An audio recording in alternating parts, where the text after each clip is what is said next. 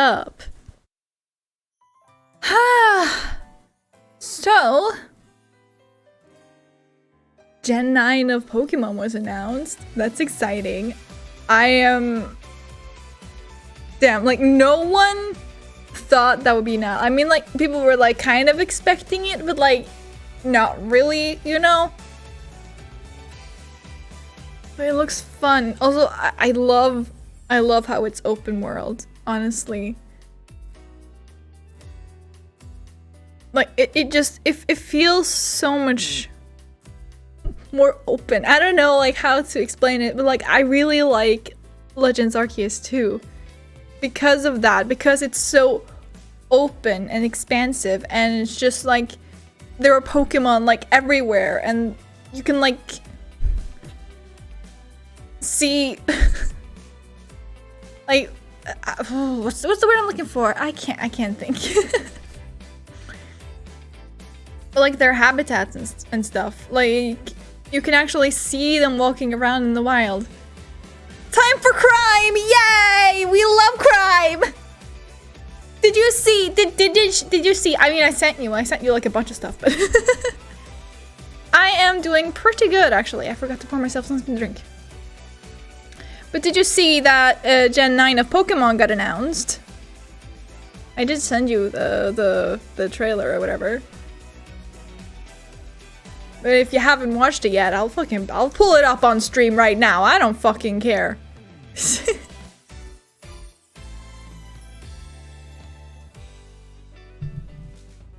It was like, I was watching it through someone else's Twitch stream. Just watching the entire, like, Pokemon, not Direct, what's it called? It's like a Pokemon something. Pokemon Presents, that's the one. It's... what's the... Scarlet? Violet. There we go. You saw the announcement, not the video? Oh, well, we're fucking watching the video then. God, it's just gonna fucking pop over to the fucking game, isn't it? Hold on. Let me just open this real quick. Yeah, shut up. Okay, this is probably gonna take me over to the game, but that's fine. Okay, no, it's not. Yeah, it is. Hold on. Which one is it? Where is the game? There it is. Okay. So. Yes. So it's here. So it started with this, and people were like, what the hell is this? Is this like fucking Detective Pikachu 2? And I'm sitting here like, Detective Pika 2? Like an absolute idiot. Is it a bit loud? I feel like it's a bit loud. Let me just turn it down a bit. But... you were just about to make that pun? Oh my god, same brain, same brain.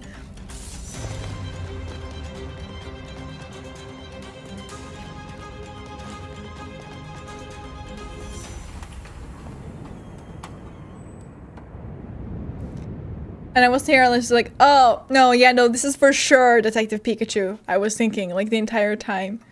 I was like, there's no way this can be, like, anything else, right?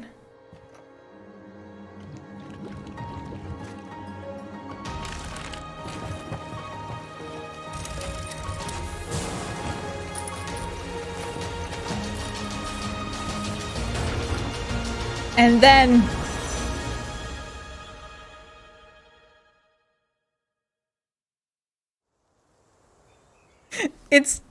It's Gen 9, baby! Let's go!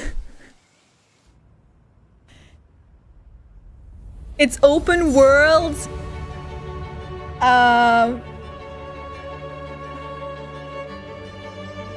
It's apparently based in Spain and Portugal. So I'm really excited.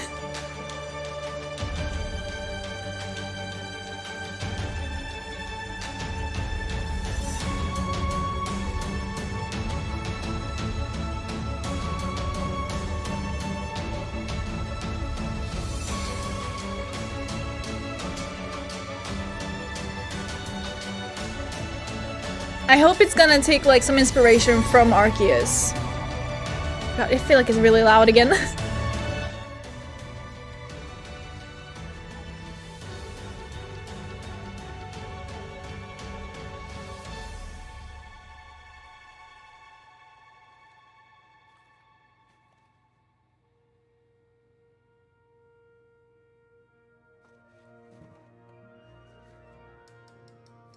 And then the starters, please. They're so cute. I do hope that the official Nintendo playtest takes place in that room. They're so cute. Oh my god, I can't. They're all so cute. Like, as it stands right now, I think I am most likely to choose the grass cat, the weed cat, whatever the hell you want to call it. Hold on. What were their official names again? I wrote it down somewhere. Did I tell you? I don't know. No. They have like some weird names. Let's see.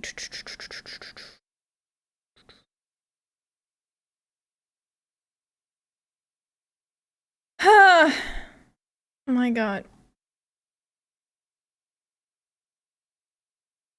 Okay, it's Sprigatito, Kokoro, and Quaxley.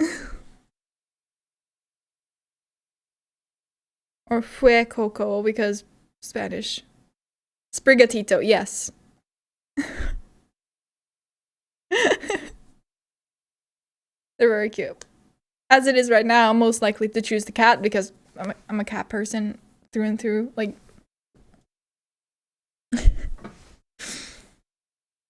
same with Litten. I chose Litten just because he's a cat.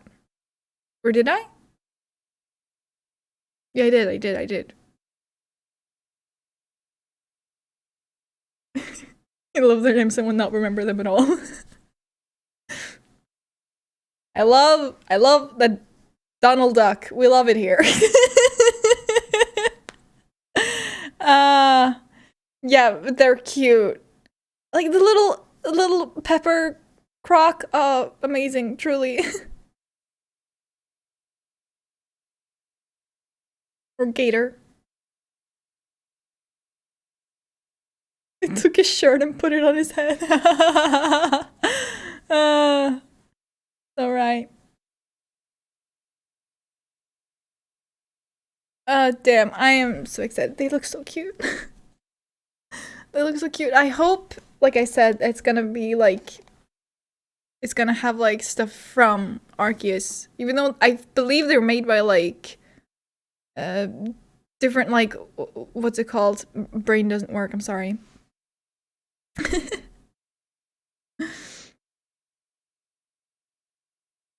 They're not made by the same people anyway. I think that's what it is. Yeah. Damn.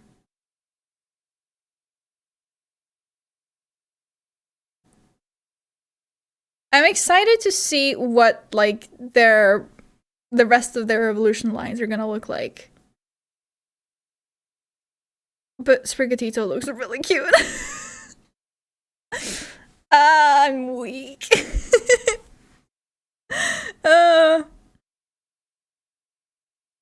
Anyway, I think without further ado, I wonder what other new Pokemon there will be. Oh yeah, for sure.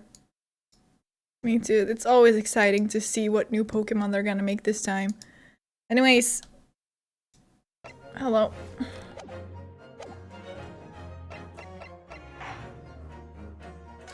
So, the Memoirs of the Clouded Kokoro.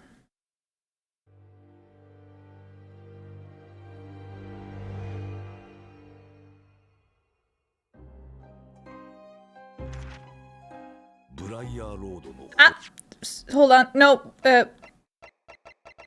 actually, no, yeah, just skip it. Because I fucked up. Yeah, I'm sure it is. I'm not ready quite yet. Hold on. Where is the thing?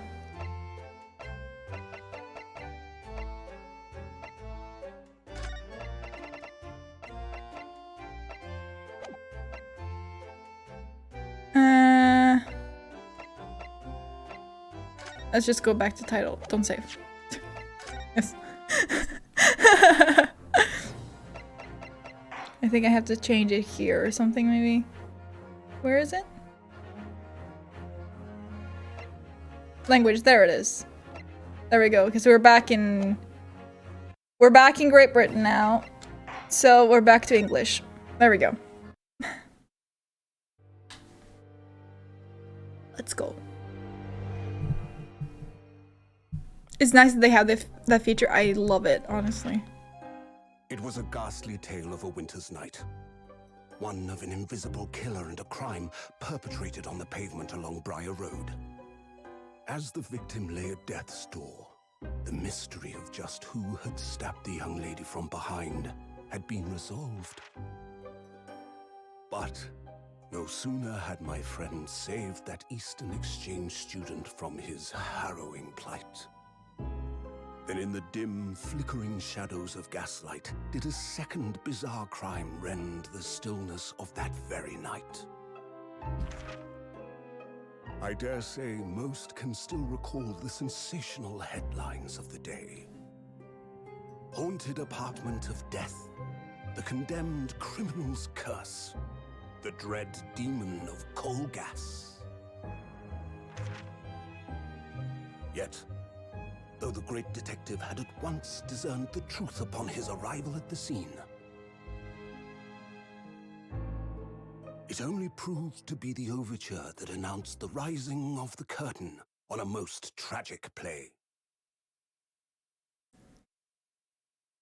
A gas leak killed someone?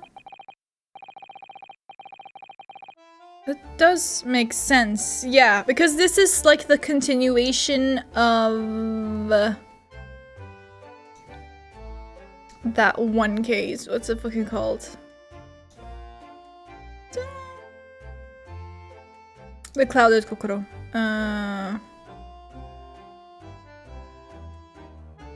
Yeah, that's where we met Sosuke. Not Sumet. And the demon of coal gas sounds pretty gas leaky. You're right, you're right. And also, I remember that there were like gas pipes in Sosuke's like flat or whatever. Can you even call it that?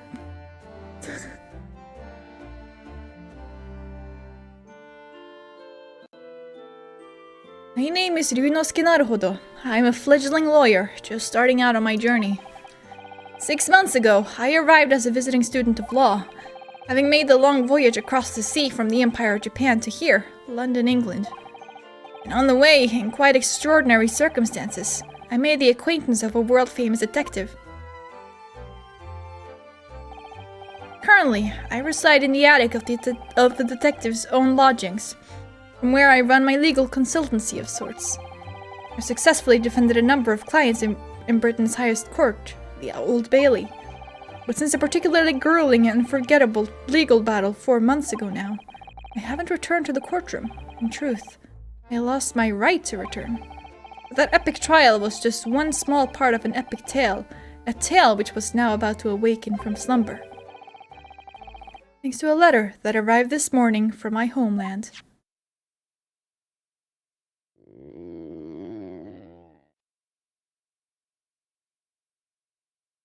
Was that okay?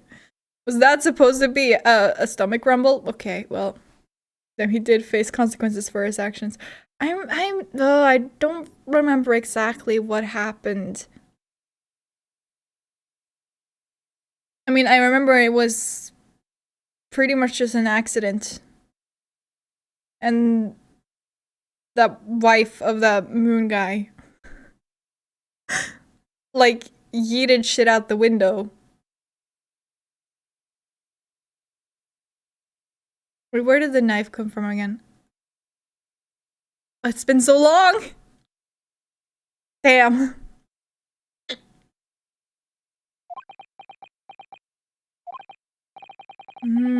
What a delicious smell wafting up the stairs.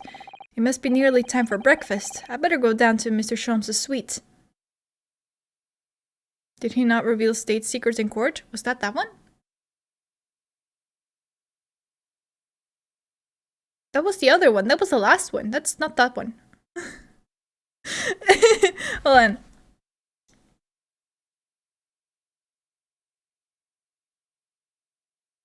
The last one was The Adventure of the Unspeakable Story. The Clouded Kokoro is just the shorter one with the...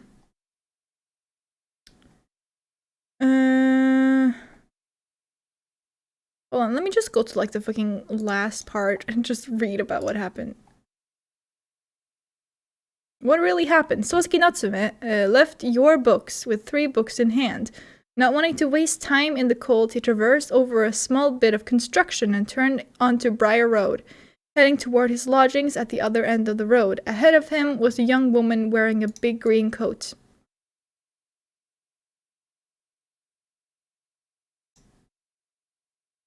I think this is happening after the 5th trial of the last one.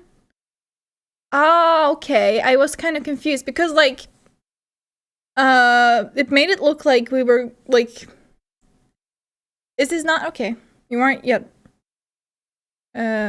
regaling the events of this case. Okay. I see. I think, maybe. Yeah, because that's just case 4. But, wasn't this, like, supposed to be, like, a flashback? To, like, what happened then? Why is... I mean, I guess they can be connected in a way, but I don't know. I'm thinking too much about this. By the way, hello, Super Coobs. Welcome to the stream. And say good morning to the great detective and his flatmates.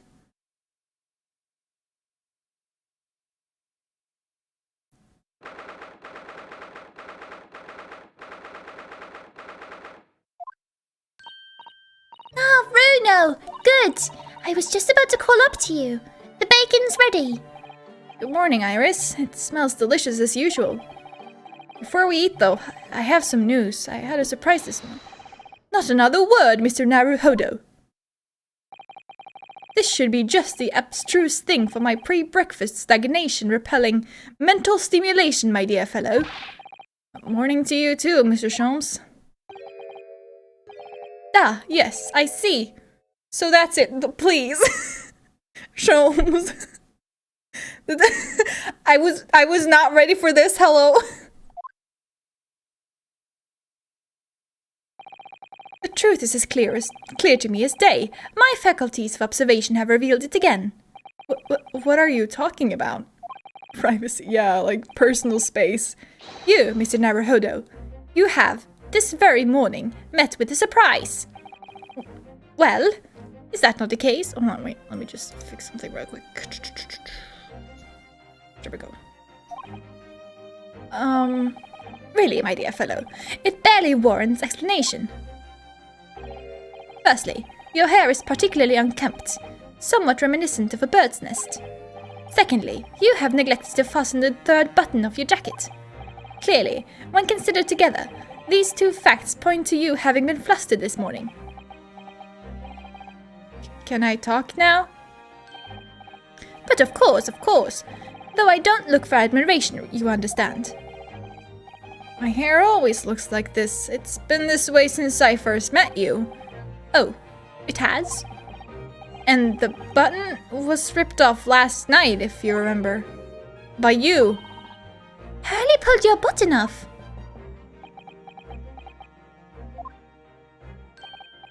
Ah, yes. I recall the incident now. It was after supper, was it not? As the evening advanced, I picked up my violin and began to play the wailing notes of a haunting tune. But then, to my utter dismay, the 3rd string snapped. Why did it have to happen? Why?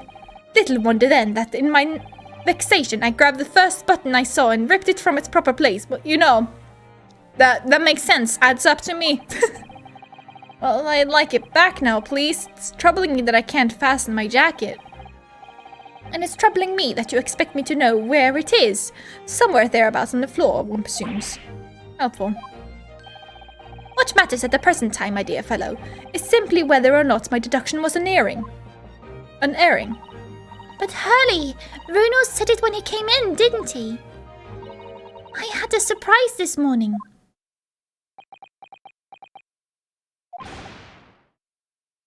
Well, that really is a surprise. Yes, this man is the pride of the British Empire. The famous consulting detective Mr. Sherlock Holmes. There can't be a single person in the world who doesn't know his name.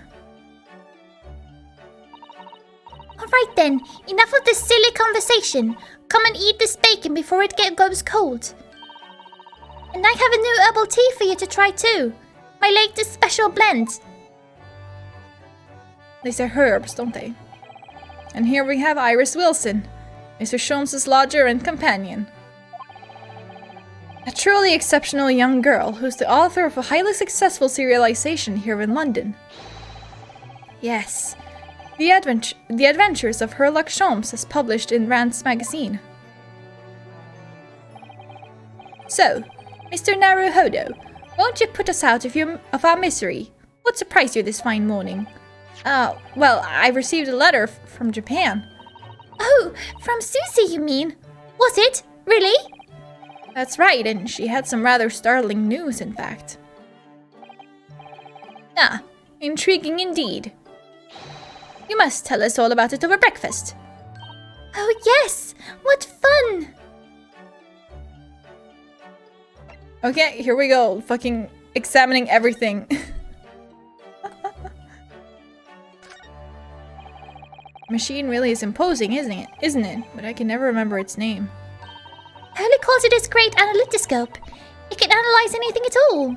That doesn't really help me. What does analyzing something even mean? Ah, an extremely astute question, Mr. Naruhodo.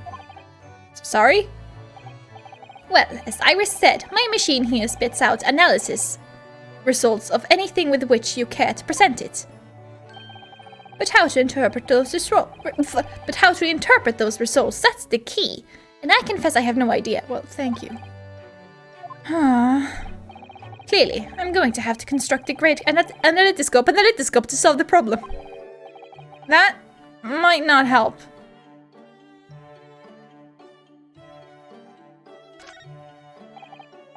Books, papers, scientific implements. These shelves are stuffed to the gunnels.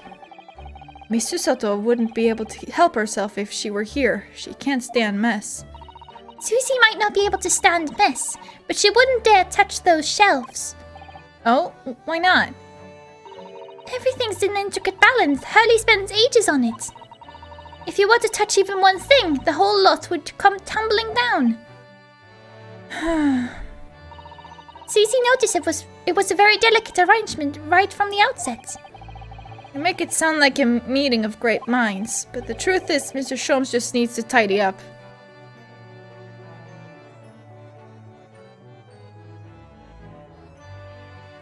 No, I'm the same. Looking at my fucking messy desk, I'm very much the same. I have like things scattered all across, but like I usually know where things are.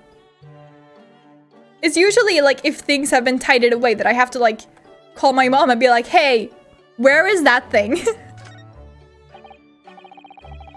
Ah yes, Mr. Sholmes' faithful musical companion. Wasn't this violin made by somebody famous? Yes, it's a Stradivarius. Though I'm afraid you'd have to save up for 100 years before you could afford one, Bruno. But didn't you buy it for a song, Mr. Sholmes? I found it at the pawnbrokery among the forfeited articles. It clearly said Stradivarius on the label. What? The ignorant broker had no idea of its true value, you see. So I paid a mere 55 shillings for it. The system just works. You do not mess with the system even though the system is messy. Yes. Exactly. Yes, I have something of a turn for shopping. Sherlock Holmes, bargain hunter. But is it an intricately balanced, codependent ecosystem of a mess, or a mess of a mess?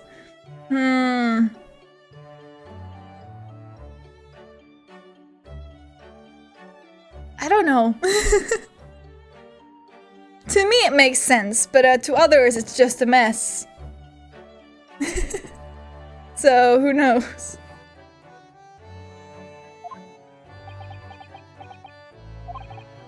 But is it really a Stradivarius then? But of course, my dear fellow. It said so on the label. I think perhaps the ignorant broker had something of a turn for selling. Okay, I think that's everything on this side.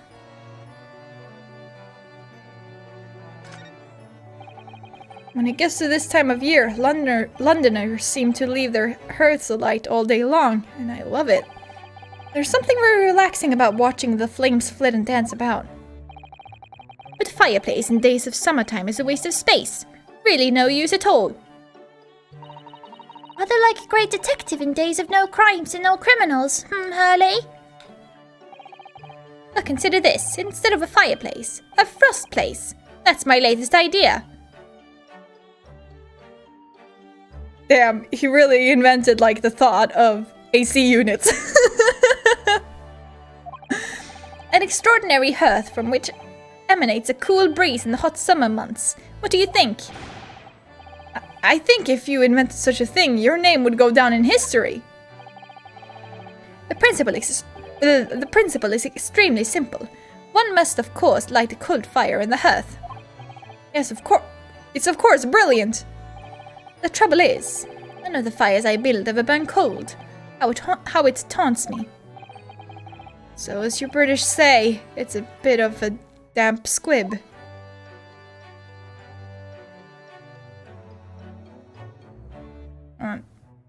There. These are different pieces of evidence from cases you've solved, aren't they, Mr. Sholmes?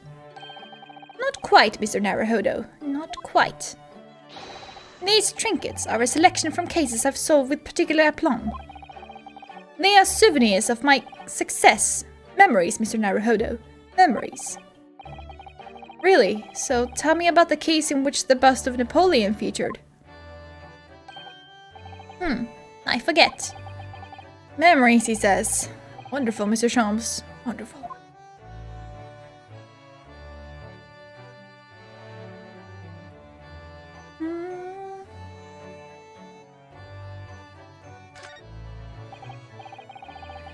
Ah yes, the huge metal chest with a lace cloth laid on it, being used as a table for tea and coffee.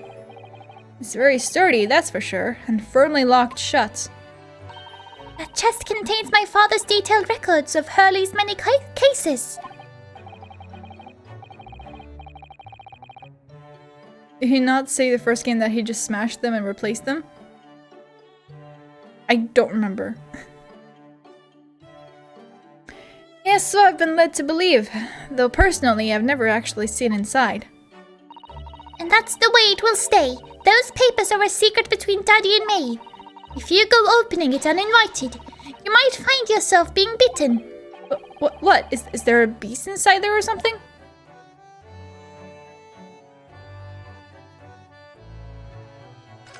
Okay. There are so many different bottles up there on that charming little set of white shelves. Oh, do be careful, Bruno.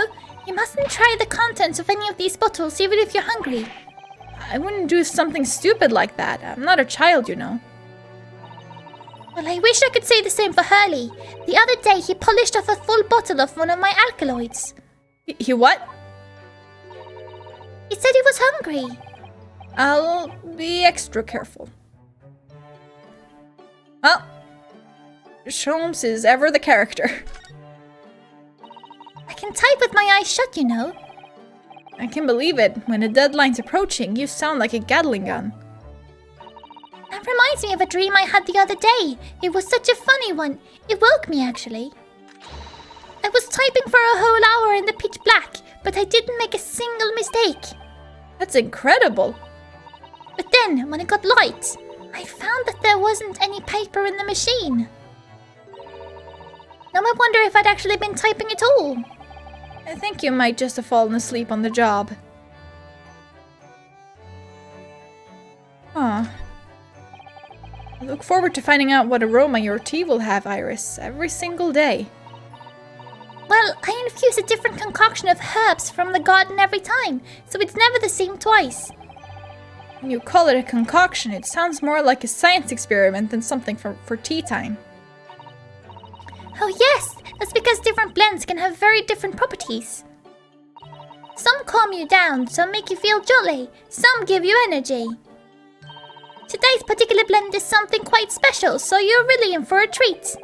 That sounds ominous.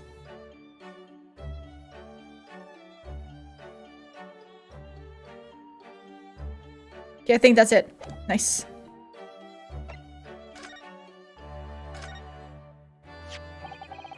This is the letter that arrived from Japan this morning by international post. Oh, how lovely! Look at Susie's beautiful writing. I wish I could read it.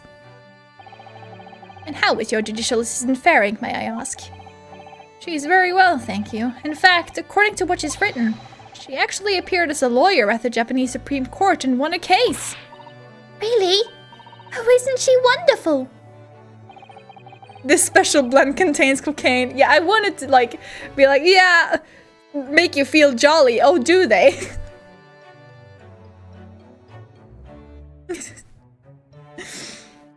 A cut above your good self, my dear fellow. I won cases too, you know. Apparently, Mr. Natsume appeared in the trial as a witness. Natsume. No, I don't recall that name. Oh, cool. Hold on, I just have the armband still. Cool. Of course you do! We helped the man! Twice! You know, in those 2 cases that took place on Briar Road 6 months ago? Ah, the mustache twitchy man with the somewhat feline eyes and the mustache. He didn't have 2 mustaches, Hurley. Yes, who could forget those 2 cases? They made a very deep impression on me. Although I must confess, the details are a little hazy now. Very deep impression they made on you, clearly. So, what was this startling news penned by Miss Susato?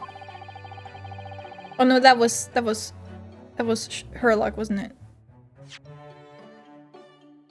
Yeah. Okay, whatever. Do you remember the case of the haunted lodgings, Mr. Sholmes? Ah, yes, it's very interesting, you know. I don't feel entirely uncertain that a case of that nature did not occur. He's totally forgotten then.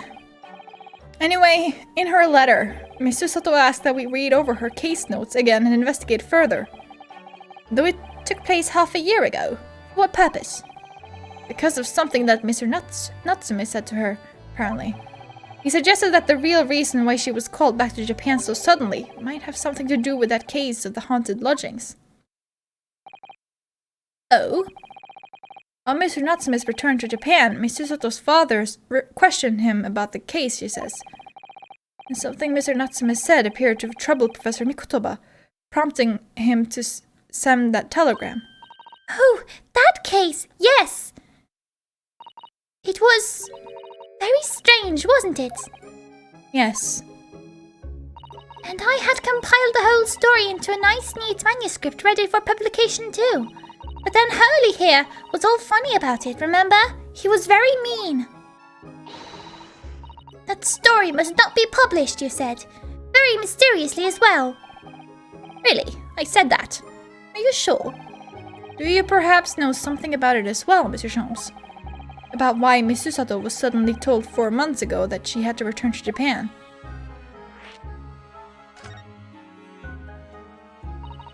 It's been 4 months now since we waved Susie off at Dover.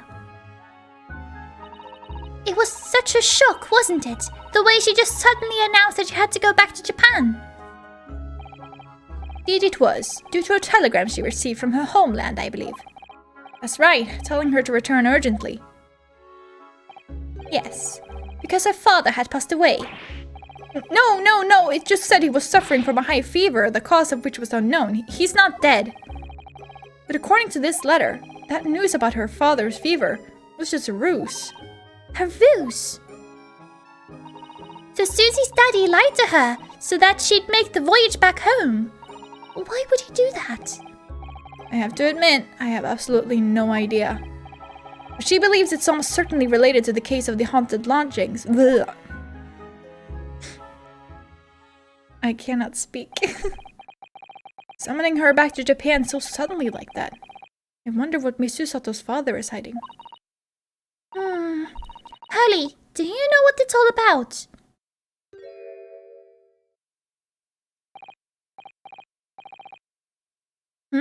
Ah, well, who can say? What, but you said... Please, I have engagements, my dear fellow.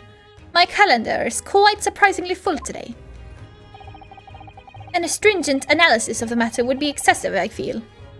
Even if I were quite at leisure. So, man the forge in my absence, won't you, Iris?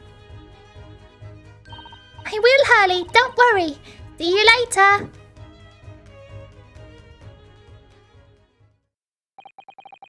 You scuttled off rather quickly there. I think perhaps Professor Mikotoba isn't the only person hiding something here. Soseki-san was involved in 2 cases, but only one of them was forbidden from being published. By, of all people, Mr. Sholmes. Aha! I found them at last! Iris, are they... The notes about the case? That's right. Susie and I compile them together. The case of the haunted lodgings. Do you want to read them, Runo? Absolutely. Thank you, Iris. I have no idea what secrets could still be hiding in the shadows of this case. But perhaps if I read over the notes again, something might come to light. That's the spirit.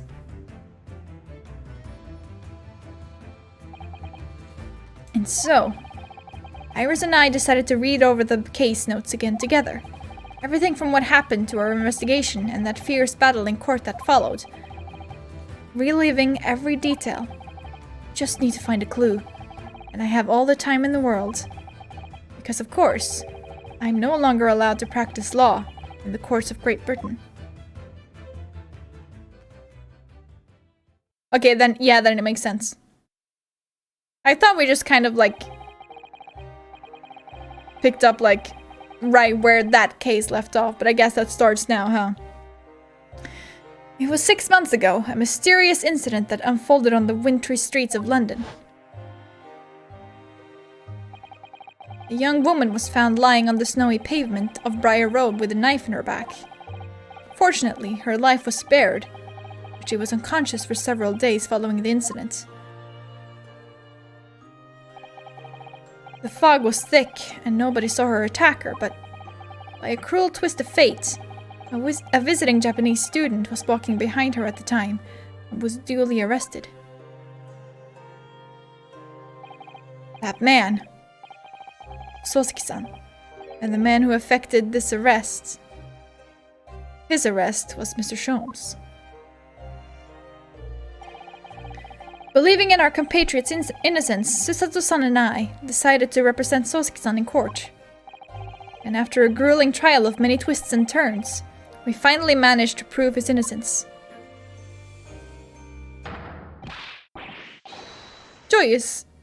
Joyful, jubilant jubilation! Was the man's reaction after the trial, but his jubilant jubilation was short-lived. We received a telegram from Mr. Sholmes the following morning. The victim of the Briar Road stabbing has regained consciousness. Hurry to Bart's at once. So Susato-san and I summoned a hansom and headed immediately to the hospital.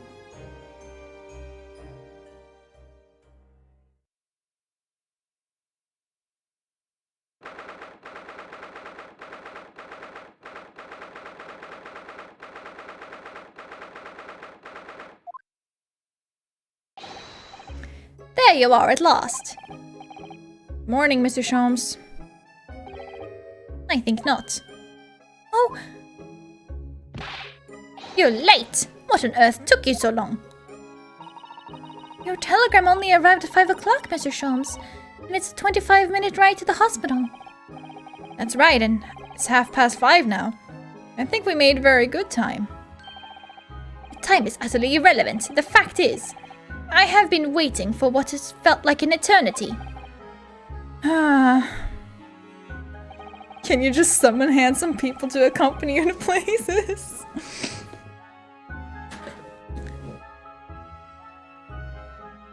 If I had to wager a guess, a handsome would be like a carriage or something. If I had to take a guess. I might be wrong, I don't fucking know. In point of fact, I myself was awoken at 4 this morning by a telegram boy. And feeling it was somewhat unjust that I alone had been roused at such an hour, I sent one to you. Well, thanks for that. Anyway, you're here now. So, the victim is over there. She's only just regained consciousness. You should introduce yourselves. And I shall observe from here. That's the lady who was found on the snow-covered pavement with a knife in her back. Her name is... yes, here we are, Miss Green.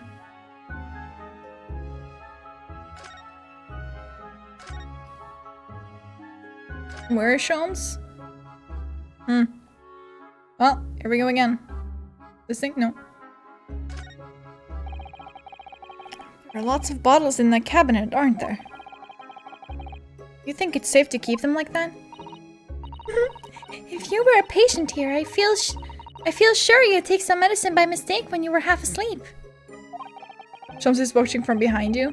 Makes sense. That is a worry, but at least the cabinet has a lock, even if it's only a flimsy-looking one.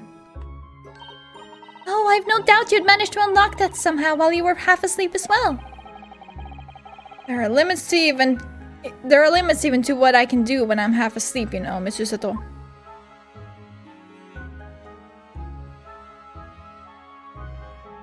The Michelin Man. This rounded wooden figure isn't the most charming, is it?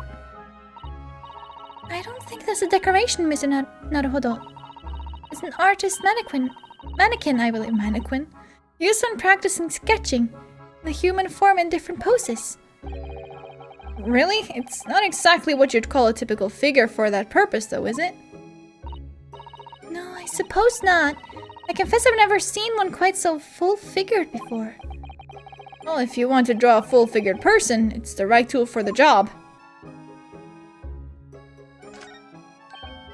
Look, there's a photograph in this frame here. Oh, yes! It's a picture of a young gentleman. It looks to be about the same age as Miss Green, I would say. Perhaps the young woman's special someone, do you think? My, Miss Naruhodo. I didn't know you had a sense for matters of the heart. Not in the least. I sincerely said the first thing I thought of. Okay.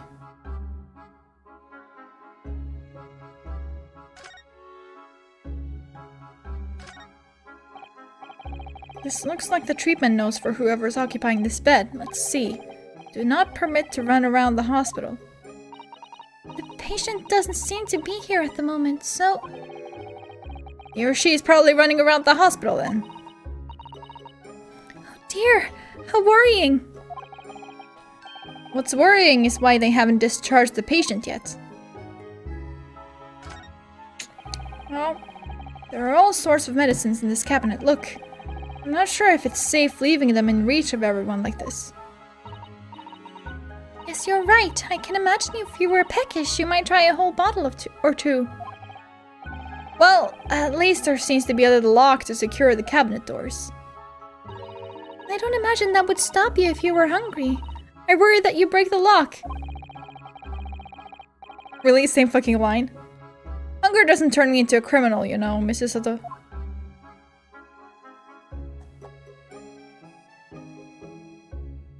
Rat. A mouse, Mr. Naruhodo! An enormous mouse! Vermin in a hospital? That doesn't seem the best. But it looks like a very healthy specimen, doesn't it? It's very plump. I'm not sure we can say that's down to the excellence of this facility, if that's what you were thinking.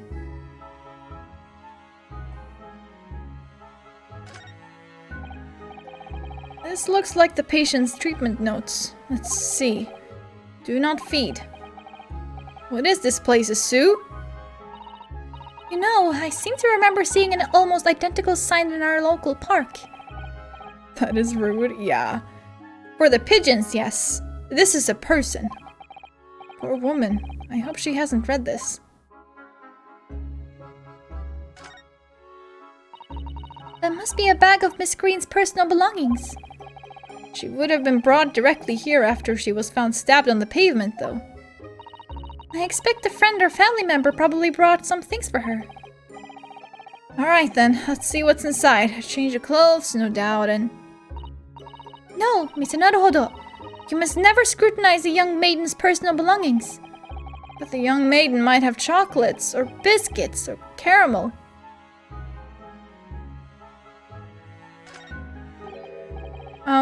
Good morning.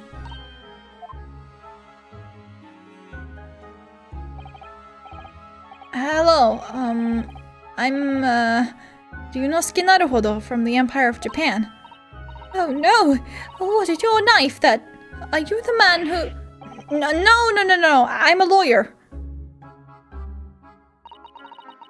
And I'm Susatomi Kotoba. Pleased to meet you. Oh no, was it your knife then? Are you the one? No, I assure you. I am Mr. Naruhodo's judicial assistant. We heard that you had regained consciousness and wanted to come to give you our best wishes. Best wishes? Me? Thank you. I'm Olive Green. I'm an artist. Well, no, that's not right, is it? What I mean is, I'm trying to be an artist. Well, what I really mean is, I desperately want to be an artist. But the truth is, I don't have any talent. I know I don't. It's no wonder I was stabbed in the back. I don't think that's related, actually. Gosh, this young woman seems to bend over backwards to put herself down. Seeing as we're here, we should ask her about what happened from her perspective, I suppose. To suddenly be struck in the back by a blade as you were walking along the pavement. What a terrible experience you had, Miss Green. It was so cold that day, and the fog was so thick, I couldn't see a thing. That was 4 days ago now, I think. Is that right? Yes, that's right. I'm afraid you've been comatose all that time. But the case has been solved, hasn't it? Well, I've been here in the hospital, I mean. Indeed it has, my dear madam. Spectacularly. By none other than I, Herlock Sholmes. Mr. Sholmes! As you well know, it was Mr. Naruhodo's hard work in court that solved the case. Are you yet to hear what happened, Miss Green? Yes, I'm afraid so. A gentleman from the police force is supposed to be coming to fill me in shortly. Oh, I see. Your coming round seems to have made everyone frantically busy. I'm so sorry. I should never have regained consciousness. It was selfish of me. Oh no! We're all so relieved that you're on the mend, Miss Green. Really, we are. With that kind of attitude, maybe her surname should be Blue, not Green.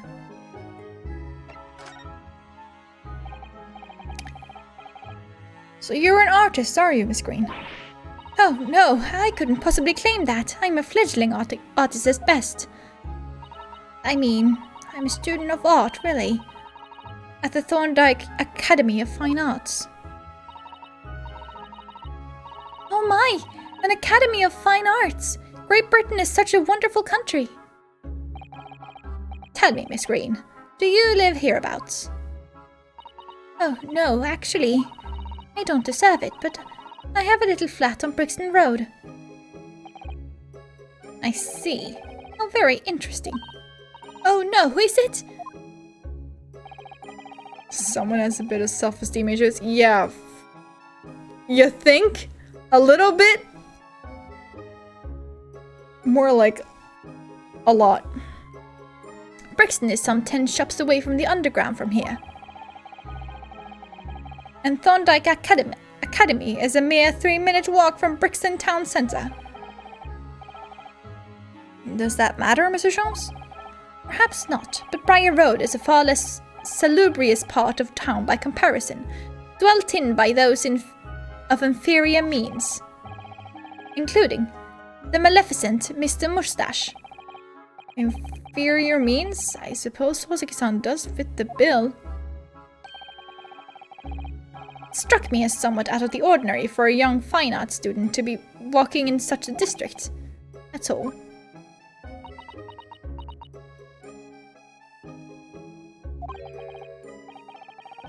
What's this? She suddenly clammed up. Mr. Sholmes, you should be ashamed of yourself, prying into a young maiden's private affairs. Oh dear me, do forgive me. If you don't mind. I'm being discharged shortly, so I need to pack up my things. Oh, yes, of course. We won't keep you. Thank you so much, Miss Green. Is there a Mr. Narrowfodder here? Mr. Narrowfodder? Narrowfodder now? Well, if you're looking for Naruhodo, the lawyer, that's me, but...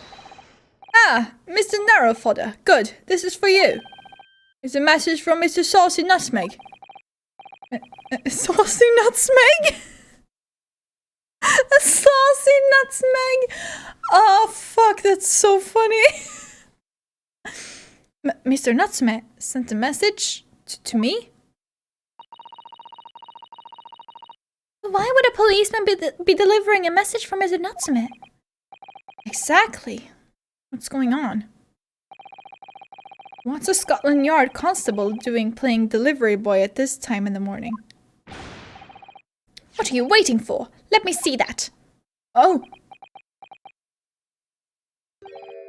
Well, this is most unexpected. It's written in Japanese. Is something wrong, Mr. Sholmes? Is something wrong, Mr. Sholmes, he says. Have you not seen this note? No, how could I have? I love how Naruhodo knew who he was talking about right away, yeah. It's just like, oh, Saucy Nutmeg. Saucy Nutmeg, yes, hello. I know exactly who you're talking about. It would seem that London's criminals have no intention of letting the great detective rest. A new case calls. A case of murder, no less. We must depart at once. Murder? Call a cab. Time is of the essence. But the trouble is, we have yet to read Mr. Nutmeg's note. I was thinking we ought to pay him a visit in his lodgings once we did. That will be entirely convenient. Convenient? What do you mean? It's all here in the note, my dear fellows. The murder we must investigate took place at Mr. Mustache's lodgings. Wait, what?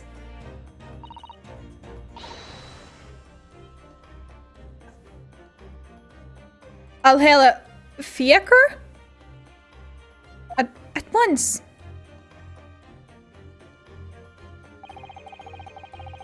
It was only yesterday that Soseki-san was in court and we were dispelling doubts about his innocence.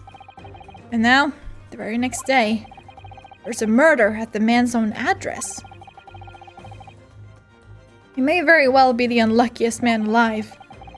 Or so it seemed to us at the time, but we were soon to discover it was worse than we thought.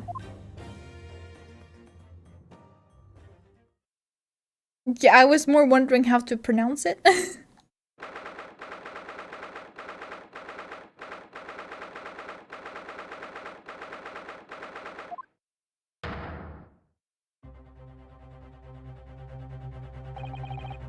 What on earth? Oh my! The gentleman is deceased, without question. He's dead! Loken student, Mr. Naruhodo Esquire. Mr. Natsume. Oh, why? Why is this happening? So, fiacre?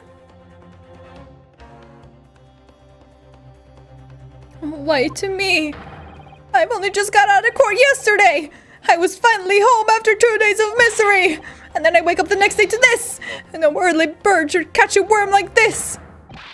Woeful worm without wiggle! I see you're in high spirits again this morning, Mr. Mustache. Ah, not the horrible Hairlock Sholmes! Shoo! Shove off! Show yourself the door! I never invited you! Mr. Sholmes came here with us. I'm quite sure he'll be able to help you, Mr. Natsume. I am entirely at your disposal, Mr. Mustache. What can I do for you?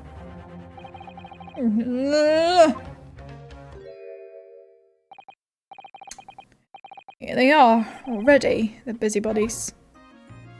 Ah, Inspector Gregson. What a pleasant surprise. Pleasant, is it?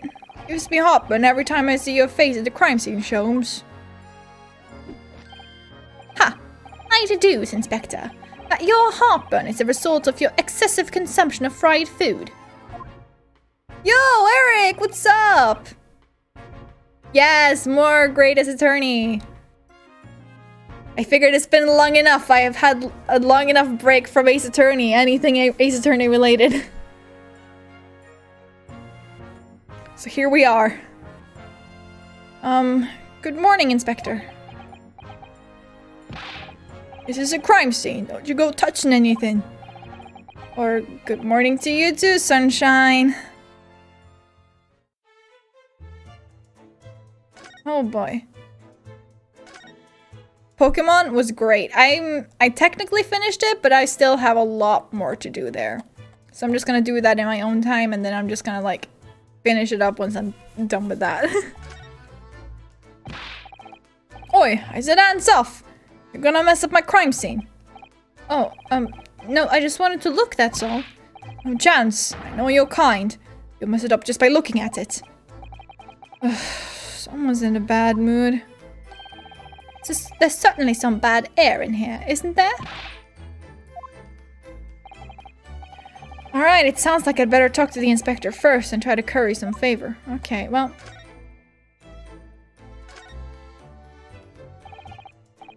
So, Inspector, what was the victim's name? Who was he?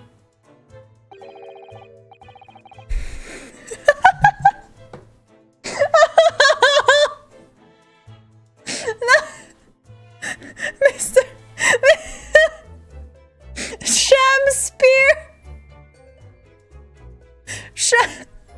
Shamspear. Oh my fucking god. Good old Shamspear. Isn't there like a whole like thing about how like there is no fucking proof that William Shakespeare ever existed or something? Mr. William Shamspear, he was a lodger here. You could probably tell he was an actor. A bit of a dead loss as it happens. Or just dead. Mr. Shamspear. It was the landlord, old Mr. Garydeb, and the other lodger, Mr. Natsume, who found him. The fellow didn't rise at his usual hour, so Garydeb got worried and kicked the door down. But doesn't Mr. Garydeb have a bad leg? Oh yeah, you're right there. It was that jittery Japanese hunchback over there who actually did the kicking. I just realized he's wearing fucking Geta. It's February. Sir, your feet must be so cold.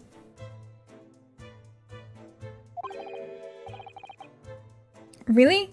Sosuke-san? The victim was pretty hard up, it seems. Even done some time inside for petty crimes. He had no money, no place to go, and no friends. His only acquaintances were the people in this house. Miserable life, and a miserable end to it. So, what exactly is Mr. Natsume still doing here? He's not involved in the investigation, so shouldn't you have sent him away from the crime scene? I hate how he puts that fucking fish and chips just back in his pocket every time. Well, I'm not saying it's because the fella looks odd or anything, or that he acts suspicious, but I thought it would be prudent to take a statement from the cohabiter. You nearly said culprit there, didn't you? Oh dear. Mr. Natsume appears to be under suspicion again. It certainly seems that way. He does just come across as such an odd fellow, doesn't he? Poor man. How unfortunate. Anyway, I can't say much until the coroner gets here. That pocket must be so greasy and crumbly. Mmm, yummy. I don't think the fella's been a goner that long. The body's still warm. Even if the inspector would allow it, I don't think I could bring myself to touch a dead body. Love me some pocket chips.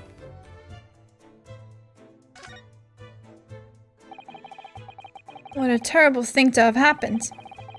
It's only been 3 days since I was arrested for the incident on the pavement outside. And then, having finally regained my freedom, it starts happening all over again. Endless existence of excruciating experiences! So the victim lived here on the ground floor, and your room is just 1 story up, isn't it? Yes, that's right. In a way, we were neighbors, I suppose. So, did you know the victim? Were you friends? And then he just takes the chips out and keeps eating it as if it's not weird at all. Yeah.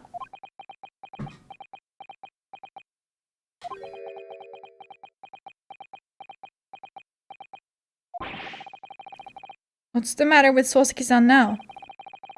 It was an innocent enough question, wasn't it? Why does he seem so shaken by it? Well, I suppose he wasn't a complete stranger. But did he ever invite me to his room? Never! Oh, my honor, I swear it! What an extreme reaction. You're probably wishing you'd never asked now, aren't you, Mr. Naruhodo? When we found him here, I felt wretched, which is why I sent word asking you to come. Through that inspector over there!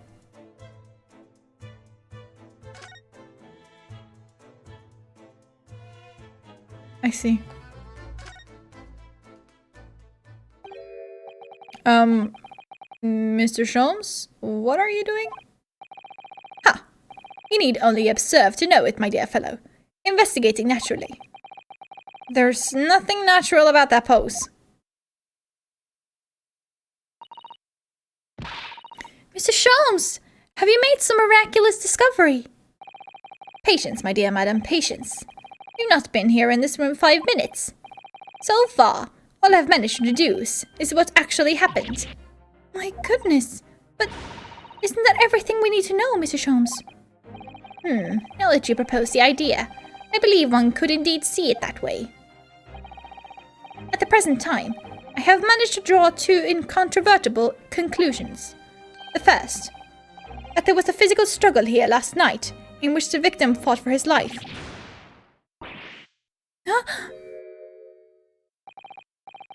Mr. Natsume, what's wrong?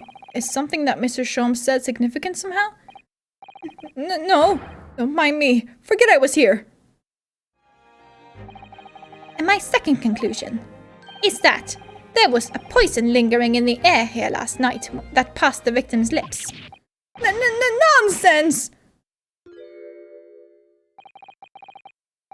Alright, Mr. Natsume, why are you reacting so extremely to Mr. Sholmes' deductions? No, please, pretend I'm not here. Sure, I can barely see you, my guy. Invisible, ineffable, inscrutable, insignificant. Impossible to ignore. You must tell us everything, Mr. Sholmes. Spare no detail. So Natsume was in this room, I am guessing. Yeah, it really seems like it, huh? But of course, let the theatrical tragedy before us be unraveled by my great deductions presented for your pleasure in 2 acts. We've heard some truly astounding great deductions from Mr. Sholmes in the past. No doubt this will be no exception. What miracles will unfold before our eyes this time? So, my dear fellows, for your delight and wonder, let the curtain rise. For Herlock Sholmes' Logic and Reasoning Spectacular, Act 1. Yes! Let's fucking go! Love this part. Cause of death. Careful observation of the victim reveals to us that the events that transpired in this disconsolate room last night. Foam at the mouth of the deceased clearly indicates the use of poison. Next to the victim, we notice a large dining plate, which contains, you will observe, one half of a sizable bar of soap. Meaningful? Indubitably. Oh my god! It's the soap! This is the soap!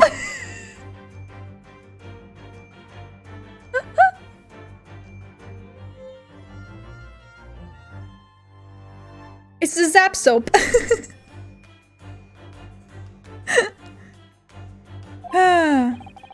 Why is the soap set so purposefully upon the dish? Like the victim's last supper, in fact. Yes.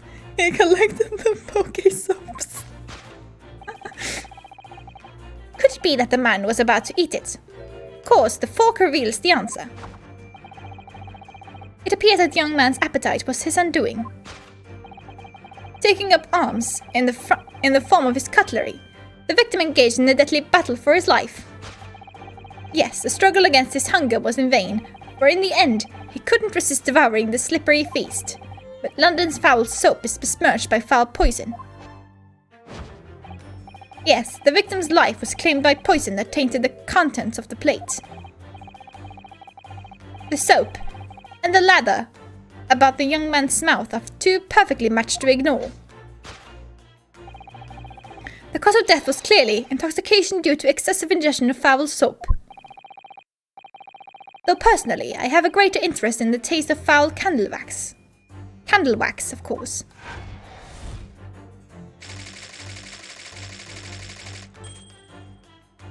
That sure is a conclusion.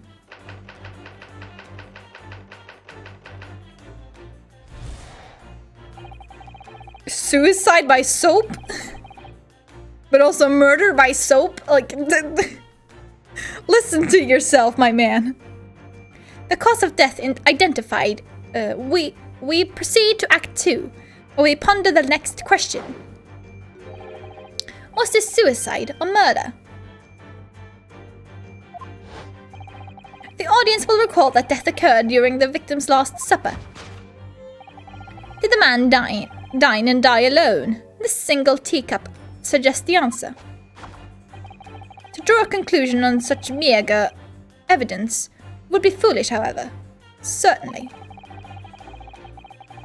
The careful criminal could have absconded with his own cup to cover his tracks.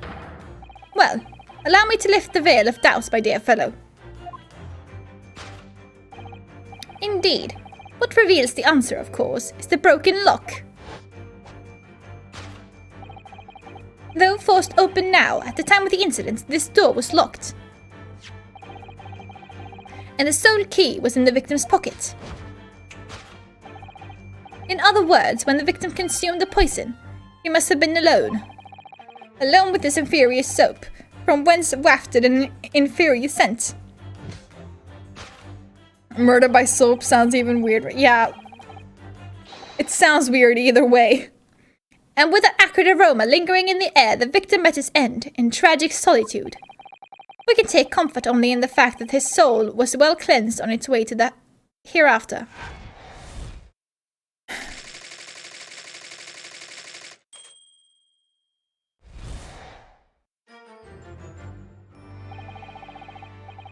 Thus concludes the final act of Herlock Sholmes' great deduction.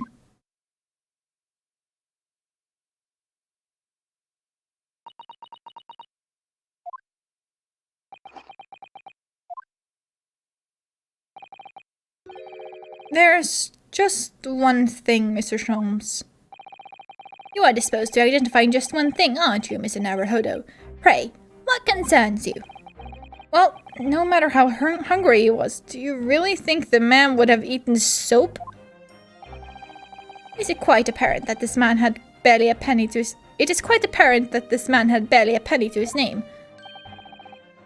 It is a curious thing, but to one so destitute, soap can suddenly appear quite irresistibly appetizing.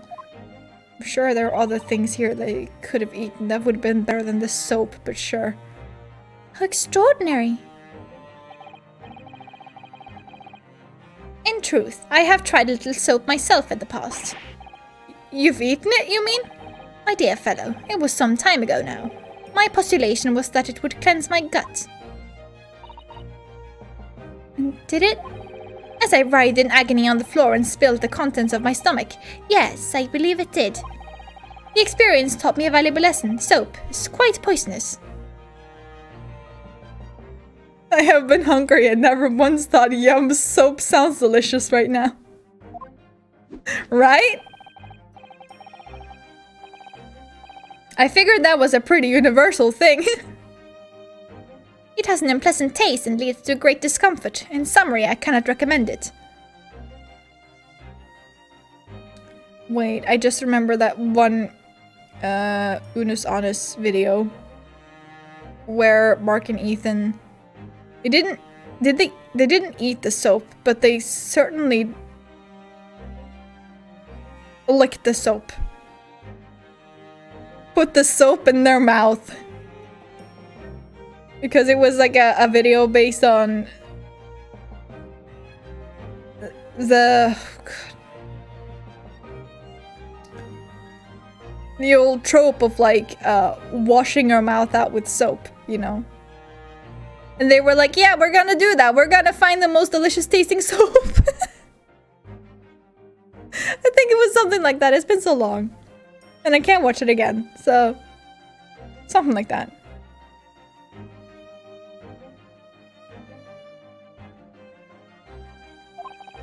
Believe me, I wouldn't eat it even if you did. There's something that troubles me as well, actually. Oh? What's that? It's Mr. Natsume. I couldn't help noticing him shuddering and quivering out of the corner of my eye. Almost as if Mr. Sholmes' seductions touched the nerve somehow. Nonsense! Well, that clenched teeth episode didn't last. Soap taste tier list from Sholmes when? I think that's pretty much what they did, yeah. I think, judging by Mr. Natsume's reaction, the great detective's deduction may need some gentle corrections in order to reach the actual truth. Yes, Mr. Sholmes' observations and deductions are sometimes a little too sharp. He has a tendency to hit the nail on the side of the head and derive it in an obtuse angle. When he does that, it falls to us to straighten things out. Alright then, let's see what we can do. Yes, we must pick out the keywords. Discreetly exchange it for something that makes a little more sense, yes.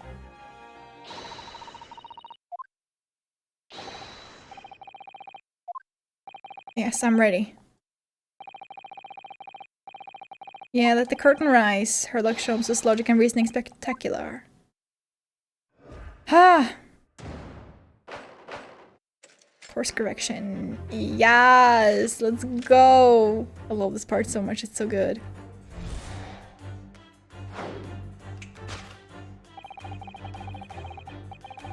Okay, this is just the same thing.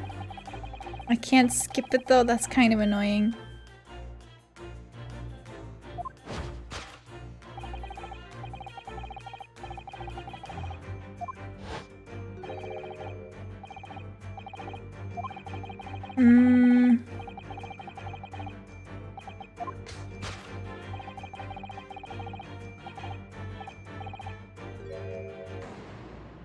There it is. Well, you can't deny that a fork implies the man was eating something or about to eat something. Yes, that's true. If I were to decide to eat some soap, I should prefer to use a fork than to attempt it with chopsticks. And of course, only half of the bar of soap is left on the plates. But might there not be some other explanation? Something material that proves whether or not the man really ate some soap.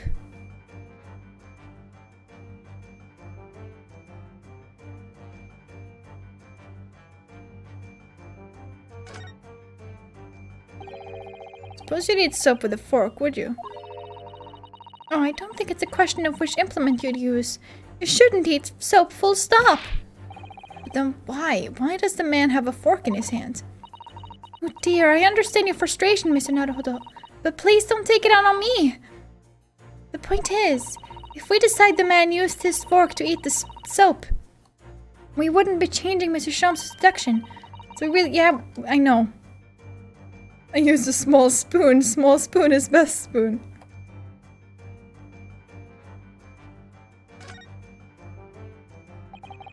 Do you think he was drinking tea with his soap? The cup's empty, so there's no way of knowing. How about this for an idea? Perhaps the cup was full of water, and he was dissolving soap in it so he could gulp down as much as possible. Please remember that he may not actually have been the soap lover that he's been made out to be. Do we even know that that's soap?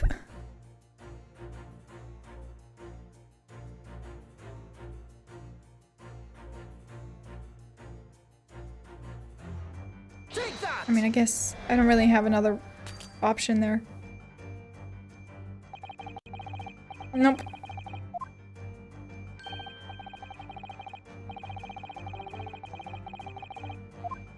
This is right, dear fellow. Possibilities are endless. The question we are currently pondering is whether or not this vivacious-looking victim ate the soap.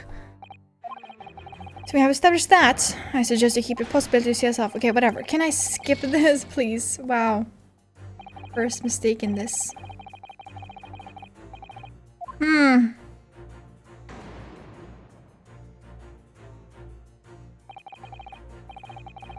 Some soap on a plate and a fork in hand. Even so, surely you wouldn't try to eat soap no matter how hungry you were. That's all we must determine, was the victim eating soap when he died or not? Are there teeth marks? But I couldn't look at the soap! That's why I went to the cup. Until we can establish that with some certainty, we shan't make any progress. Talk about a slippery problem. Yeah, I can't do anything, or do I have to turn it around? No!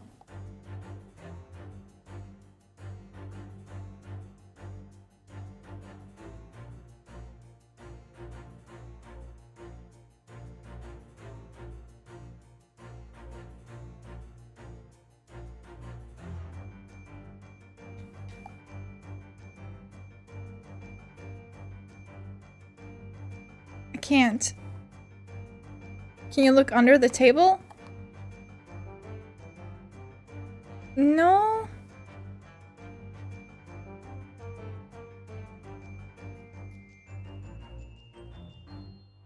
I can't. I can only look like back and forth like this. I feel like there's something I'm missing here. It's just a fork again.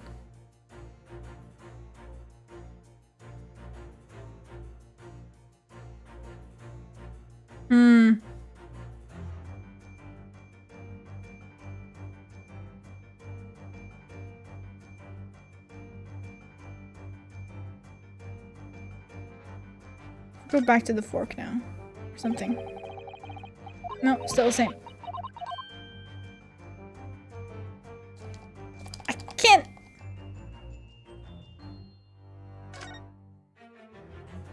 Oh, here. I can't do anything about that. Hello?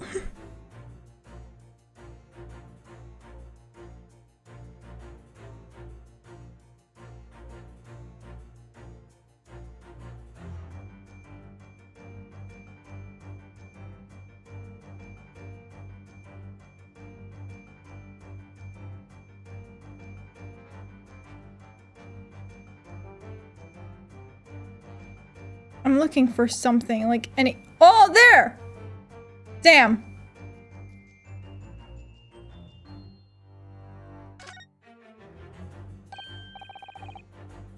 Look, there's more soap on the floor here. Mr. Shamspeare must have really loved the stuff. Let's not jump to conclusions, Mr. Naruhodo. Look closely at the soap. Do you see that it would fit together perfectly with the half bar on the table? Can that be? The camera was not cooperating on this one. Yeah, no, that was really strange. I think that they are two halves of the same bar that broke apart.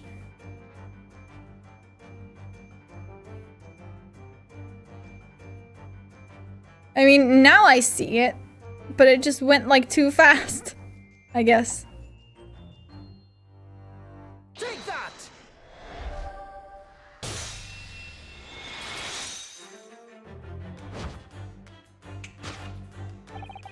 could it be that the man was about to eat it?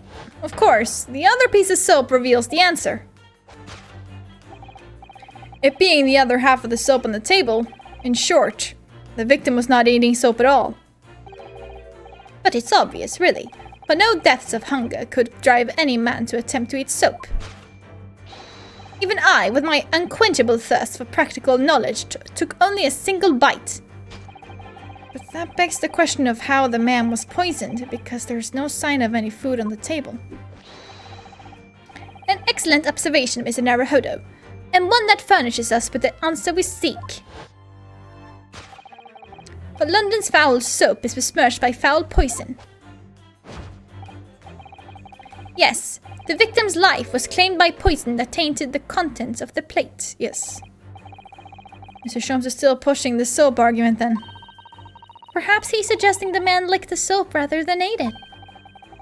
If soap in London is that poisonous, I don't think I want to be washing my hands with it. But there are no signs of any food in this room at all. Of course, food isn't the only thing that passes people's lips, is it?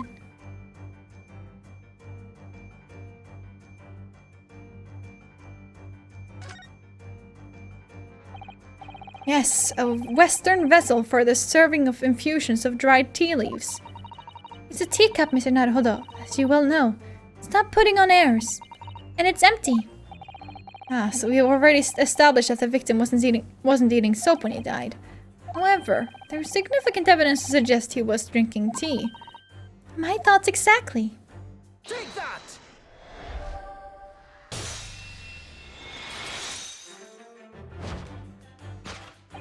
Yes, the victim's life was claimed by poison that tainted the teacup.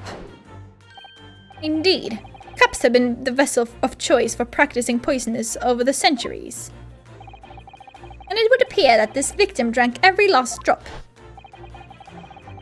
There's no sign of food anywhere in the room.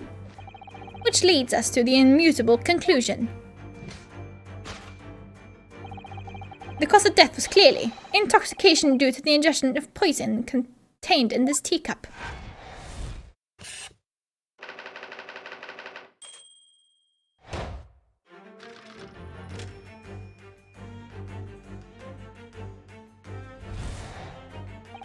Okay, cause of death. We proceed to Act 2. Suicide or murder?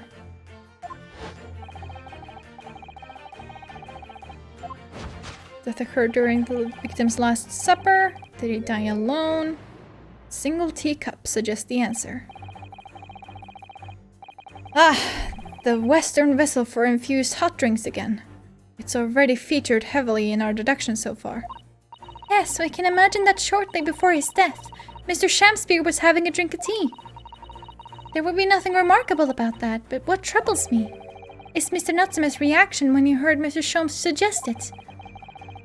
There's more to this deduction than it seems. We must closely examine the scene of the crime again for some more clues. Can I? Yes.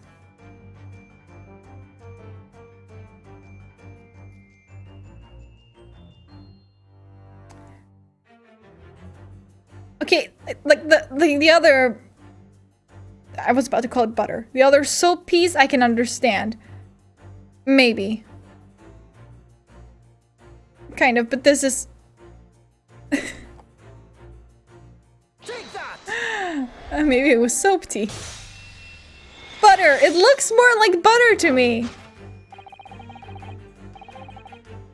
Who has, like, this big of a bar of soap? Like, it's fucking massive. It looks more like butter. The man dine and die alone. This other teacup suggests the answer. Yes, there were 2 teacups in this room all along. In other words, there is a strong indication that at the victim's last supper, there was a guest present. Is that Garrideb? At the very least, we can say now with certainty. So 2 people were feasting on the soap. Soap was just big back then and it looked like cheese? Is that a fact or are you just saying it?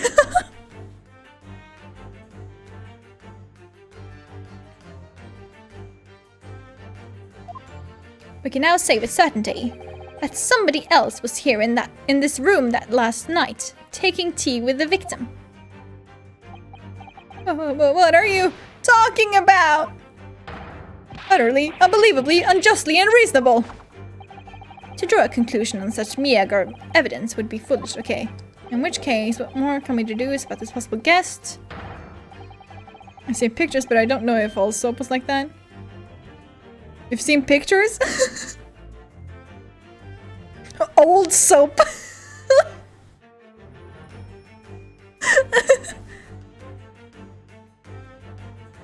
No. Okay, it did look like that, but I just find it kind of funny how you... I've seen pictures of old soap. Damn. Do you mean to say you know who exactly was in this room at the time of the victim's death? Okay. Broken lock, but... I'm not sure I like where this deduction is going now. I'm afraid it's too late to go back to the halcyon days of eating too much soap. But the identity of the guest who was in here last night when the victim passed away is something I have a very bad feeling about. Well, you can try and ignore your feelings, but we cannot ignore the truth, Mr. Naruhodo. No, I suppose not. Time to look around again.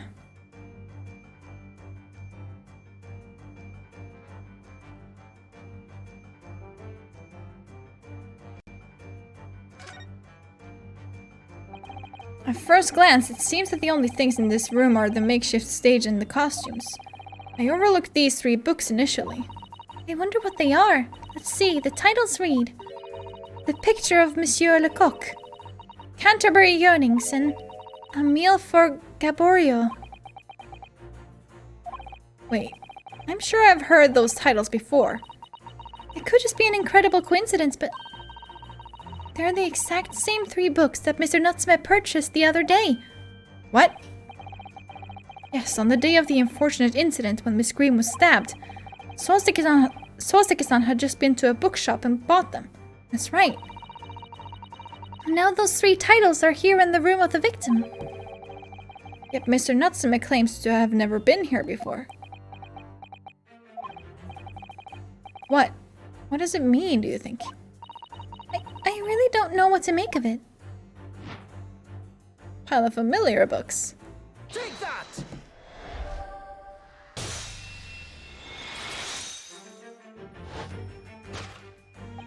Indeed, what reveals the answer, of course, is the pile of familiar books. Quite so. It's no mere coincidence that these 3 titles are here in this room. It's the link to the truth.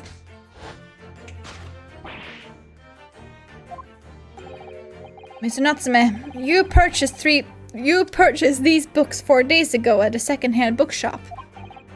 That's just a coincidence. In that case, you will be able to bring the same 3 titles from your own room, will you not? This very moment.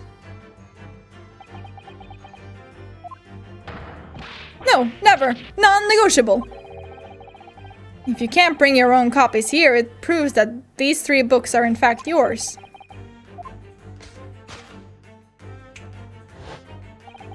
Having purchased the books 4 days ago and returned to your lodgings, you were arrested the very next day. So you could conceivably have brought the books here on that evening, but you never mentioned that. In other words, you could only have brought these 3 books here to the victim's room.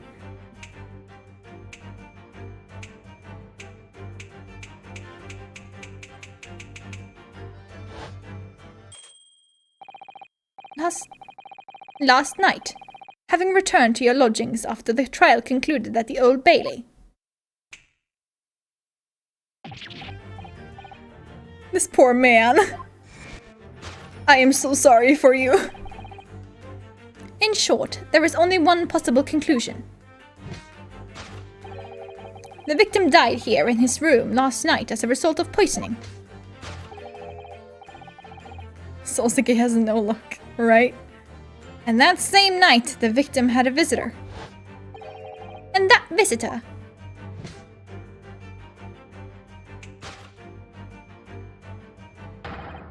Was you, Mr. Soseki Natsume. Thus concludes the final act of Herlock Sholmes' Great Deduction.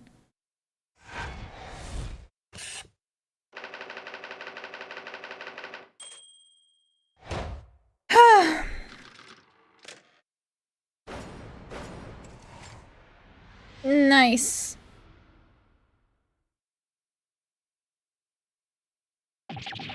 I do know he is an actual writer.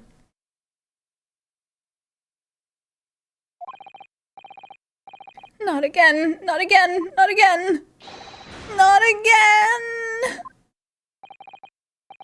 Oh then, Mr. Natsume. It would appear you're gonna have to accompany me down to the yard again. Wait! Hold your horses! Yes? Door! Key! Locked! Entry! Exit! Entirely impossible! He's so flustered, he's being even stranger than normal. Well, you think that's an alibi? Could've just made a copy. What? You live in the same building after all. You'd have had plenty of opportunity, I'm sure. Misery me!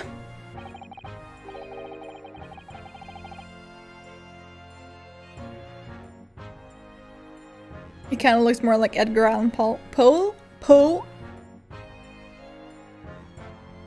I'm not sure what he actually looks like, so I can't really answer to that. Sorry, sir. You'll get your chance to give your side of the story later.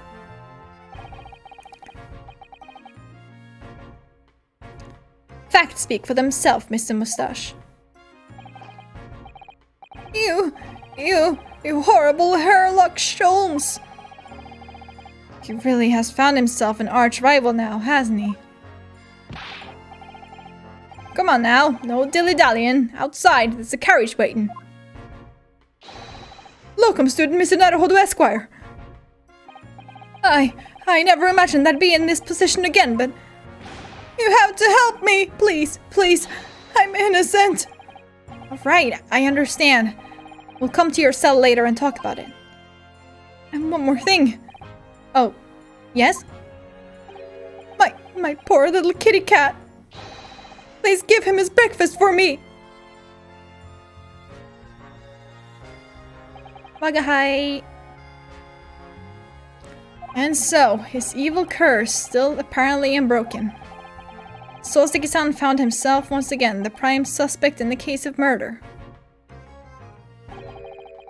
Thanks to the incriminating deduction of the great detective. My dear fellow, that honor belongs to you.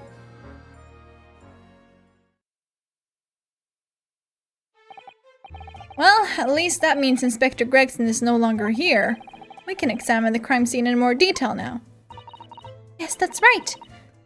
And of course. What? Have you forgotten what the inspector mentioned before? It was the landlord, Mr. Garideb, who discovered Mr. Shamspear. Ah, Mr. John Garideb, yes.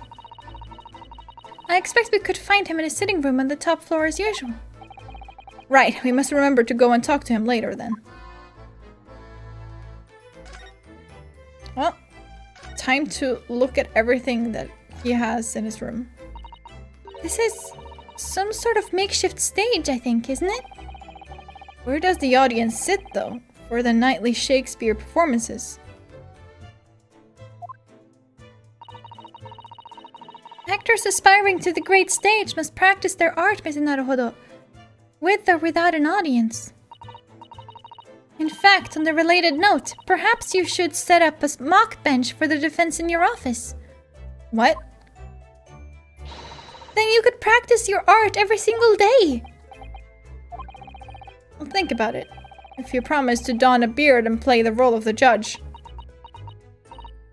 Well, if that would help you achieve your goal. This I have to see.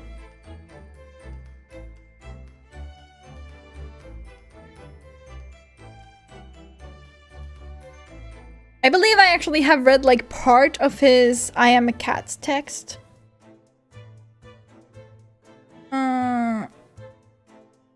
I got this like app to learn Japanese once, where it like literally gives you like the kanji that you know, pretty much.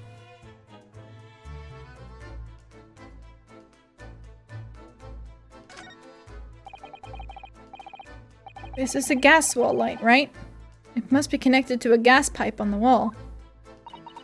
Gas lights, a gas stove. London really is a city of gas. Now that I think about it, Mr. and Mrs. Scaridab had an open fire on the top floor, didn't they? Oh yes, you're right. I don't recall seeing a gas stove up there. Well, I much prefer a real fire anyway. It's so much cozier.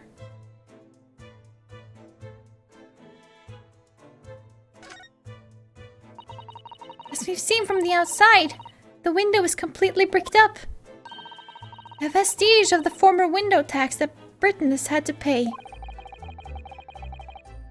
What strange things they use to tax in Great Britain. I mean, making people pay for the number of windows they had in a property. It's extraordinary. It's heartbreaking to think of the poor having to block up their windows just to avoid an unaffordable tax. Oh! What is it, Mr. Soto? If you look closely, a number of the bricks are loose.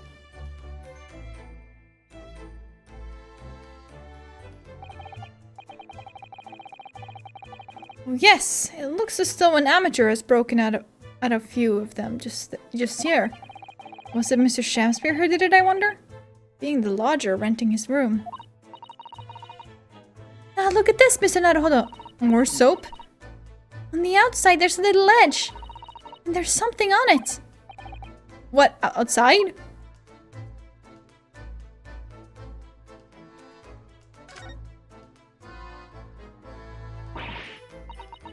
It's so cold outside. You can feel it through the scap. It did snow all last night. It would be cold. But more importantly, what is it on the ledge out there? What are those snow-covered lumps? It's more bars of soap. Soap? What are bars of soap doing lined up on a ledge outside the window? I have no idea. But the pair of them look rather charming like that. Still, that's very strange, isn't it? Bars of soap lined up outside the window. What is hidden inside the soap?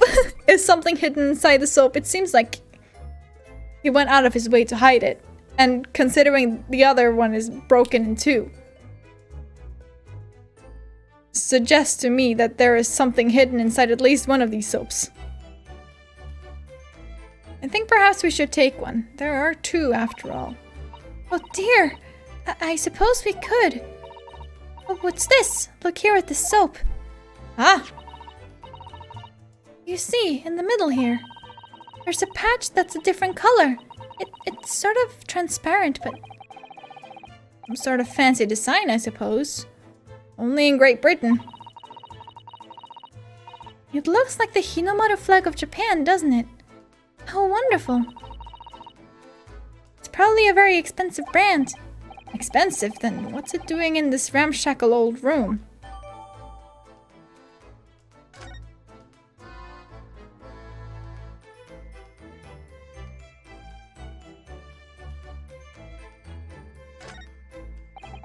Look at these extravagant bright costumes.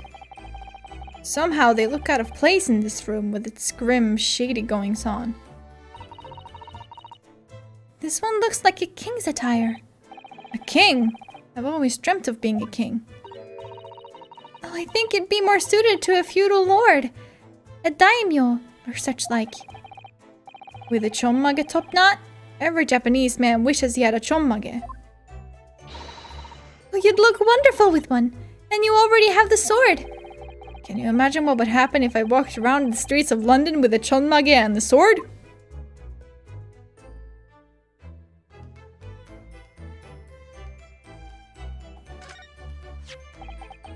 And here we have another disproportionately large machine. This looks like a meter of some kind. This is a gas meter, I think. It seems that in this district, residents pay for gas as they use it with coins. Ah, I see. Yes, now you pointed it out. I can see that there's a slot just here that looks like it would take a coin. So you mean if you put a coin in here? That's right. That would buy you about 2 hours of gas for lights and heating. So if you were a poor person with no money, you would have to sleep in the freezing cold. Yes, or if you were a scatterbrain with no change, because you forgot to exchange your money at the bank.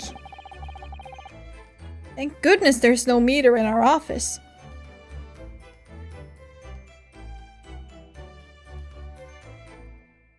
I'll deal with him later. There's not much on these shelves, is there? Just this wine glass and bottle. And both of them are cracked. Yes, not much used, are they? What's the matter?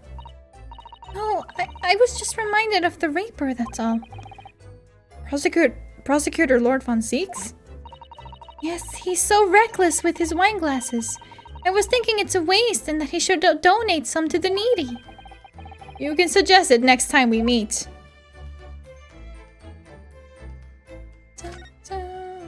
Okay, that's it.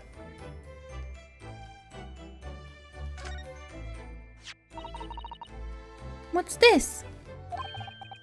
It looks like part of an envelope, I think. Yes, I think you may be right. Perhaps it was torn off when the letter was opened. Is that significant? Well, it's a little out of place, perhaps. When you look around the room, there's no sign of a letter or the rest of the envelope, in fact, is there? He's right. And yet here we have the torn off end of an envelope. It just strikes me as unusual. I agree. We better take this just in case. Inside the soap.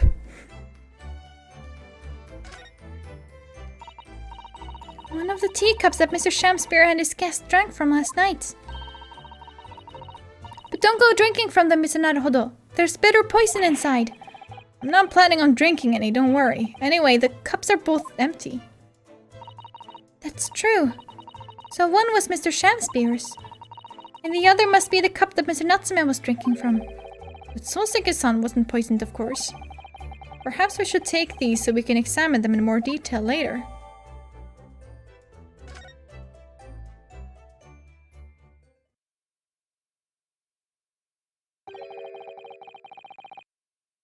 Looks like you're having a good snoop around, eh? Inspector Gregson, back so soon? Right through that little Japanese feller in the clink. I went and reported this to the investigation division. In 5 minutes' time, this place will be cordoned off by the yard. Oh, I see. Well, we'd better be leaving then. Poor Mr. Natsume must be feeling very low, being back in the cell again so soon. I'm sure. We should probably go and...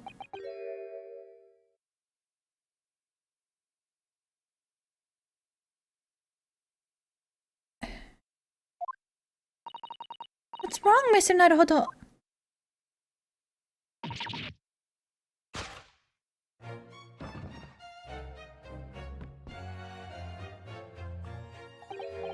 Out, out, brief candle! Life's but a walking shadow, a poor player. That struts and frets his hour upon the stage, and then is heard no more. Now, how soundeth the next part?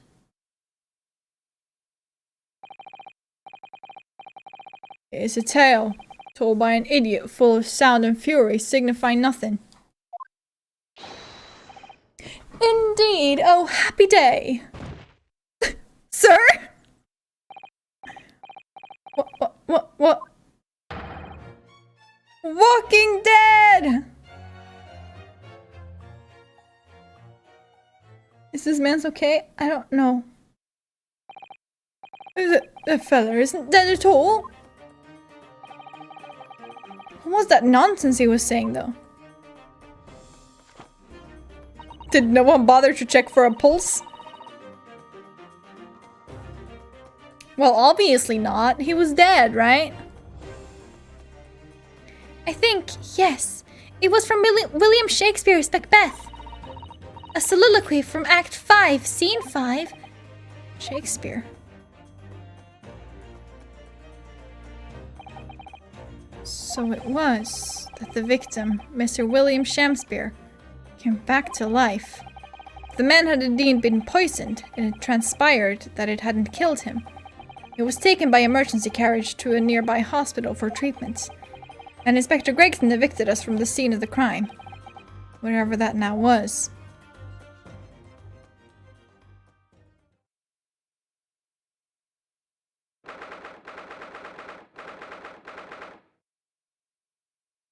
There, Mr. Banana Suit! Whatever do you think will happen now? Good question. What a strange situation for Mr. Natsume. Arrested for murder, but then the victim comes back to life. Hold on, wait, I just thought of something. Can I do it here, actually? No, I can't do it here. Never mind. Ignore that. I think perhaps the victim was never dead in the first place. It seems very likely that Mr. Shakespeare did consume poison as we deduced. But was it an accident, attempted suicide, or attempted murder? Until the truth can be established, I imagine the police will keep Mr. Natsume in custody. Suppose so. Let's hope it doesn't come to anything more than a night in the cells. Oh, what's this?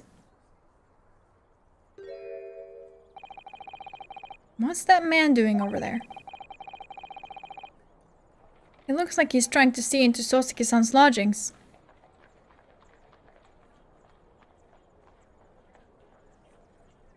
Good luck with that, my man. Is something wrong, Mr. Naruhodo? Excuse me? Could we have a word?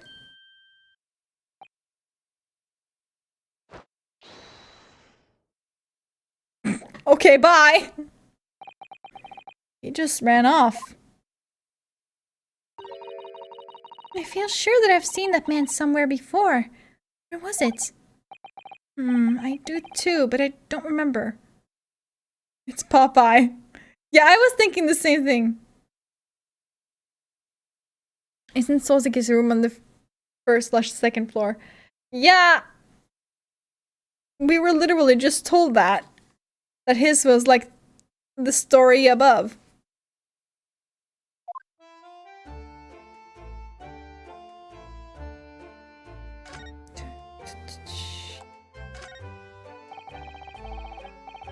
With the exception of the top floor where Mr. and Mrs. Garideb live, all the windows are bricked up.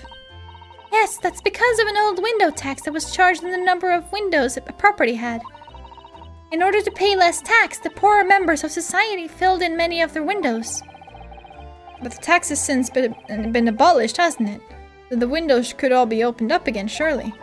Unfortunately, it would appear that the residents of this district can't afford to pay to have the work done. Yes, that is a sad state of affairs. Especially for people like poor Mr. Natsume, who have to live all cooped up in the windowless room. I suppose that's the price you pay for living in a very cheap accommodation. It all seems rather pointless when you put it like that.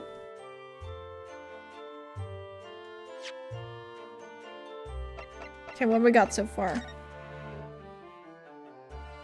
The sum of 2 shillings tendered in receipt of the picture of Monsieur Lecoq, a meal for Gaborio, Canterbury Yearnings.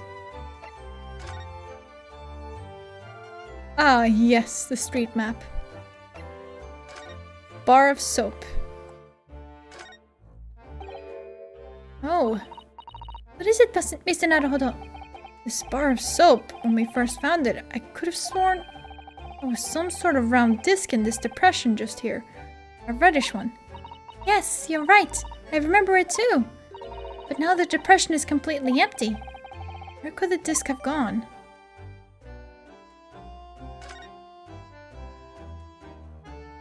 Interesting.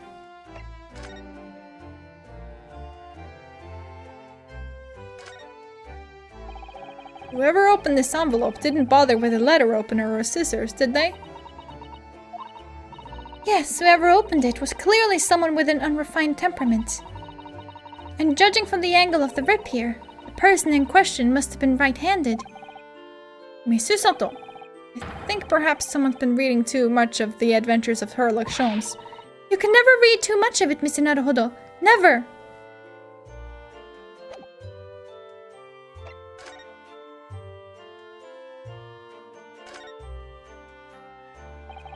This must be the cup that Mr. Shamspeare was drinking from then. It's stained on the inside. Tea does that, I'm afraid. Even green tea. Oh really? I've never noticed before. You've never noticed? Well, I never leave it in the cup long enough to leave a mark. I like to gulp it down. Drink tea while it's hot. That's the Japanese way, isn't it? Oh dear, so many people seem to have the wrong idea about our culture. And most of them are Japanese. Interesting, interesting.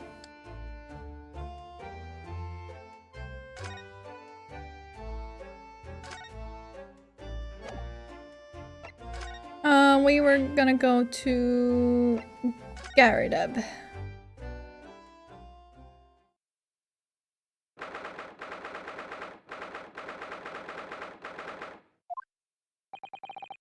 Here we are again, the eccentric landlord's eccentric top floor abode.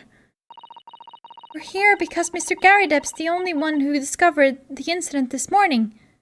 The one who discovered the incident this morning, don't forget. Ah, you chaps, eh? Yes, good morning, sir. Thank you for your cooperation in court yesterday. It was quite a trial. As much for Garideb as anyone, really. You're straight back here after all that business at the Bailey yesterday.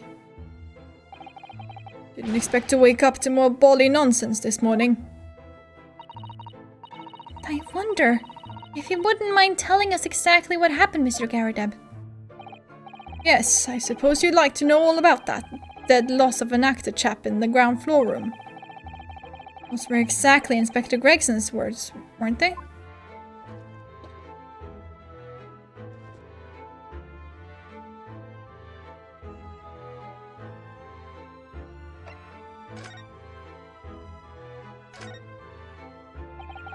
It must have been a real shock for you this morning. I hear that you discovered what had happened. Ah, well, that hopeless actor chap rises at 5 o'clock sharp and every morning without fail. At 5:30 this morning, he still hadn't lit the gas. So I went down and knocked on his door, but no bally answer. And that's when you broke into his room by kicking down the door. Well, I called on that rum-looking Japanese chap to do the grunt work, of course. Wasn't it a little premature to kick the door down? The man could have just overslept by half an hour. That's very true, Mr. Naruhodo. If 30 minutes oversleeping warranted such warped behavior, I'd have to kick your your door down every morning.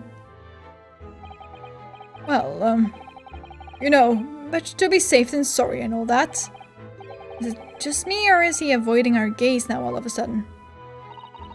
Except that it was a sorry situation indeed that you found on the far side of the door. I do not remember his voice at all. Ugh. The victim's name is Mr. Shamspeare, I believe. Is that right? Oh! Yes. William Shamspeare took the ground floor room 3 months ago now. And how would you describe him?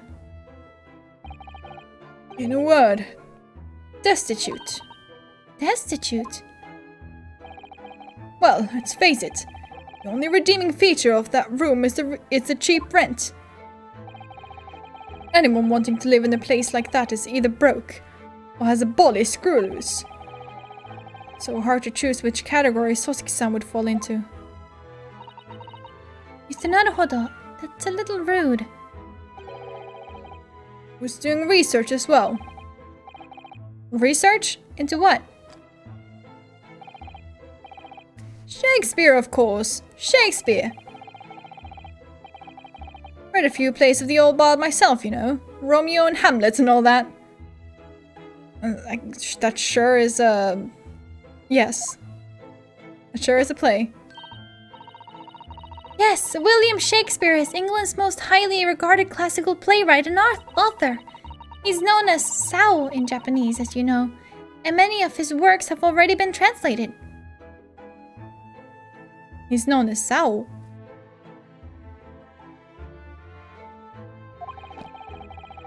Romeo and Hamlet is the gay spin-off we deserve. It seems incredible that Shakespeare was shortened to Sao, though. Ow. Someone was too heavy-handed there. There were a lot of costumes in the victim's room, actually, weren't there? Of course, Mr. Natsume is a scholar of English literature as well. I imagine he and Mr. Shakespeare would have had much in common. Shakespeare interpretation disagreement leads to shocking murder. Let's hope it's not that. Mr. Naruhodo! Really, how rude!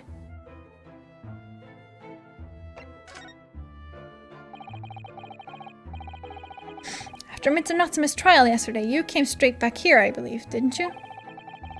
Did you notice anything strange between then and this morning? Well, now, must have been about 6 in the evening by the time I got home. Snow was coming down rather heavily, as I remember, and it was completely dark already.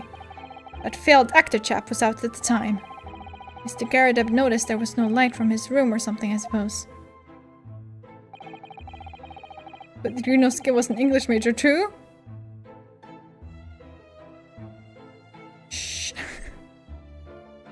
And summon the energy for anything much, so I just sat in front of the fire up here. It was after 8 before Shamsby got back. And the chap was up until past 1 in the morning, I'll have you know. Suppose he met his end some time after that. I was asleep by then, so I'm rather in the dark there.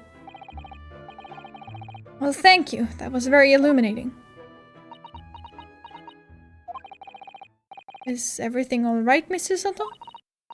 Well, I was just thinking it's a little strange, that's all. Mr. Garrideb, you were up here in your room all evening, if I've understood correctly. I was a big fan of stairs, not with this blasted leg.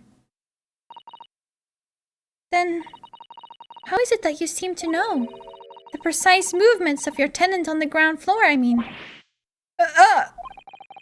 That's a very good point. I can't imagine that you could hear noises from the ground floor all the way up here. Does this old man like to spy on his tenants? Is that it? I say, I know what you're thinking, and it's a bally outrage. I'm ex-military, don't you know? Don't go around spying on my tenants. I don't go around spying on my tenants. Why would I? Then how did you know, Mr. Garrideb? In the gas, woman. The gas tells me everything. The gas? Speaking gas? What on earth do you mean, sir? How can the gas tell you anything, let alone everything? Well, as you're probably aware, the gas is supplied to the building by pipes. The great gas whisperer. Yes, I'd more or less worked that out. Every room in the building is connected by a single pipe to the gas main outside. And the gas company supplies gas to the properties via the main. Fuck me. Yes, I understand that too. You see if I can explain. Let's say I was to light the gas lamps up here. What do you suppose would happen? Well, obviously the room would get brighter. Exactly, but at the same time, lights in all the other rooms of the house would dim for a moment. What? They'd dim? Why? Perhaps it's because when you light a gas lamp, it briefly uses more gas than usual. And that reduces the amount of gas in the pipe for the other lamps that are connected to it. That might explain why the other lamps dim momentarily, mightn't it? Yes, of course, because everything's connected to a single supply pipe. Is that supposed to happen, though? It sounds rather undesirable. Jolly good point. Fact is, the gas company's pipes in these pods are pretty hopeless, long worn out, and barely got any gas in them to start with. Opposite's also true, of course. Extinguish the lamps up here and they glow brighter in the rest of the house. Ah, right, I see. So by watching the flickering of the lamps in one room, you can determine what's happening elsewhere. You've got it. Oh, of course.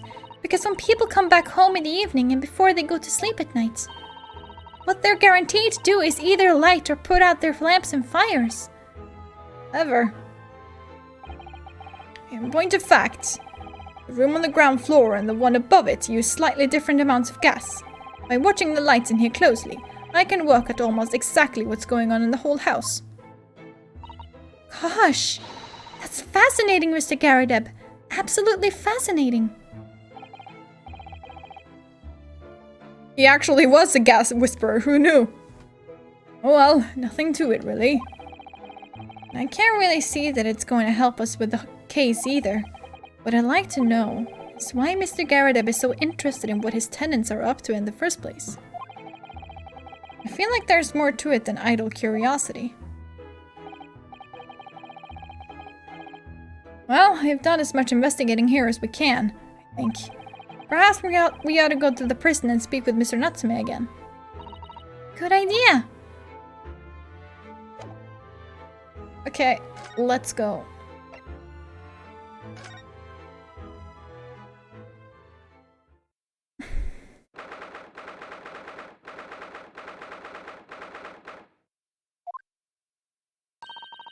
Look, Mr. Naruhodo.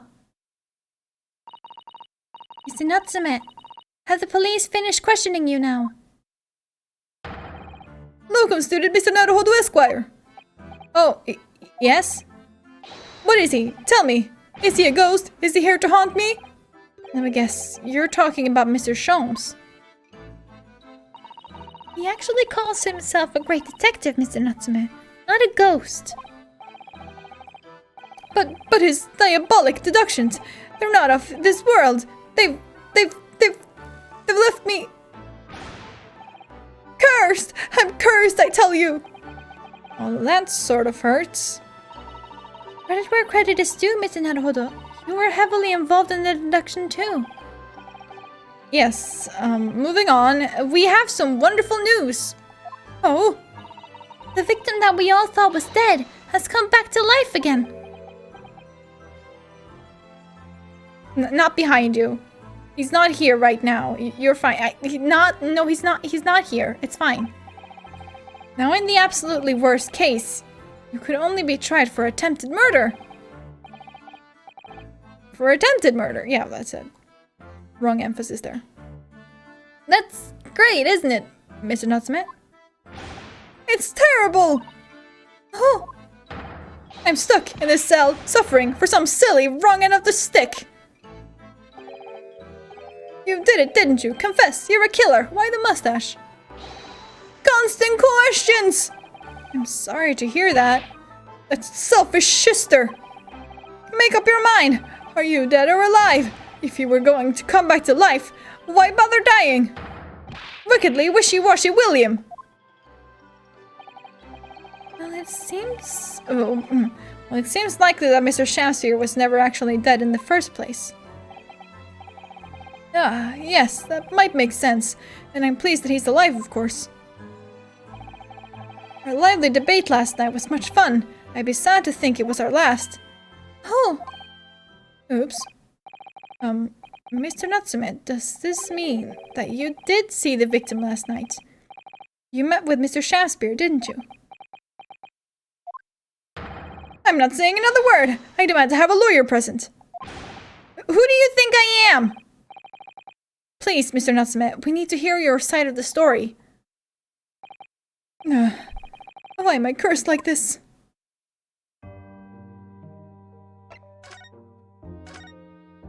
Tell me what happened. Can you tell us exactly what happened last night then, Mr. Natsume? There's nothing to tell. But Mr. Naruhodo Esquire, I'm eternally grateful to you for helping me with that accursed case yesterday. The case that saw poor Miss Green hospitalized after she ended up with a knife in her back. It's hard to believe that was only yesterday. After the trial was over, I trudged my weary way back to my lowly lodgings. And that evening at past 9, it must have been, I visited Mr. Shakespeare. So you did go to the victim's room then? As we feared. I didn't do anything wrong. I'd never been to his room before. It was the first time. Then what made you decide to go? I bumped into him when I arrived back at the house. We got chatting and it developed into a discussion, but he had to go out, so I bade him farewell. That ties in with what Mr. Garadeb said, that the victim went out and came back after 8. We met again later that evening at around 9 or just after, when I took him some nice tea I'd brewed as a gift. So it was you who brought the tea that had clearly been drunk at the scene then.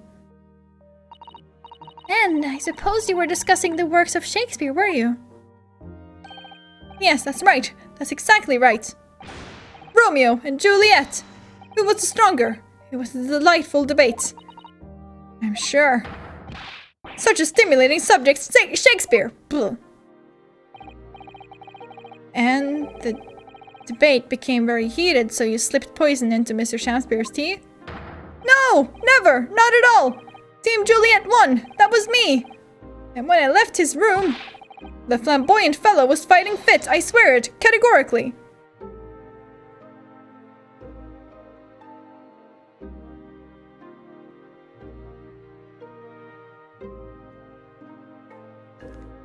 Yes. Okay.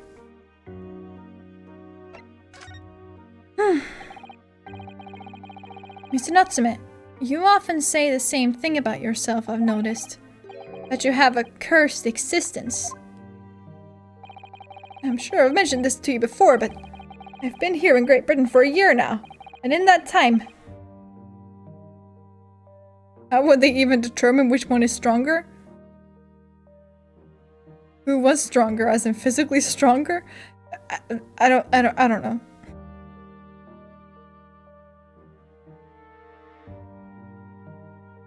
Hold on, let me fix something real quick.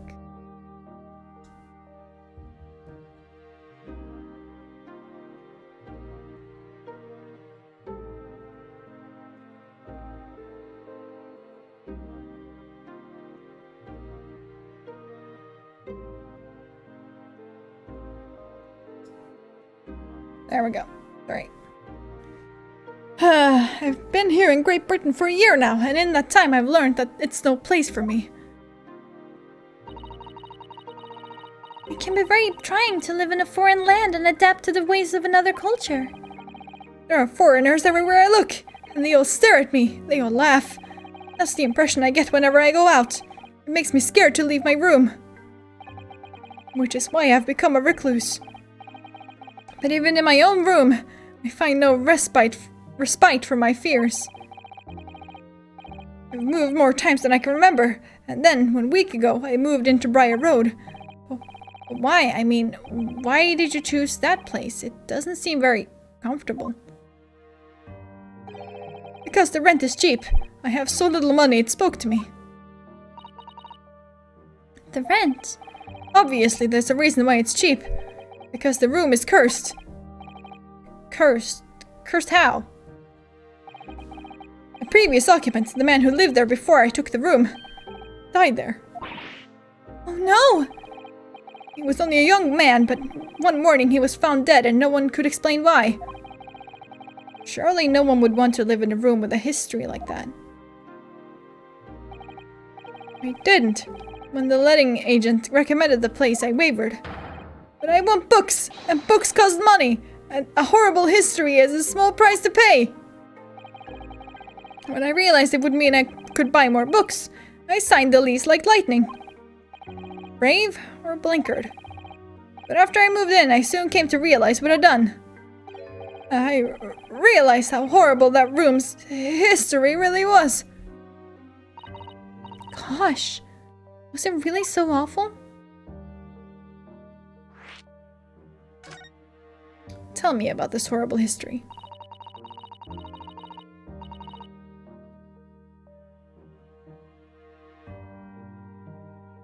How did the room's horrible history affect you, Mr. Natsume? What happened? At first, it was just the feeling of beady eyes boring into my back, watching me. Do you think that might just have been your mind playing tricks on you? No. My mind doesn't know any tricks. It was someone else.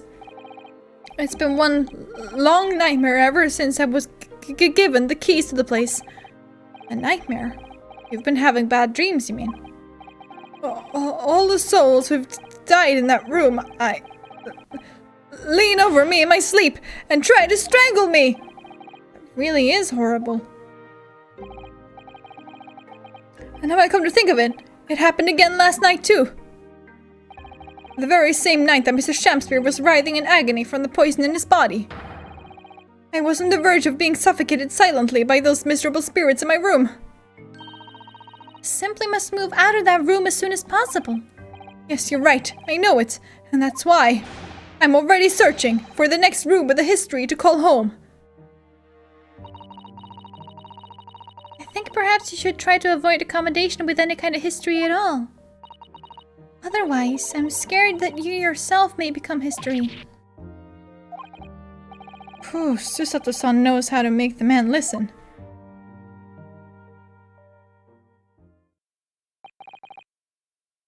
Of course, Mr. Lord of the Manor is worried about the curse in my room as well. You mean Mr. Garrideb?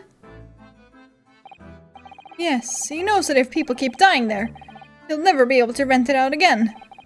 Well, that's true. I, for one, wouldn't go near the place. Ah, perhaps. That may explain why the landlord pays so much attention to the gas lamps and his tenants' movements.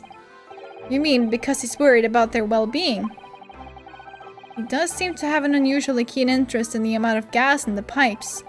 There must be a reason why he keeps such close tabs on the occupants of his lit rooms. What do you mean he pays so much attention to the gas lamps? Oh dear, no, it's nothing to do with you, Mr. Natsume. Please forget I said anything. Oh, no, you're talking about me behind my back as well. What's important is that Mr. Shamspeare isn't in fact dead at all. Once he's come round and he's able to tell us what happened, we'll be able to get you released. Yes, please. Oh, I do hope you're right. Excuse me? Inspector Gregson! Couldn't help but overhear what you just said. On that note, I have some good news and some bad news. Which do you want first? Always, every time, the bad news comes first. When hope is all you have, hold on to it. That's my guiding principle. Right, well, in that case, the good news is... Good news it is. Huh? Sorry, but it's just a lot easier to explain everything that way. Then why did you ask me my preference? As you might have heard, the victim, Mr. Shamspeare, was just unconscious. He's come round now. Yes, we saw it happen in all its terrifying glory. He's still being treated by the doctors, but we've managed to get a written statement from him already. Oh, isn't it wonderful, Miss Natsume? Oh, thank goodness! It's all over then. I can leave this somber cell. Sadly, no. That's not on the cards. What? Why ever not, Inspector? Mr. Shamspeare has implicated someone as being responsible for what happened last night. He implicated someone. Dear! You don't mean... I'm sorry to say I do, yes.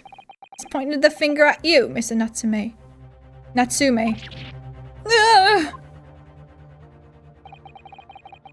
My sweet poison did he seeketh to end my life.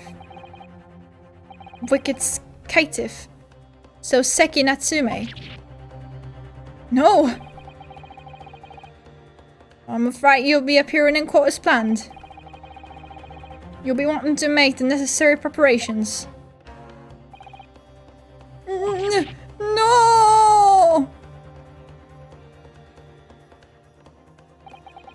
And so, once again, Soseki-san found himself having to take the dock in the Old Bailey. Whether his room was haunted, or whether he was just terribly unlucky, I knew I had no choice. The following day, I would represent him in court, and do my utmost to break the curse that blighted him.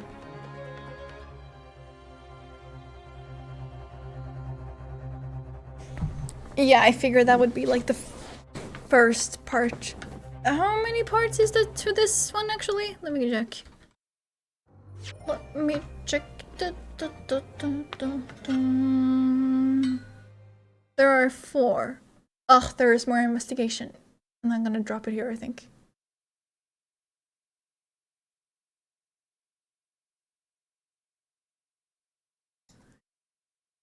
We know Soseki would get off the hook, but why would Shakespeare lie? Who knows? Let me save.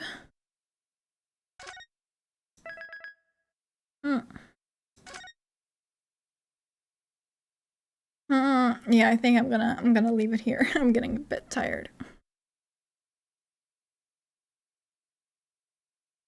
And that would be like 2 more hours, and I'm just like not feeling it today.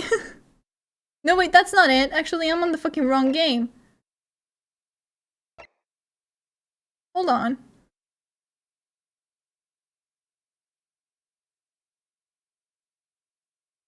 The next part is a trial part.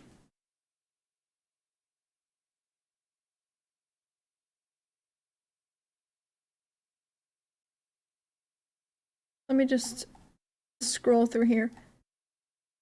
I think it's fine. I'll do the trial. I'll do the trial. I was literally looking at the fucking wrong game.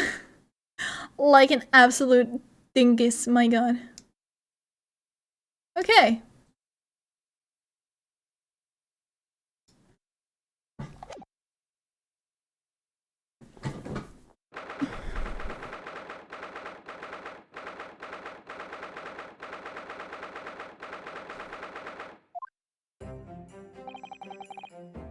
The Old Bailey. This place always makes me feel strange. I seem to get chills down my spine and break out in a nervous sweat all at the same time. Well, I didn't think I'd be back here so soon. That's my line! Yes, I knew it was you. Good morning! Ah, good morning, Mr. Natsume. It was only 2 days ago that I was declared not guilty here. Yes, we somehow managed to prove he didn't stab Miss Green in the back. But now this! Another morning, another murder, and here I am again in this hellhole. Can't keep coming to court. I'm beginning to think he's right. It really does seem as though he's cursed. Mr. Naruhodo, I'm afraid I have bad news. Oh! Mr. Natsume, good morning. Yes, morning. So here we are again. Yes, again.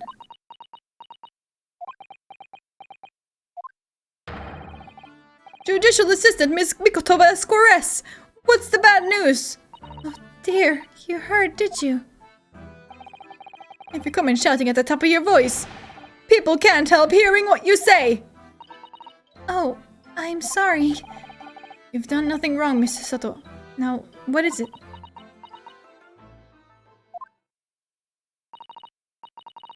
Well, it seems that the prosecution in today's trial will be led by Lord Baroque von Zieks. Von Zieks? Oh no, oh no, no! Poor Soseki, yeah. The so-called Reaper of the Bailey, the most legendary prosecutor in the land. In the trial 2 days ago, he pursued Soseki-san and I relentlessly. Of course, by the skin of our teeth, we managed to pull through, but still. Perhaps Mr. Natsume's acquittal in the last trial wasn't the end of the matter after all. Matter after all! Yes, I know what you're thinking. The legend of the Reaper that says, nothing can save a person in the dock when Lord von Zeeks is the prosecutor. Oh no. That even if that poison is found guilty, the accused will meet a mysterious end one way or another. And we've experienced it firsthand. Yes. A man we successfully defended met the most terrifying end after his acquittal. Right here in the Old Bailey.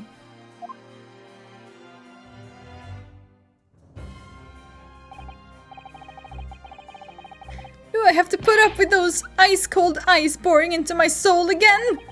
Cursed by evil spirits and now by the Reaper. Pair of petrifying perils, potentially. Well, if it's potentially, at least you appear to have hope, Mr. Natsume. Welcome, student, Mr. Naruhodo Esquire. Yes? I'm innocent. You have to believe me. You, more than anyone now. Don't worry. I'll be your steadfast ally every step of the way in this battle. Promise.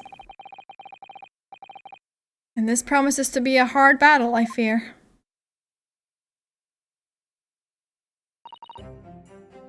Well, the trial is scheduled to begin shortly. We should move into the courtroom. Let's go. Oh yes, I forgot to say, I'm afraid he won't be able to make it. Mr. Sholmes, I mean. That's probably for the best.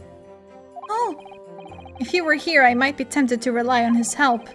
And that could be seen as a weakness. If Lord von Zeeks were to notice, he'd prey on it mercilessly. At least that's my gut feeling. Mr. Naruhodo. You're right. Yes, you're so right. Well said, locum student Mr. Naruhodo Esquire. Well said.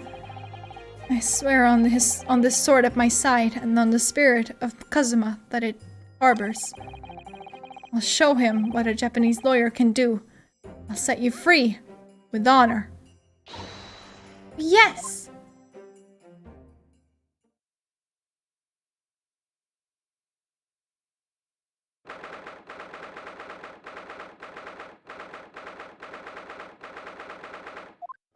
Okay. In the name of Her Majesty the Queen, I hereby declare this court to be in session. I now call upon the counsels for the prosecution and defense to declare their willingness to proceed. The prosecution is ready. The defense is ready, my lord.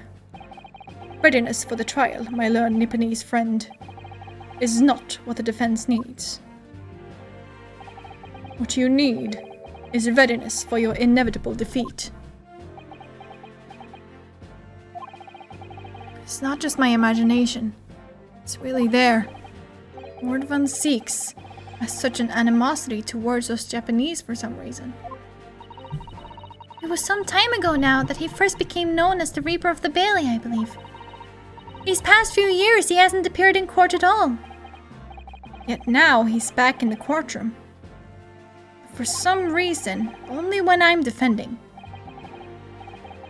This Reaper, with his curious disdain for us Japanese, is a prosecutor shrouded in mystery.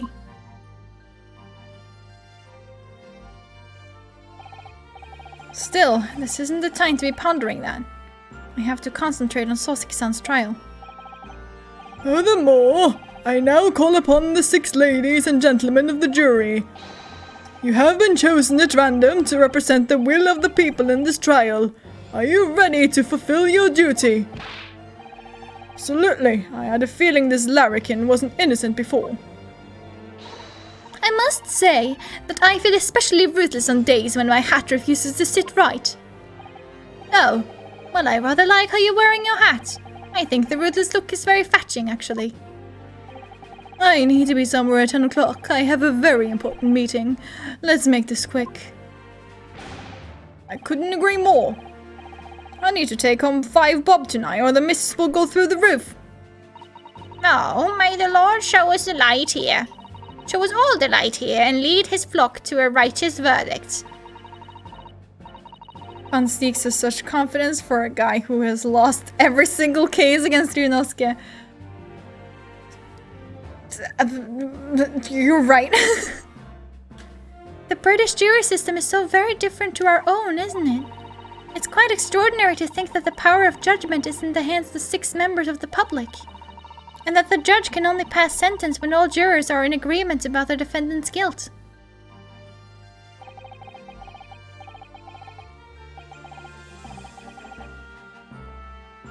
Six citizens of London, chosen at random, or at least that's the idea. Prosecution would draw attention to the fact that the accused was on trial here but 2 days ago. Accordingly, where possible, the same jurors have been asked to return for duty today. But this is a completely different case.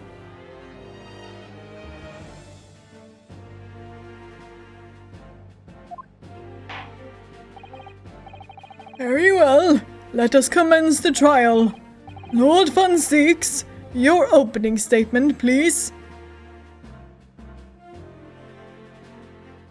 New case, new jurors. These ones will carry bias.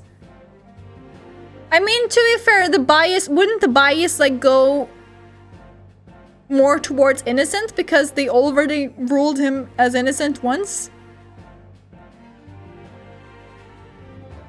Who knows? Or would they be like, oh my god, no, we fucked up. This man is totally guilty. Like, I guess it could go like either way. But yeah, I just still feel like there should be new jurors.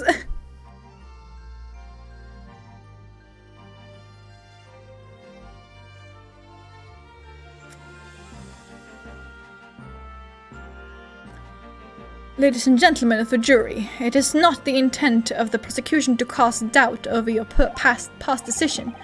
However, the innocent verdict afforded to this eccentric Nipponese before has had dire consequences.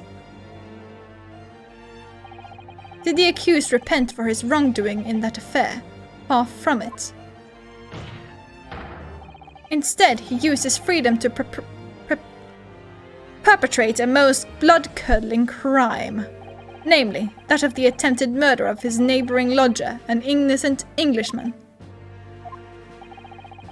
So he does wish to cast out. It's fucking Van Zieks. It's... seems fitting, in a way. To explain the circumstances of the crime, the prosecution calls its first witnesses to the stand.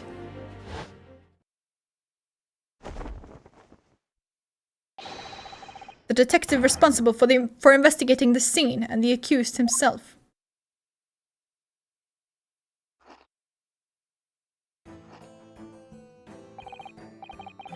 Witnesses, your names and occupations, please. Yes, sir. Tobias Gregson, Detective Inspector at Scotland Yard's Homicide Division. Ah, Suzuki Natsume from the Empire of Japan. My government ordered me to come here as a student, to study your language and culture. Mr. Natsume? Yes, my lord, sir.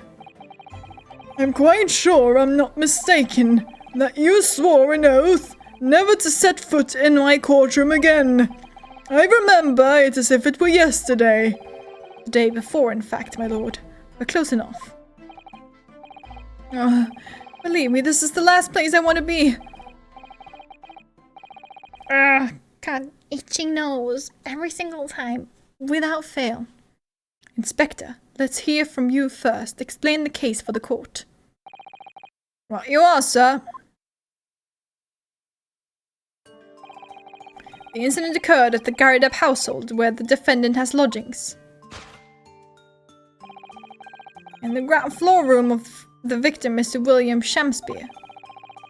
The defendant has already admitted to visiting the victim on the night in question. Mr. Shamspeare collapsed in his room as a result of poisoning by strychnine. He was found the following morning when the landlord, suspecting something was wrong, broke down the door.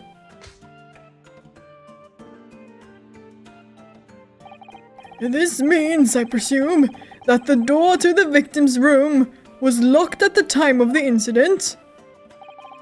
Correct, my lord. It was locked from the inside, making entry to or exit from the room impossible. Although the victim, Mr. Shamsby, lives to tell the tale, he very nearly didn't. The man was halfway to heaven when we first found him. I was the first officer on the scene, my lord. And I have a photographic print here that I took at the time to show how it looked.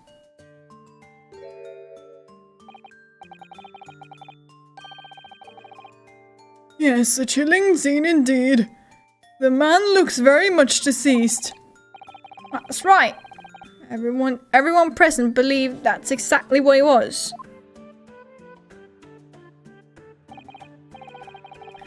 Very well, I shall accept this photographic print as evidence for the court. Now then, Mr. Natsumi. Yes. Yes? As the defendant, do you have anything to say at this juncture? They're haunted. Haunted by evil spirits. Good gracious, what's haunted?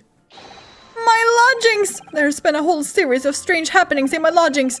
The tenant before me died in mysterious circumstances. A woman was stabbed by no one on the street outside. My neighbor was poisoned.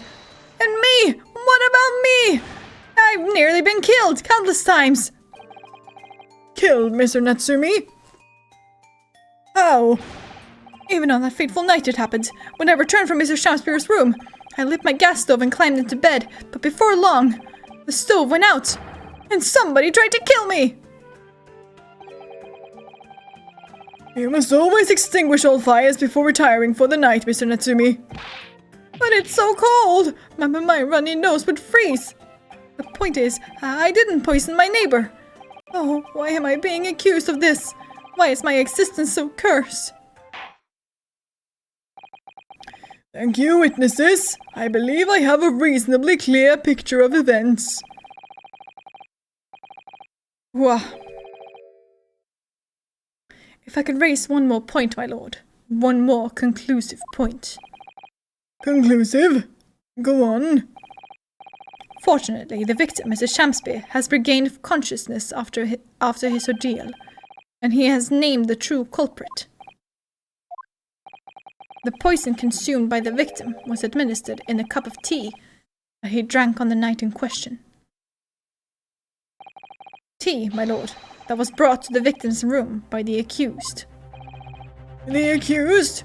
Good grief! Order! Order! Yes, that's the crux of this whole case. So if Soseki-san is innocent, then why? Why has the victim accused him? Well, Mr. Natsumi, what do you have to say to this accusation? Conversation, yes, me too. That evening, yes, I did take some freshly brewed tea with me when I visited Mr. Shamsby's room as a gift. The public water pump outside always freezes at night, so I bought bottled water especially to make it. And this is the result. Never will I touch tea again. Never. The public pump was frozen, you say? That's not information we've heard before. That will do, thank you. Now, according to our laws, the defense must have the opportunity to cross-examine witnesses at least once.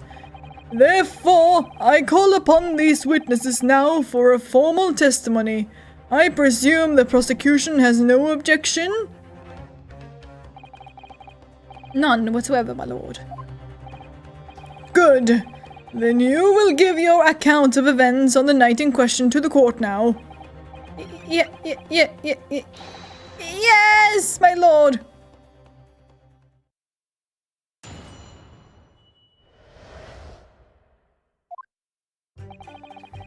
It was around 9 o'clock that evening when I visited my neighbor, and I took some tea with me as a gift.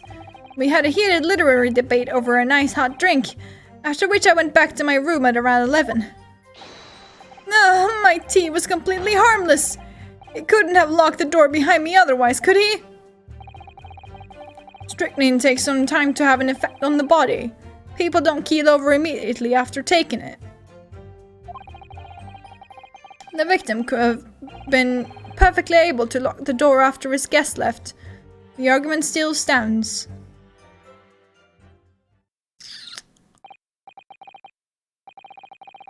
Couldn't he have gotten poisoned somewhere else? Like, he just came back. Right? Yes, I see. It all seems relatively straightforward. Excuse me, but that testimony does raise one rather crucial point, I think. Mr. Natsume claims his tea to have been harmless, presumably though.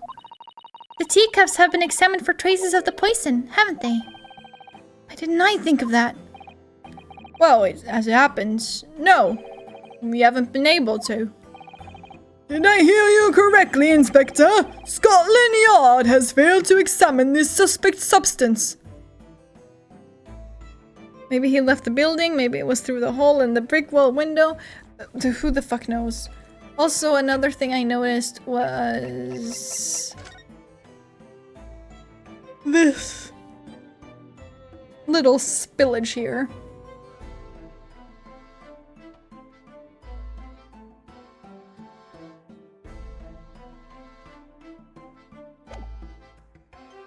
What's above it? This thing? That's like the machine for the gas machine or whatever.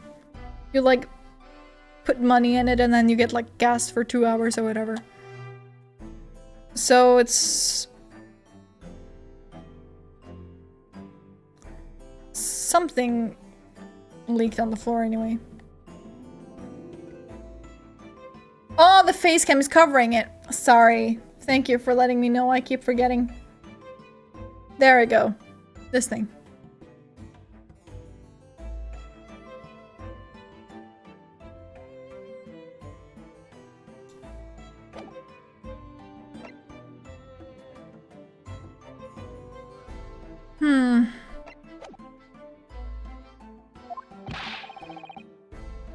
How could you have overlooked something so important? Isn't that the first thing you should have done? My Lord Nipponese friend is falsely incensed. So something liquid has been near that machine. Seems like it. The inspector said Scotland Yard was unable to examine the tea. Not that it was overlooked. Unable. Okay. Unable? Why? Simple enough. There was none left. Not a drop. Someone must have been very thirsty indeed. We couldn't find trace amounts because it was empty. Really? Huh. Strange, it's almost as if there wasn't any poison. Like, fuck.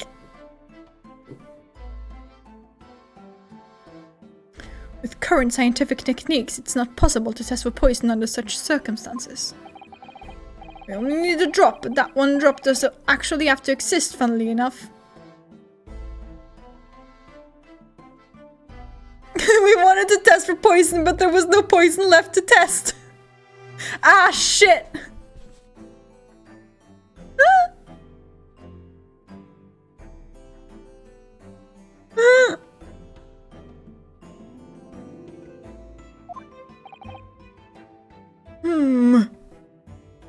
But the thing with poison is that it usually leaves like trace amounts, right? So like...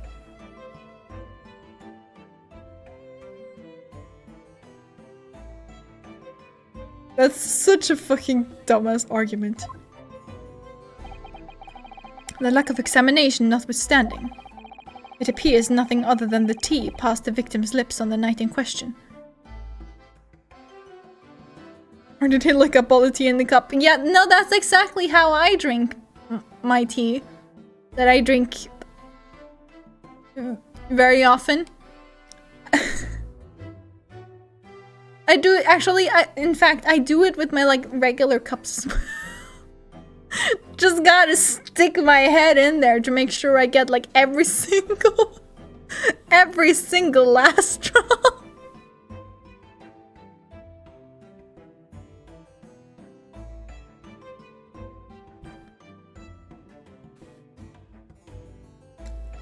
Ah.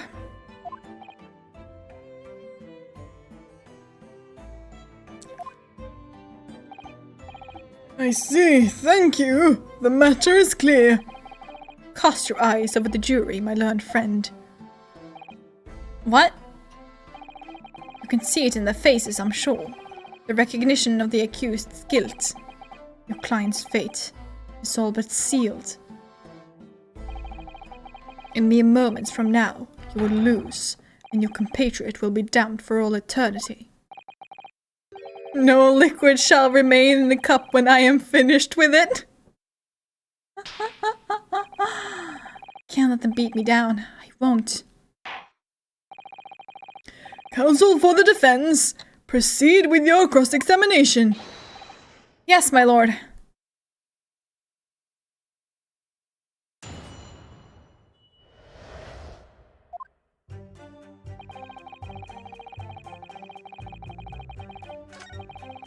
We had a heated literary debate over a nice hot drink, after which I went back to my room at around 11. It was completely harmless. He couldn't have locked the door behind me otherwise, could he?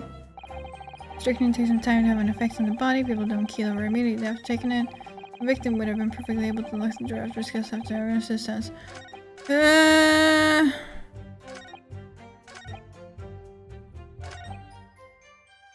Press this. A literary debate about Shakespeare's works, I think you said, didn't you? Shakespeare? Ah, a very worthy topic of conversation, I must say. Oh, yes, my lord. Romeo and Juliet. Who was stronger? It was a profoundly pleasurable parley. Romeo and Juliet? Who was stronger? I know I'm going to regret asking this, but how did the debate go? Well, we both agreed that we would reach a conclusion more quickly with the reenactment. So we battled it out. In a Greco-Roman style, naturally. Ah. A reenactment, you say? Poison, you say? Interesting. What? Mr. Shakespeare had all sorts of costumes in his room for just such a contest. So when you say a reenactment, you mean you're actually in costume? He as Romeo, I as Juliet, and after a vigorous wild tussle, I as Juliet came out on top. A victory I'll cherish forever. Dare not imagine the terrible scene of carnage. The fact remains that it was you who prepared the tea and took it to the victim, correct? I boiled the water in my room and made a pot to take with me. So Sticky wrestled Shakespeare while in a dress.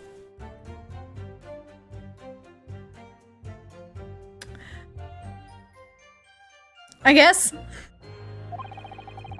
I'd heard that he was too poor to have tea himself, you see. It's true, there was no sign of any tea leaves in the man's room. I wanted to do something nice, to be friendly. So why is everyone looking at me with such suspicion? My tea was harmless, of course it was. And do you have any basis for that statement, witness? I drank it.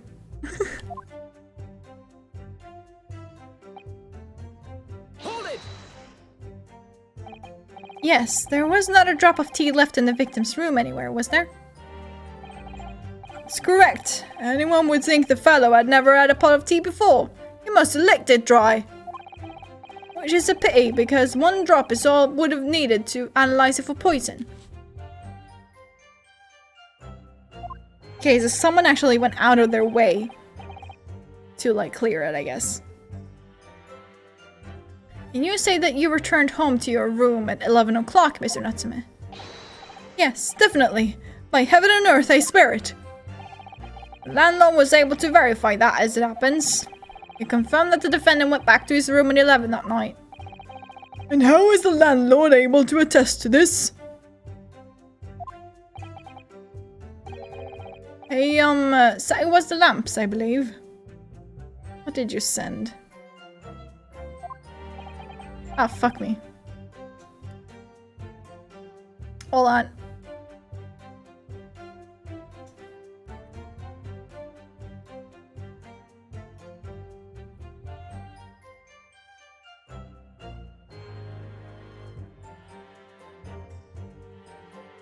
Hold on. There we go. Pulling it up on stream here. Oh my god. Dear fellow, lest you flee, deal your blow, I pray thee, upon this hour, oh pity.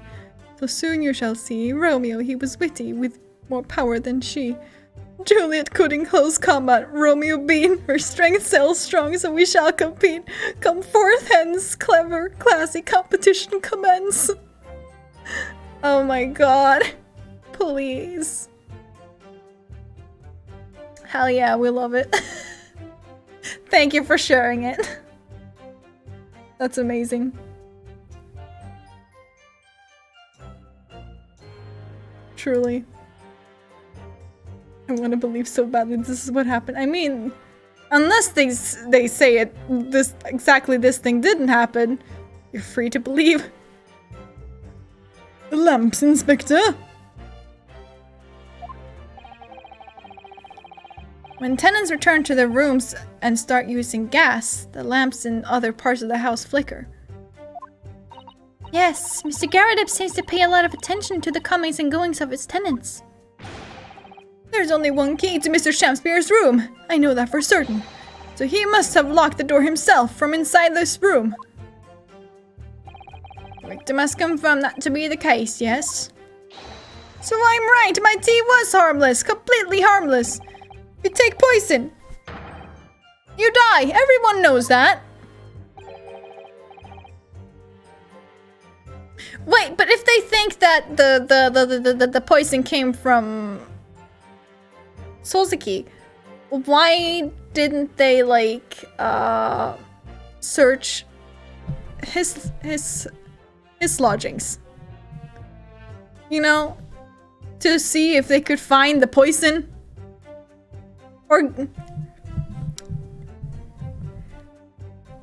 Or just were there no poison? That would be too logical, you're right. What do you mean? Hold it! How long does it take for symptoms to appear then?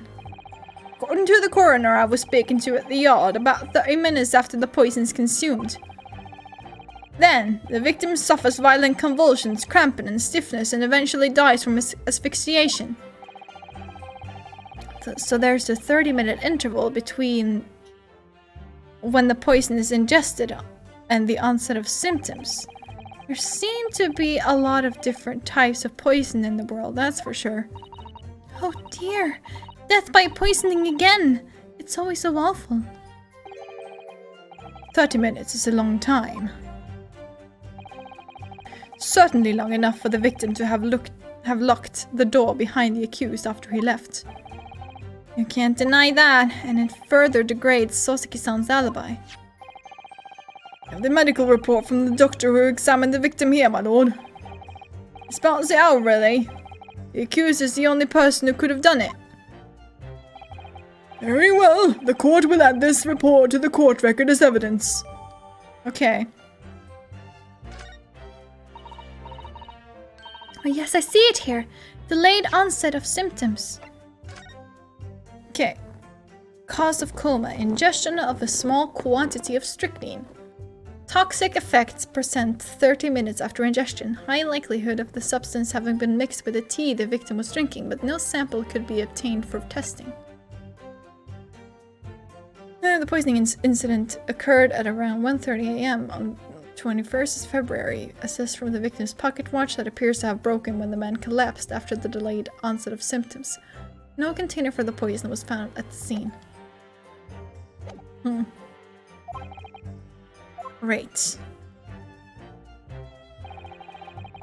The victim would have been perfectly able to lock the door. Yeah. Hold it! The argument still stands, you say? This is what Mr. Natsume has been saying, isn't it?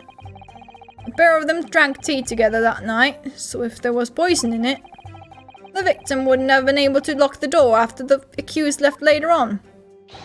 Exactly! Me and my tea are innocent! Sweet and innocent, I tell you! I'm afraid, sir, that doesn't follow. You see, strychnine is a slow-acting poison. In other words, it takes time for symptoms to appear. So you could have left the room up to 30 minutes after the victim drank the tea. And as long as you did that, Mr. Shakespeare could have locked the door after you're gone. But no! We drank the tea straight away! The battle over whether Romeo and Juliet was stronger, that came after the tea. Do you have any evidence to support that statement? In my great homeland, the Empire of Japan, we have a saying, drink tea while it's hot! Sure, a proverb will satisfy the prosecution. I'm afraid there's no conclusive proof to support the defendant's assertion. On the contrary, there are sufficient grounds to infer his guilt in this matter. No! Okay. What's your opinion? Natsume is arguing for his innocence so adamantly and so persistently. Inspector Gregson just brushes what he says aside. It's really quite infuriating. I need to find an inconsistency in what the inspector is saying.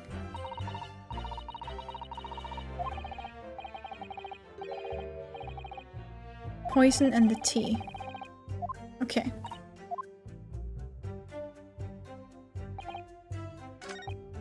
And listen what the inspector is saying.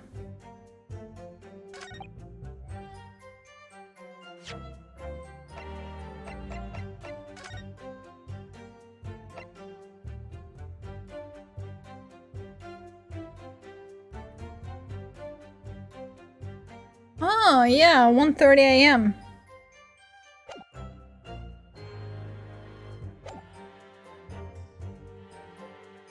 Hold it! No, fuck me. Wrong button. Sorry.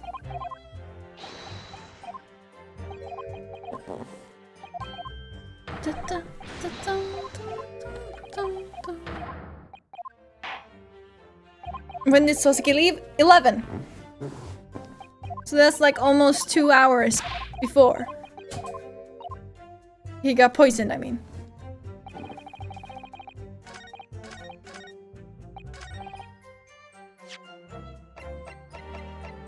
Objection! There we go. The argument still stands, you say? I think not, Inspector. Come again? I think you'll find that you've overlooked a very significant chronological consistency here. A What? What you on about? According to this report, the victim must have consumed the poison at around 1:30 in the morning. And yet, the defendant, Mr. Natsume, left the victim's room at 11.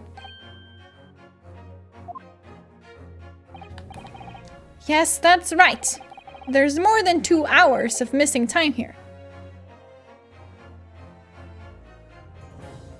Oh yeah, no, it's past 1. Duh. It's 1:30. Yeah. Oh, that's right.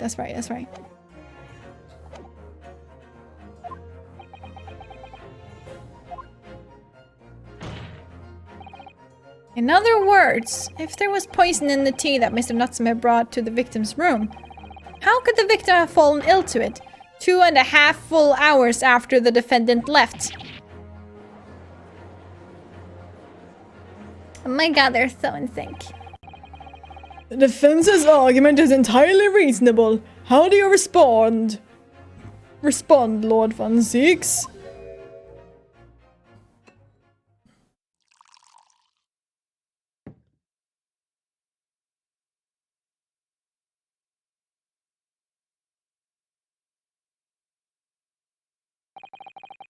Pray forgive the discourtesy of my mind, if my mind has wandered. I was considering what cuisine would best complement the contents of my hallowed chalice this luncheon. How could it have happened, you ask? I do hate to shatter illusions, but I do not hate to shatter wine glasses. But my Nipponese friend appears to be chasing a phantom idea. Is he gonna say something that we do not know when he drank the tea? Is makes it so hard to imagine that the victim drank his tea after the accused had left. For example, at the time stated in the medical report. Yes, at around 1:30. Objection! Mr. Natsume! Mr. Natsume brought the tea with him to drink together with his neighbor. And in Japan, there is a well-known saying, drink tea while it's hot! Objection! And in my country, there's an even more apt saying. There is nothing more refreshing than cold tea. The point is, if there was such a long gap, there may be other ways to explain how the victim came to be poisoned. Other possibilities. What sort of possibilities, Counsel? Well, for example, the man could have had another visitor. Another visitor? That's a very bold assertion, my learned friend, from someone who has nothing to substantiate it. Or, the victim could have taken the poison of his own volition. You suggest this may have been a suicide, Counsel? Objection! Cold tea is gross unless it's iced tea. Yeah, I was gonna say like, cold tea is very different from iced tea, like... Mr. Shamspeare has categorically denied suicide. The idea can and must be discounted. You think he would go up to you and be like, no, actually, it was supposed to be a suicide? What? Objection! But he could be lying.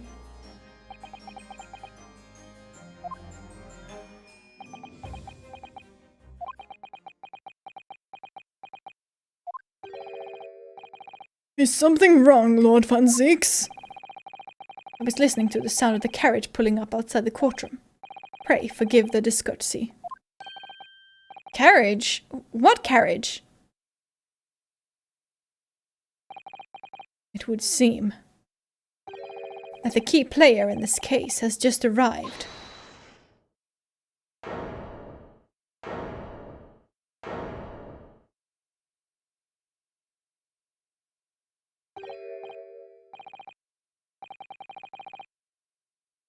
Our brief candle. Life's but a walking shadow. A poor player that struts and frets his hour upon the stage, and then is heard no more. It is a tale told by an idiot full of sound and fury, signifying nothing.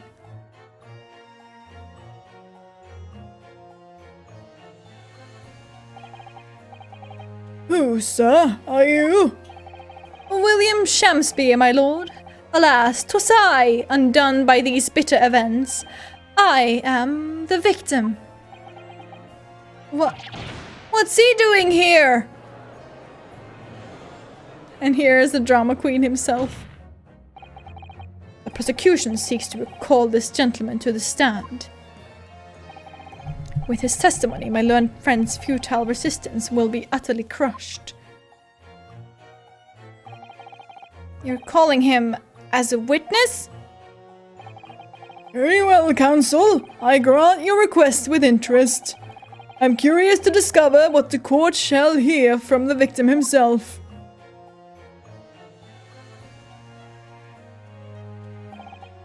Happy am I, Shamspeare, to regale thee with my tale of woe, my lord.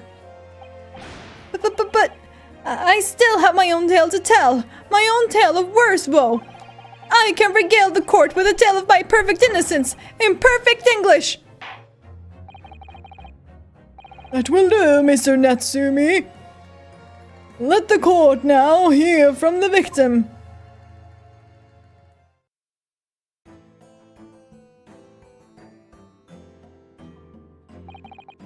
The fuck is Popeye doing here? Alright, so that's Mr. Shamspeare. But who's that other man beside him? He looks like a bee. Yes, I feel sure that we've caught a glimpse of that man before. State your names and occupations for the court, please, witnesses. Alright, writer of words so sweet, they do scent the breeze, an inventor of ideas so profound they compose the earth, the unrivaled poet, the unmatched scribe, William Shakespeare, were the great bard to be recalled to life anew. Lo, what a magnificent man! Good fellows, I am he who ponders such a miracle, William Shakespeare. The name is Meterman. Adrian B. Meterman. I work for the Altamont Gas Company, East End branch office. I remember now. It was yesterday on Briar Road. Oh yes, she's right, it's him. B-Man. Like, you can't look at him and tell me he does not look like a fucking bee.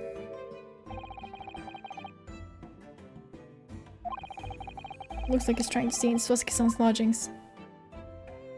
Swastiki? But that's Shakespeare's, whatever.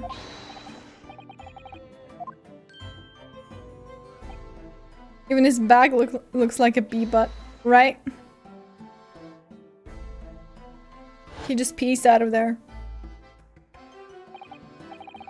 Yes, we spotted him outside Mr. Garadeb's house that morning. And he's a gas company employee? What does he have to do with this case? So, Mr. William Shakespeare, you are the victim in this miserable affair, correct? Oh heaven, oh hell, do you command me to remember that sweet poison that didst cross me and cross mine innocent lips? I subpoenaed him for the trial, with his doctor's permission, naturally. Hearing the testimony of the aggrieved will remove any room for doubt from the jurors' minds, I'm sure. Behold, you have only to rearrange the letters of my name to see that me is a seraph.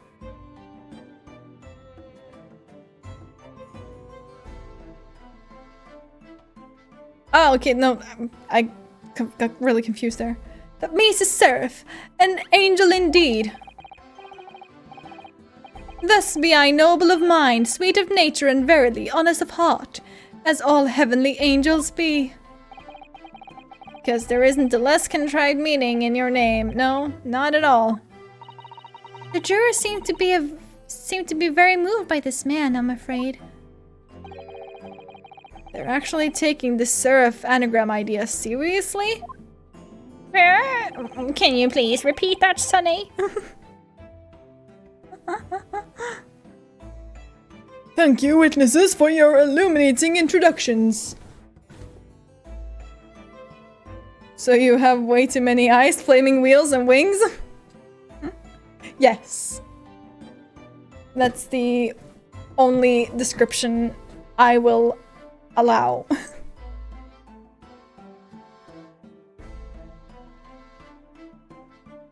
But, my lord, what's the man next to Mr. Shakespeare doing here? The gas man, I mean.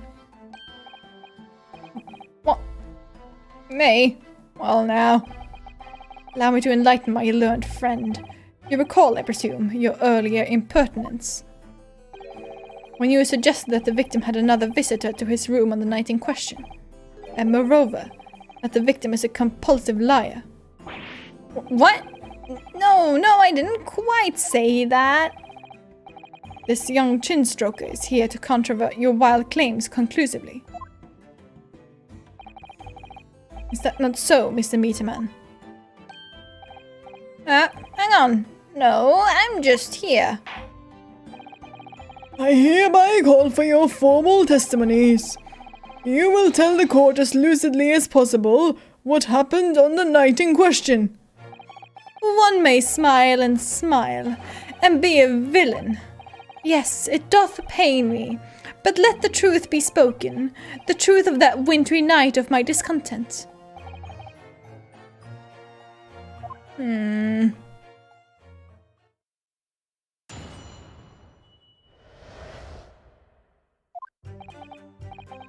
snow lay about, my neighbour did cometh in the evening bearing a gift of tea.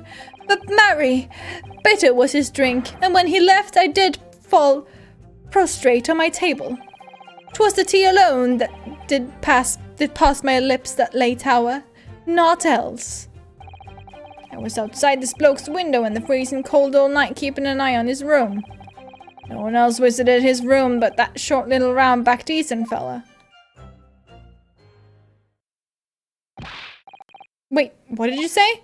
You were keeping an eye on Mr. Shamspeare's room all night.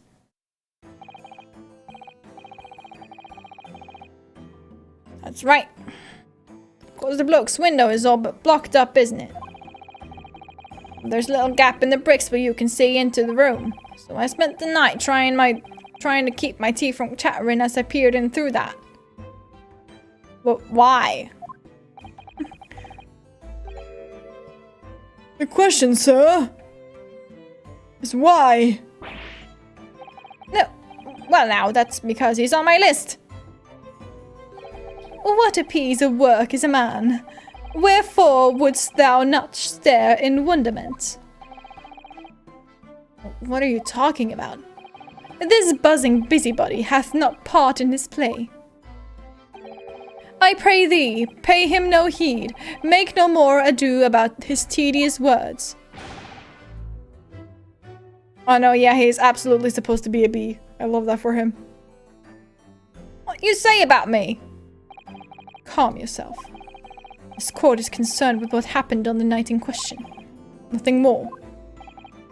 Indeed, that is so. And, as the testimony we have just heard clearly reveals, there was no one other than the accused present at the time who could have carried out this crime.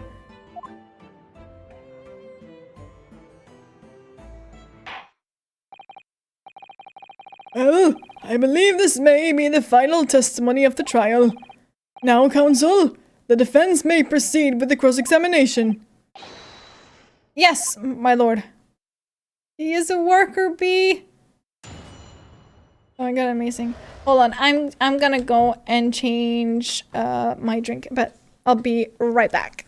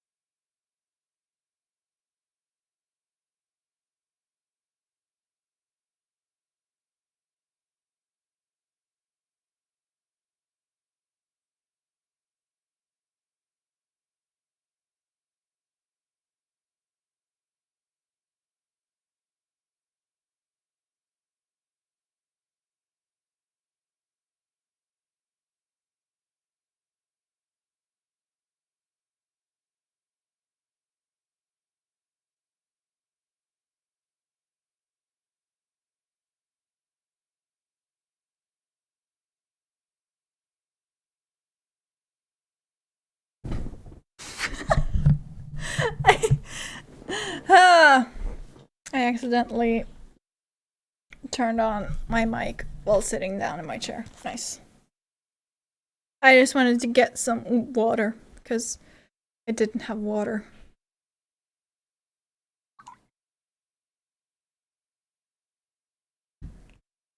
And I think it's best to drink water for these kinds of games.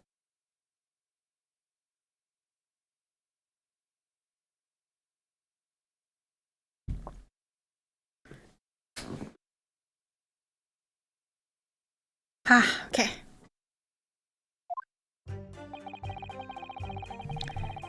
The snow lay about. My neighbor did cometh in the evening, bearing a gift of tea. Yes, okay. Marry, better was his drink.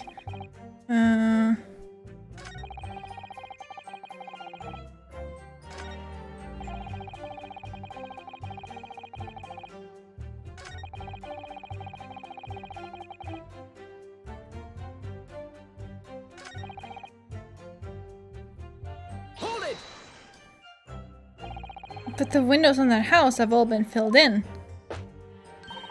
A historical artifact of the now defunct window tax. Yes, Susato, you love bringing up the fucking window tax. Right there, all bricked up horribly. As it happens, there's a little part of that brickwork at the bottom corner that's been opened up. I was looking in through that gap. Yes, there were a few bricks loose, weren't there? And for some strange reason, a couple of bars of soap lined up on the edge outside as well.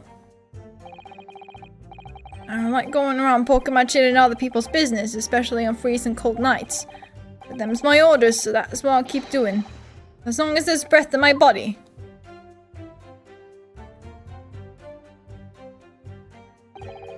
What's with all the theatricals today? Out of interest, Mr. Meterman. After the accused had left and returned to his own lodgings, did you see the victim leave the room at all? No, he never left. He was in that room the whole time, as far as I'm concerned. And we can therefore discount the possibility of suicide. How can you be sure of that? The police carried out a thorough investigation of the scene and found no receptacle for the poison. And since we know the victim didn't leave his room, and hence didn't dispose of the poison's container himself.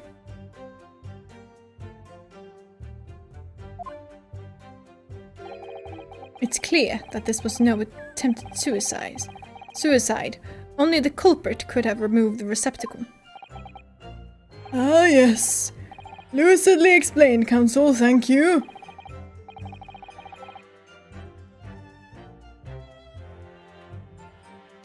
Was the guy's name not Adrian B? Oh, Adrian B. Amazing, truly. So yeah, he is a B. Amazing, I love that for him. Can't argue with the logic.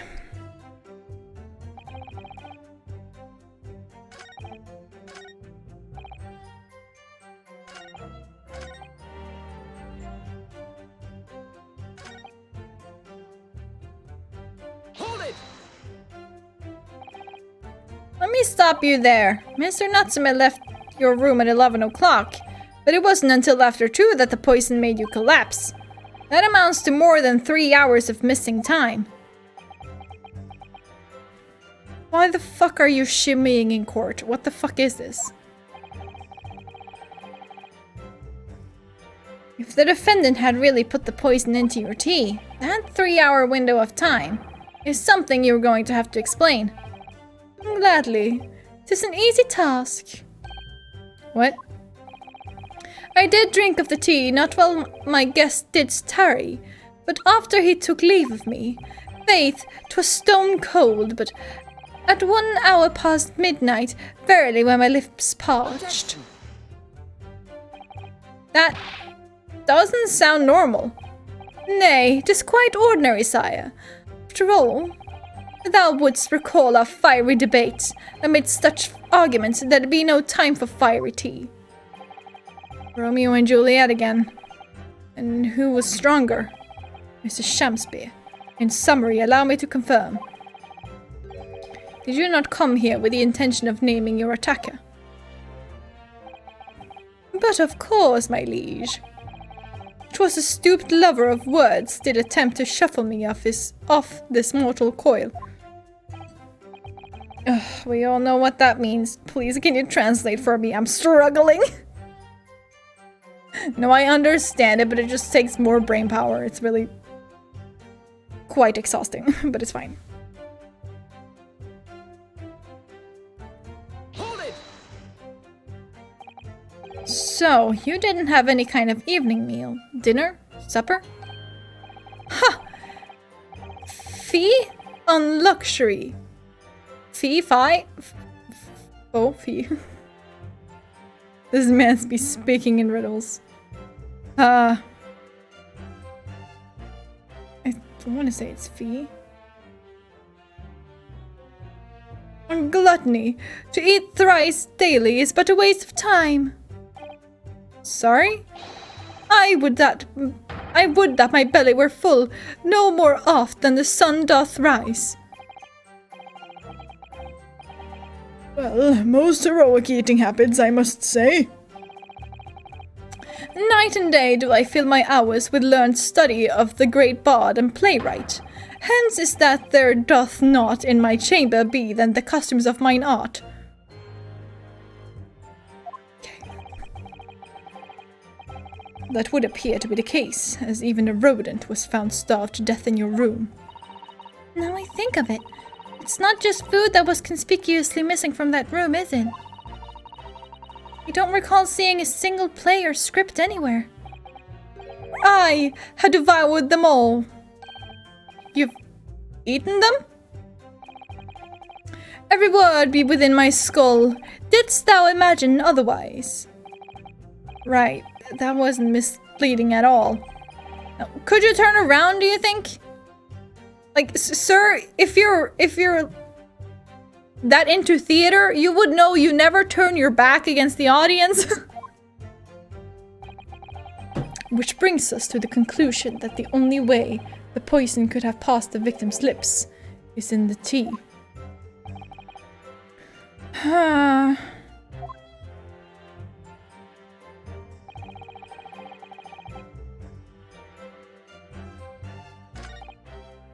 Hold it!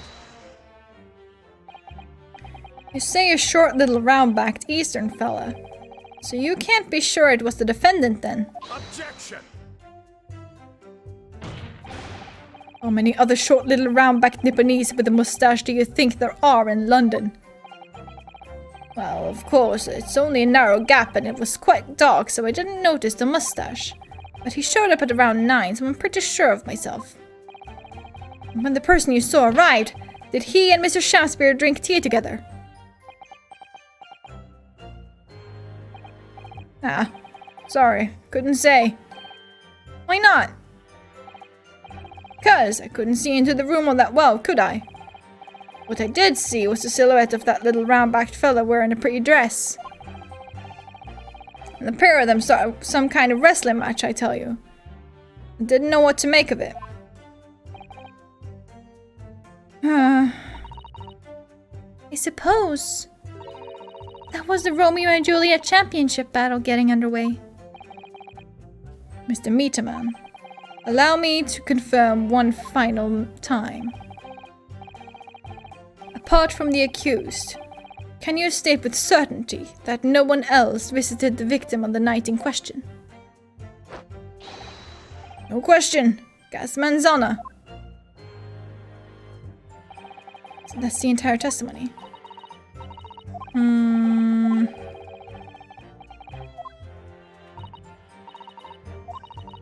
What does she have to say?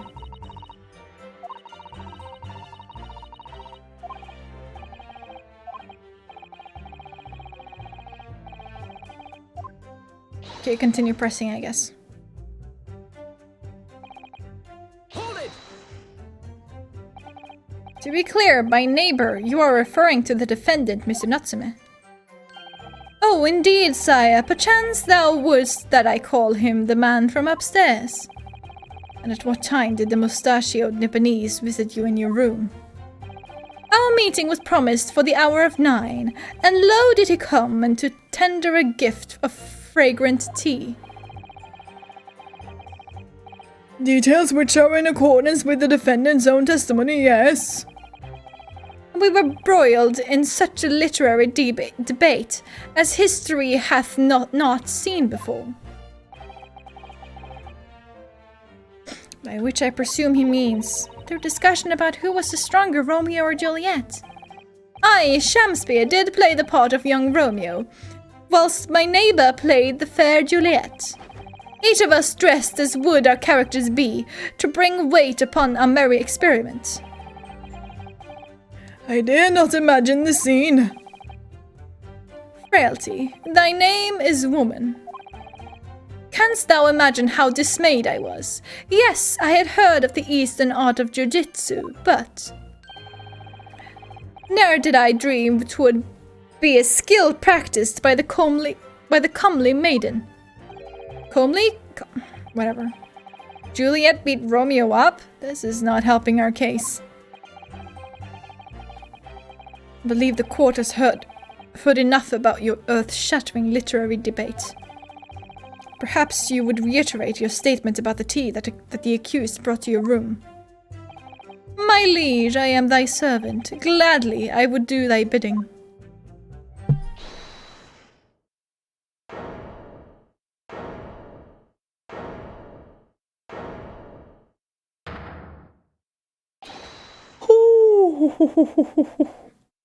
Imagine winning a wrestling match while in a dress. That takes skill. Yeah, for sure. My lord. Goodness me. Yes, Mr. Foreman. I've kept my mouth shut and listened to up to now, but this has gone on long enough. Are you all with me? Oh no. Are we to understand that you ladies and gentlemen of the jury are in agreement with one another? That you've reached a unanimous decision? To right we have. Are you all with me? Oh no. Wait, no, the defense is in the middle of a cross-examination. To be honest, I was holding out a bit of hope for you, young man. Especially after you identified those few hours that followed the accused leaving the victim's room. Yes, the 3 missing hours, as you put it. But in the end, what difference do they make? None as far as I can see. And since that's now apparent, there's really no reason to delay our decision any longer. Like I was saying before, if I don't take 5 bob home with me tonight, the missus will blow her top. What's that? Sorry, I didn't quite catch what you said.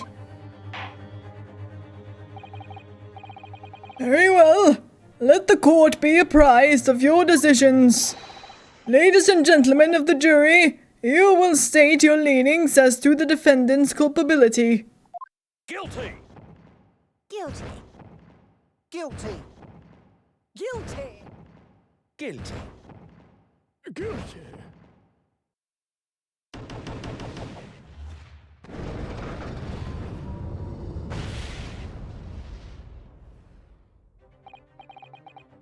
All of you? Well, it would appear that the jury is indeed unanimous.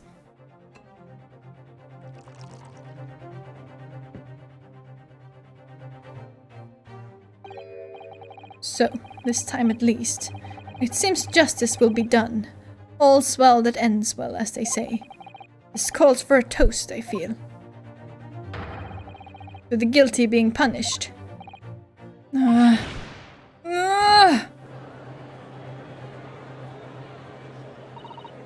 Get up, Mr. Naruhodo. Please. The trial isn't over yet. What do you mean, Mr. Sato? What about the information I found in this encyclopedia of British law I have? That obscure right that belongs to the defense in these situations. Remember?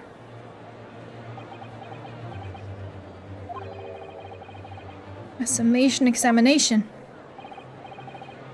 Yes, that's right. We don't have a jury in Japanese courts, of course.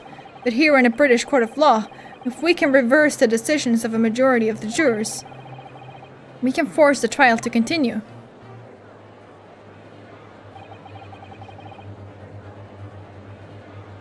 This trial can't end now.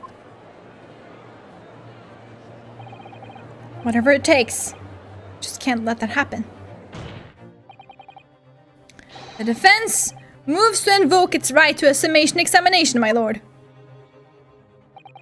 Why am I not surprised at my learned Nipponese friend's inability to admit defeat? Wouldn't that be you? I mean, who is the one that keeps losing these cases? Because it sure as hell ain't me.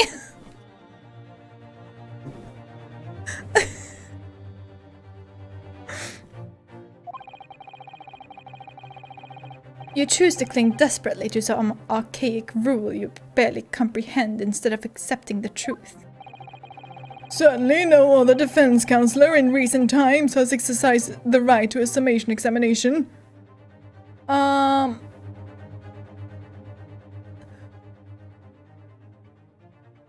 Every single encounter with this dude, Naruhodo has won. Yeah, like... Did he really think he did something there? Because they all know that once the jury's mind is set, it cannot be altered. Nevertheless, the right remains and must be upheld.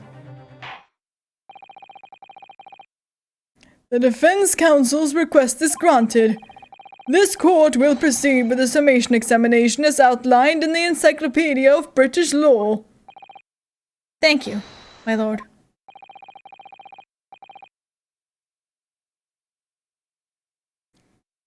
He has literally changed their minds many, many times. I believe this is like right after the 4th episode from the previous game. So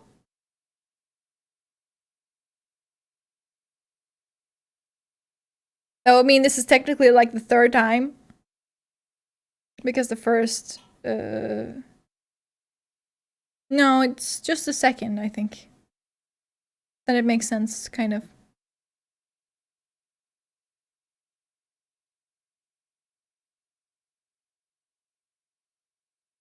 Because the first one is in Japan, the second one is on the boat, and there is no trial.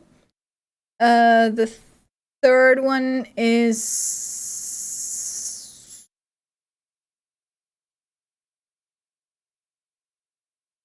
Oh, yeah, that's with the fucking... McCrispy. Yes, exactly. And then the 4th one is like the other one. So this is like the 3rd time then.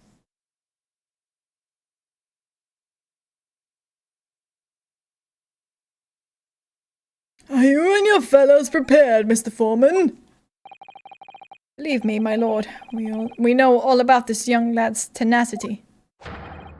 And we're ready for it. Very well.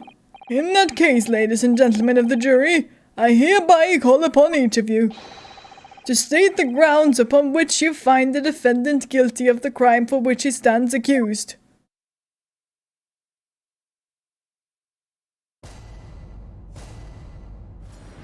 All right. Victim may not be well off, but he's a nobleman and straight up. There's no reason to doubt the man. Well, I do declare the good gentleman has no reason to lie. In fact, I think he's rather splendid. Which only 3 of them being related to the case. Let's look at the accused by comparison. He's Japanese, stoops all the while, and has a mustache, very fishy. And there's no evidence to suggest the gangling actor is a fraudsman. For now, at least. I really don't care, like... I just need to get this trial to end quickly. Juror number 5, can someone please just get him out of here? Why is he here? The 3 hours of missing time is nothing when you reach my age, you know. Nothing at all. Yeah, but this is... Oh, fuck's sake. I knew it. Every single one of them seems completely convinced. It would seem that all the jurors have come to the conclusion that Mr. Shakespeare is a fine, upstanding, and honest citizen, despite literally having sham in his name. It's almost like these people are fucking blind. If you ask me, they've all been bewitched by his strange theatrical movements. And sadly, nothing Mr. Natsume has said appears to have registered at all. The last 3, I don't care, man. Just fuck all this, yeah. Well, here goes. Let's not forget. Pleaded with the jury on Sosuke-san's behalf before, and it worked, so you never know. Before we begin, it might be an idea for me to remind you exactly how our summation examination works. I don't care. I'm very new, sure. I know how to do this. Some crucial detail? No, it's fine. No need. I got this. Thank you for the kind offer, but I've been through it plenty of these summation examinations already now. This is my 3rd one, but also my 5th one. 6? I don't know, I can't count. I think it's important that we don't delay the start any longer than necessary. Of course, I understand. And I'm quite sure you're right. If you're confused by anything at any point, you can turn to me for advice whenever you like. I'll be here for you. Key to this is really listening carefully to each juror's statement. Finding 2 that are contradictory and pitting the corresponding jurors against each other. Without further ado, please, counsel, proceed with the summation examination.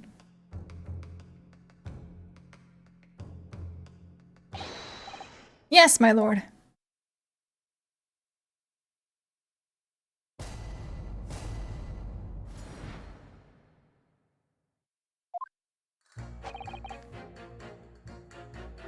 Hmm.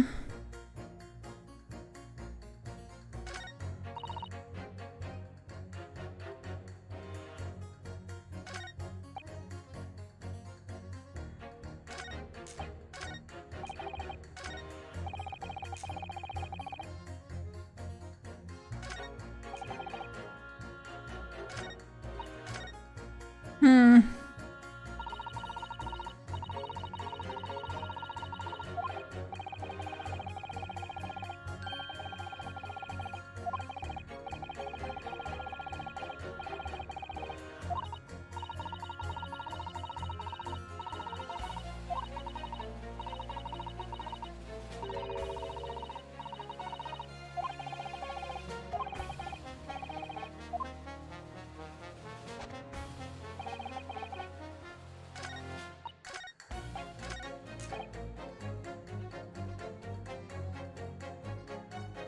Hmm.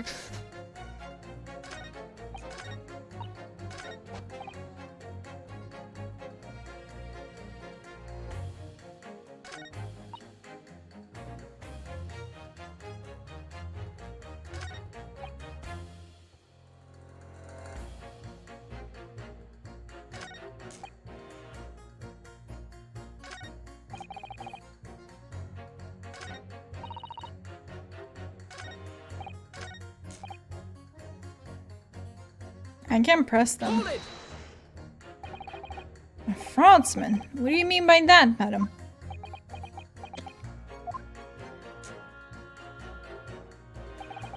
It really is a most tiresome problem for the company. Most irritating. We can be absolutely certain that the customer is stealing from us, but without hard evidence. We can't even threaten to take action for fear of being sued. I'm sorry, you've lost me a little there. Who are you? I'm the wife of Augustus Altamont, owner of the Altamont Gas Company. Good gracious, Altamont Gas, you say? Gas is the future of energy in this country and around the globe, but proper handling is essential. As I'm sure our employee from the East End branch office would be first to agree.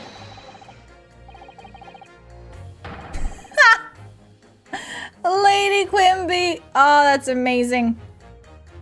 Absolutely, Lady Quimby. Gotta be used properly. Ultimate gas is the best in the world, of course. I think we may have solved the mystery of the bow from earlier, Miss Naruhodo. She's the queen bee, really? And he is the drone. He bowed in deference to his employer's wife, did he? So, would I be right in assuming that the reason Mr. Meterman was watching what Mr. Shakespeare was up to in his room? I'm afraid that there's no end to the lengths the population of the East End will go to in order to steal our gas. So I really have no choice when the company identifies somebody as a possible fraudsman. But to dispatch a worker to watch the suspect day and night, we're very thorough in our investigations. So you mean Mr. Shakespeare is? I wouldn't come out and say it in public. But you can finish that sentence with a grubby little gas thief. You have noticed a public gallery in here, have you? The eye of man hath not heard, the ear of man hath not seen. Faith, wouldst thou wound me with thy words, were I to let them penetrate the skin. But seraphs hear not insults, only choirs of angels in song. Can you please repeat that in English? Her umbrella is bee-butt colored, yes. We may not have evidence yet, but my workers won't stop buzzing around you until they find it. And when they do, you'll find yourself blasted back to your angelic heights in an Altamont gas explosion. So Mr. Shakespeare has been stealing gas. I wonder, juror number 4, if you wouldn't mind adding that information to your statement.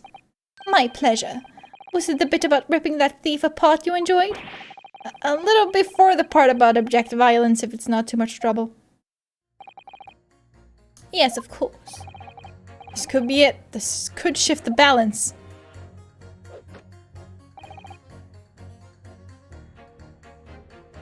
Okay, there we go.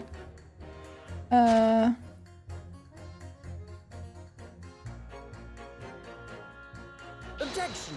No? Are they not?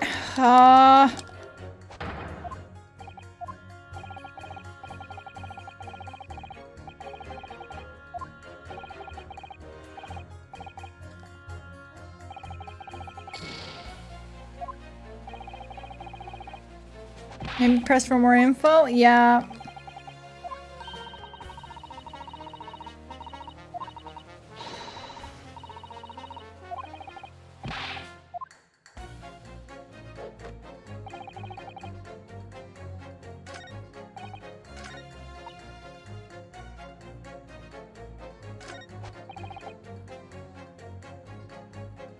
Hold it! Well, there are plenty of people in London who seem noble but poor. Couldn't some of them also be liars? No doubt about it. Like that shaky client of yours, for example. Absolutely not! Mr. Natsume is no liar! Look, the point is, the only thing that passed the victim's lips that night was that Japanese man's tea.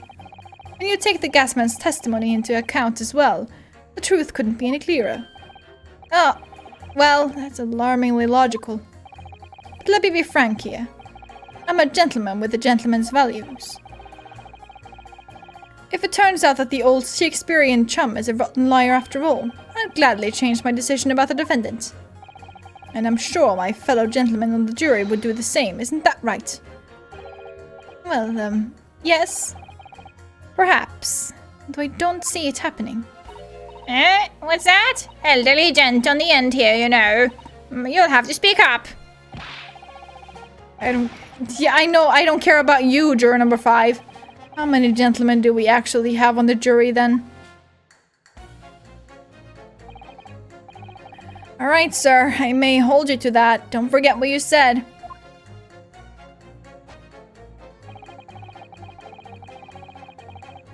Hold it! No, fuck me!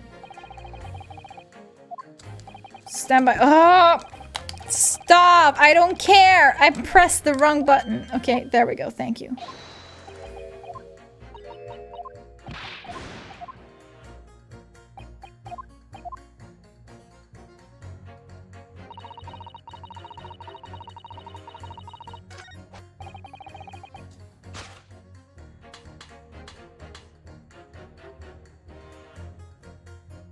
Objection! There we go.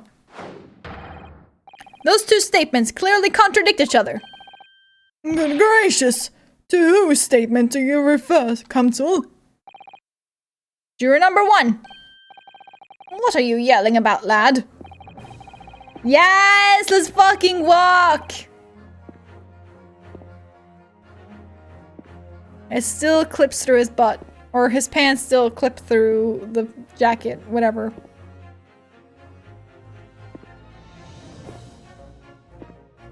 His butt clips through. When he turns. I presume you've heard your number 4 statement made by the wife of the owner of Altamont Gas. You think they fixed that by now? I mean, to be fair, they just used like the same fucking models and whatever for this one. Well, yes. The victim, who you claim to be a noble, straight-up man. In fact, turns out to be a common thief. Well, the good lady says, but there's no evidence, is there? You and I both heard them say as much. It's true, we don't have evidence as such. Just yet. But the claims aren't baseless, you know. What? You heard me. Seeing as his operation has already been compromised. I would suggest the court hears testimony from our East End branch office employee over there. Do whatever you say, my lady. Gasman's honor.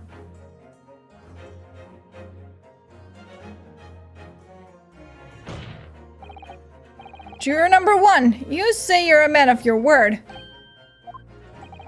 If I could show that Mr. Shamspeare was a liar, you assured me that you would reconsider your decision about the defendant's guilt.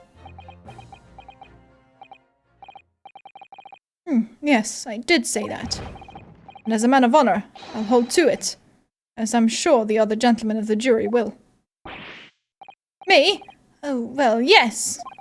Now that we found out the man's a liar, perhaps we ought to consider the matter further. Well... Is his scarf meant to represent a bee's tiny wings? I think so, yes. I sure hope so. Well, if I'm perfectly honest, I haven't heard half of what you've all been saying. So if this means you'll recap a few points, that would suit me down to the ground. Yeah. In that case, I shall change my leaning. I literally just don't fucking care about juror number 5. So, Mr. William Shamspeare, if that is your real name. We of the jury demand to know exactly what kind of a man you really are.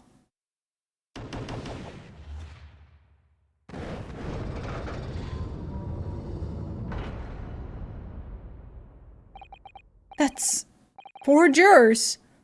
4 for not guilty. Yes, Miss Naruhodo.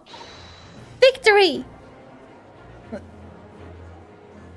Closer to victory. Order!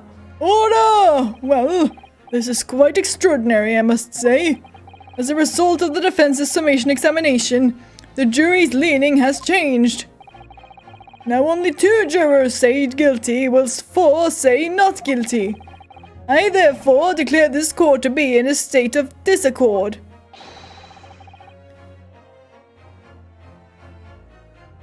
In a state of discord. As in the app. Yes, this is the Discord server now. In order the trial to continue.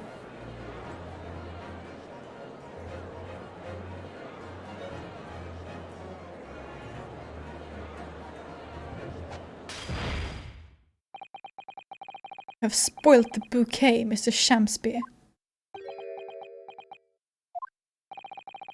Ladies and gentlemen of the jury now find they are unable to trust you, the victim.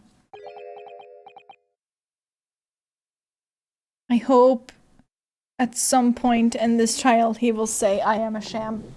That's all I want. Everyone go to your voice chats. I will ping you later in the main channel when we continue.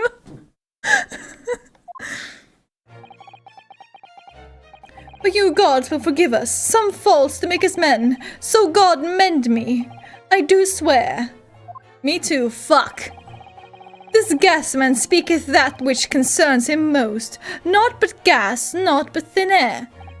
Aye, it burneth bright a while, but it hath no substance, and it doth reek foul. Oi, what'd you say? Do I take it, Mr. Shamspeare, that you deny the allegations of gas thievery? Most heartily, my lord. Hast thou forgot? I am as a seraph, an angel. Noble of mind, sweet of nature, and verily, honest of heart. Since you mentioned, like, the biblically accurate angel, I sure hope that's part of his breakdown. Him just fucking turning into a biblically accurate angel.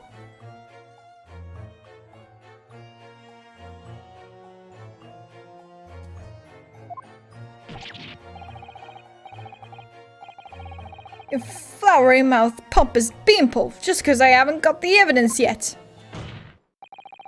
And I keep screaming, do not be afraid. Mr. Shamspeare, if, in fact, you are not noble of mind, sweet of nature, or honest of heart, if you are a liar, then your testimony should have no sway in this courtroom. It is my considered opinion that at the present time no other possible culprit of this crime has been identified. All testimony heard by the court thus far heavily implicates the defendant. In short, it would not be unreasonable at this stage for me to rule on the case. No. However, in light of the fact that the jury has expressed concern about the fidelity of this witness, I believe it would be inappropriate for this court not to pursue the point further. Objection! I assure you, my lord, that would be a waste of the court's time. The gas and this case are unrelated. Juror number 4! Yes.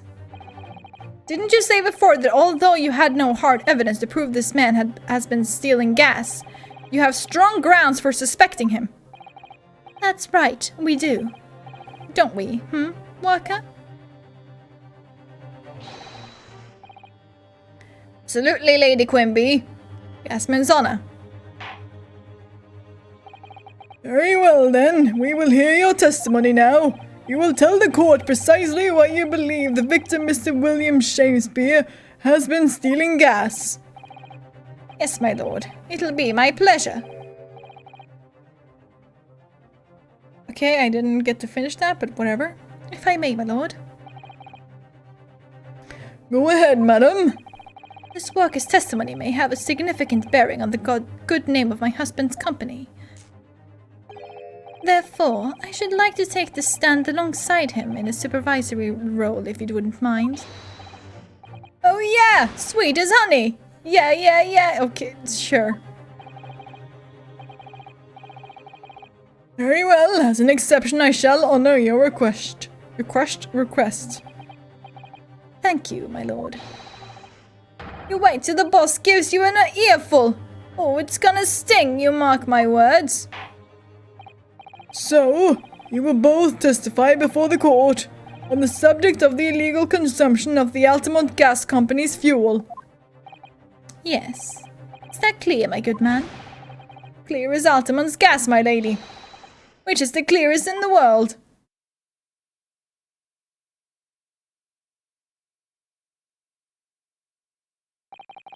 Do you think the gas has gone to his head, Mr. Soto? I think the man is just a very dedicated employee, Mr. Naruhodo.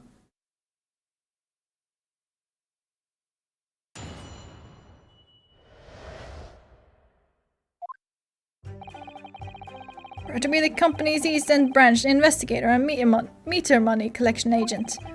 Altamont gas meters accept their penny bits, each coin given customers about 2 hours of gorgeous gas. Consumption of the Altamont gas sounds like he has been literally drinking it.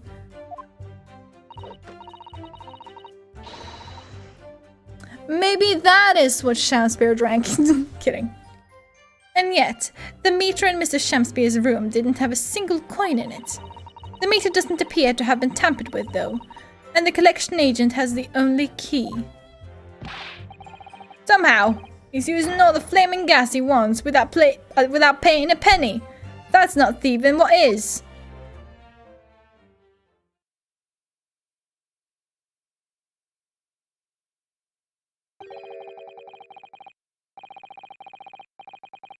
I so want to fucking replicate his drinking animation. But I'm just gonna pour water all over myself and I don't want to do that.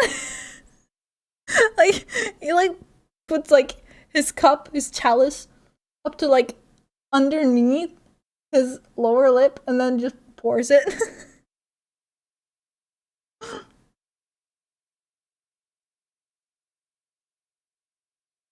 He doesn't know how to drink properly. Pray forgive the discourtesy. The irrelevance of this testimony caused me to turn to my hallowed chalice. His vampire fangs suck up the liquid like straws!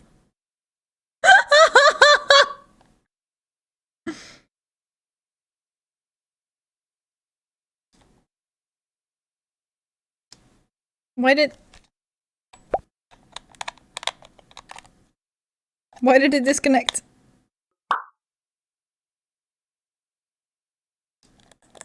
Oh, okay, there it is.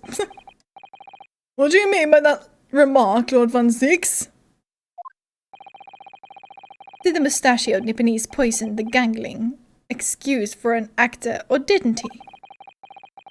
That is all that should concern this court, and yet now we must listen to this abhorrence. Clearly, what separates the vast British Empire and your eastern island nation is more than geographical distance. But this could turn out to be a crucial testimony. The cross-examination must go ahead. Please. Not the fucking, just grabbing the fucking bottle by like 2 fingers and just like yeet. But backwards. Do what you will. Lord Von Six appears to be in a violent mood. My eye, random gallery member. Yeah, sounds about right. Yes, he does. An attempted poisoning and an incidence of gas theft with no supporting evidence. It's true that they would appear completely unrelated at first glance, but I wonder. The truth tends to be buried in the most unusual places, and the first step in uncovering it will be to establish just who and what this man really is.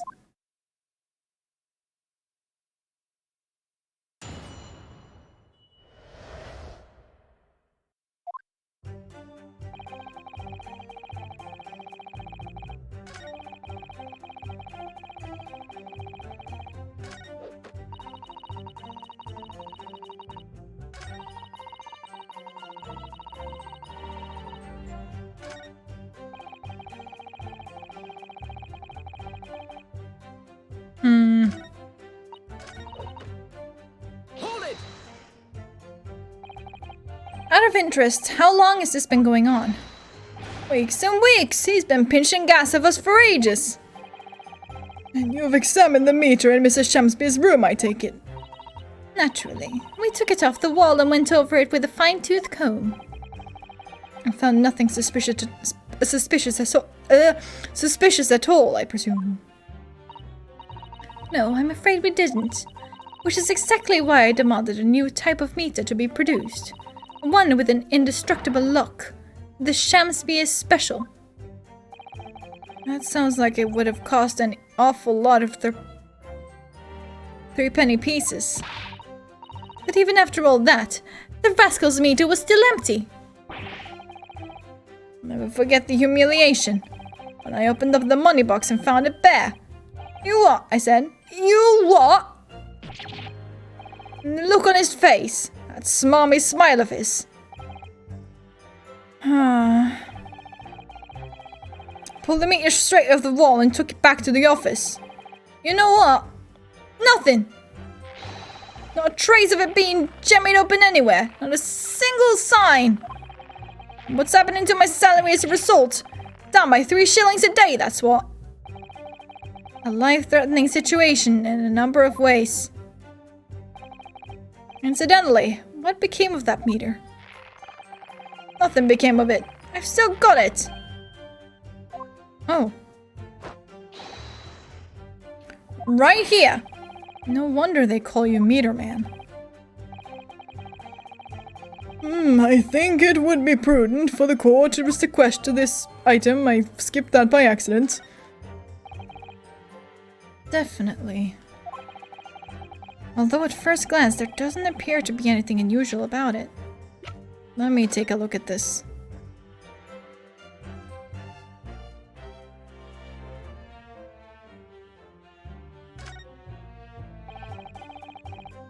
That's a very sturdy looking padlock, isn't it? And the money box is sealed with beeswax too. So if Mr. Sholmes were to get up to any mischief, he'd be found out immediately. Mr. Naruhodo! Mischief of that kind is not the sort of thing that Mr. Sholmes would... You know you didn't finish that sentence, don't you? Well, anyway, it's understandable that the gas company would want to safeguard the money that's rightfully theirs. But it does feel a little over the top, perhaps, doesn't it? That must be heavy AF. He just fucking carries it with him everywhere.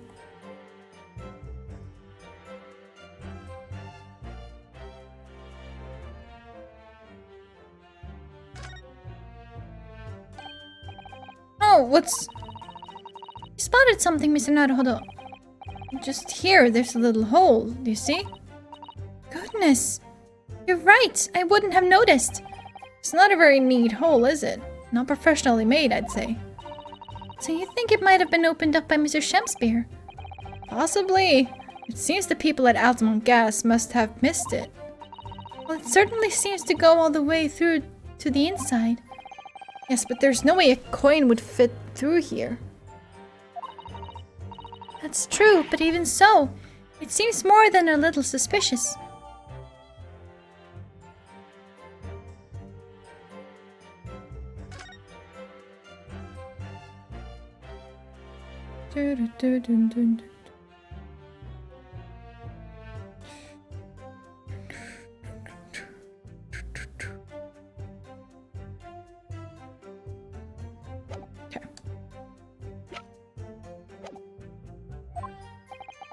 Let's move this along, shall we?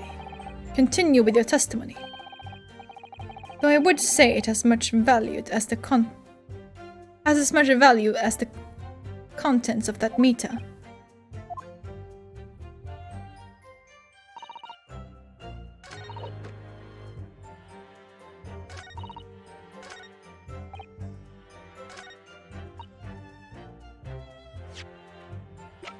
Objection! Doesn't appear to be tampered with, huh? Lady Altamont, I'm afraid to say that this meter clearly does show signs of having been tampered with. What? Get away! I've been over and over that thing. I'm telling you, there's nothing wrong with it. In that case, what do you have to say about the small hole that's been made at the base of the coin box? Hole? What? You're right. You're quite right. There's a little hole there. The meters aren't supposed to have that. None of the others do.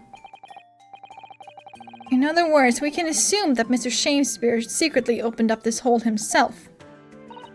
Yes, I wouldn't be at all surprised. But why? Yeah, why? I mean, it's tiny. You couldn't get a farthing through that.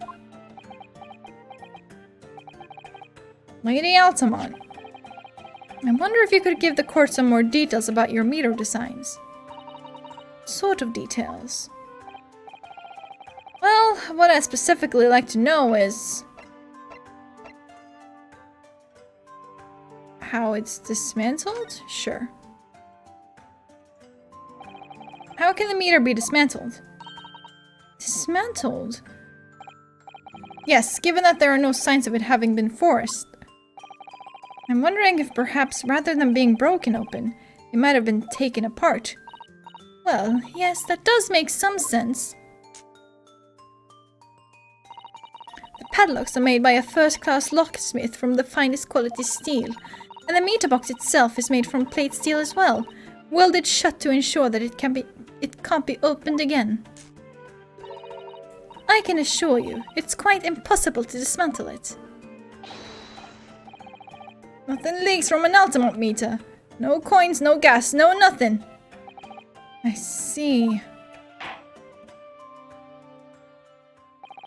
The witness will amend her formal testimony with that information in case it is pertinent. As you wish, my lord.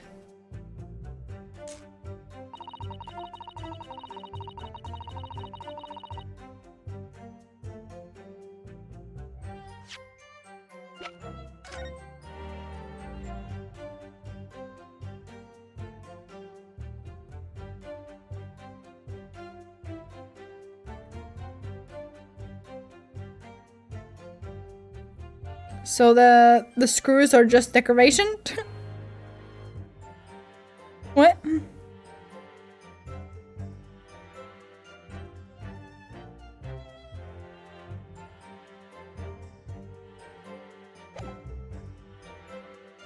How does it differentiate between the coins though?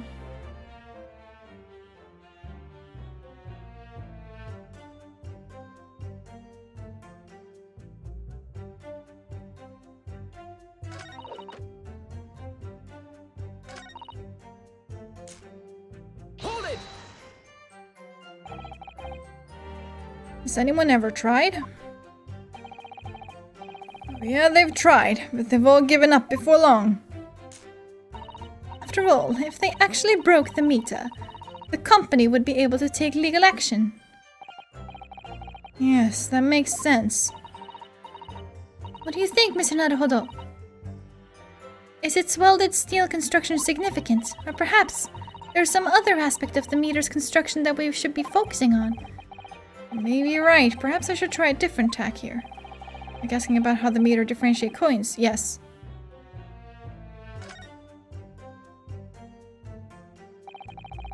How does the meter tell the difference between different coins? I bet it's weight. What do you mean? Well, for example, if someone were to put in a 1 penny coin, that wouldn't work presumably, would it? No, of course not. So, well, how does the meter know that the coin it's been fed is a 3 penny bit? Ah, I see what you're getting at now. The meter tells coins apart by their shape and size, which includes their thickness. A 3 penny bit is about 3/4 of an inch in diameter, you see. Other coins just won't fit. Ah, I see. It's clearly been very well thought out. The witness will amend her formal testimony now, with that information in case it's pertinent.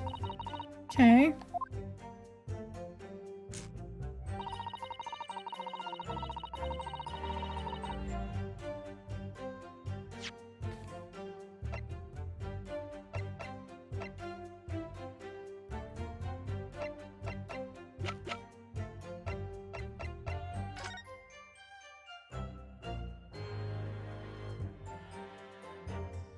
If you have something of the same size and thickness, you could trick the meter.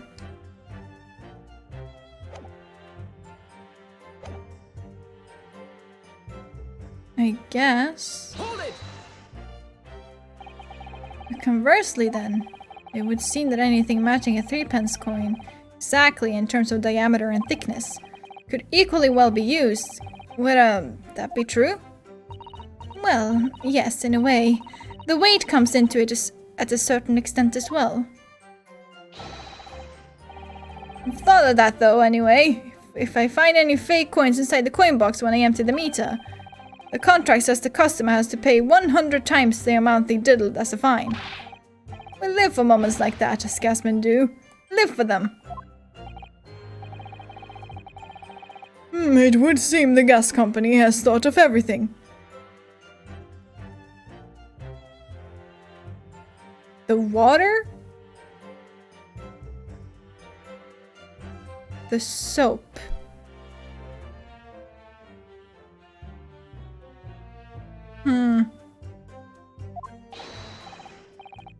Hooray for gas! Hooray for cash! Altamont all the way! That's quite enough of that. Remind me, how big are 3 penny bits? About 3/4 of an inch across. I don't understand Imperial. What do you think, Mr. Naruhodo? Is this 2 centimeters measurement significant? Thank you, Susato, you know exactly! Or perhaps there's some other aspect of the meter's construction that we should be focusing on. You may be right, perhaps we should try it now.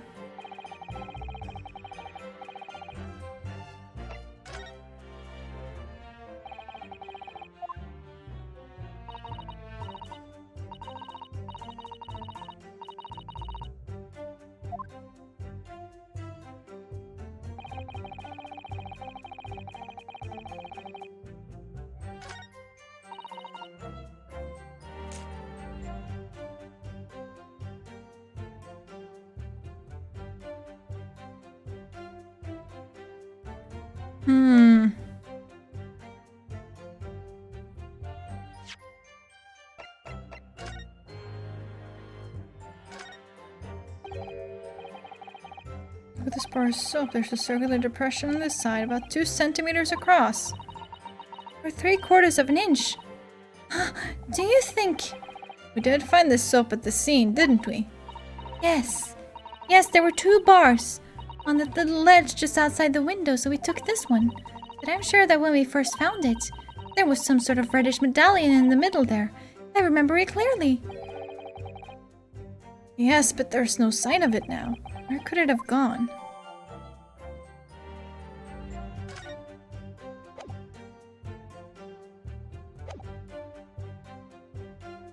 Do I show the soap? Objection! I do show the soap. Let me just confirm something here. If the diameter and thickness were to be correct, the meter would accept any object as if it were a threepenny bit. Is that correct? Yes, that is correct. Well, by something of a coincidence, while we were investigating in Mr. Shakespeare's room, we found a particular item that matches the dimensions perfectly. Something the same size as the threepenny bit. What was it? The item in question is this. What? Have you been inhaling gas? That's a bar of soap. It certainly looks nothing like a threepenny bit, I must say. Looks like I'm going to have to point out exactly what I mean here. What's so important about the soap is this part here. Got it! You have to turn over the soap to see what I mean. Are you referring to that round depression in the middle of the soap there? That's right, a depression that's approximately 3/4 of an inch in diameter. Or in other words, almost exactly the same size as the threepenny bit. Get away! Is anyone here present having the possession of threepenny bits? Quickly now, hand over your coins, ladies and gentlemen. It sounds rather like a highway robbery, doesn't it?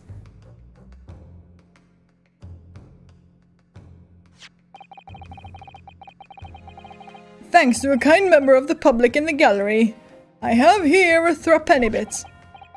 Now to see if it fits. My word! It couldn't be more snug! Yes, as I suspected. The judge shakes down the public gallery. This, without a doubt, is a vital clue to explain how the Altamont Gas Company is being defrauded. Well, I don't believe it. She also has like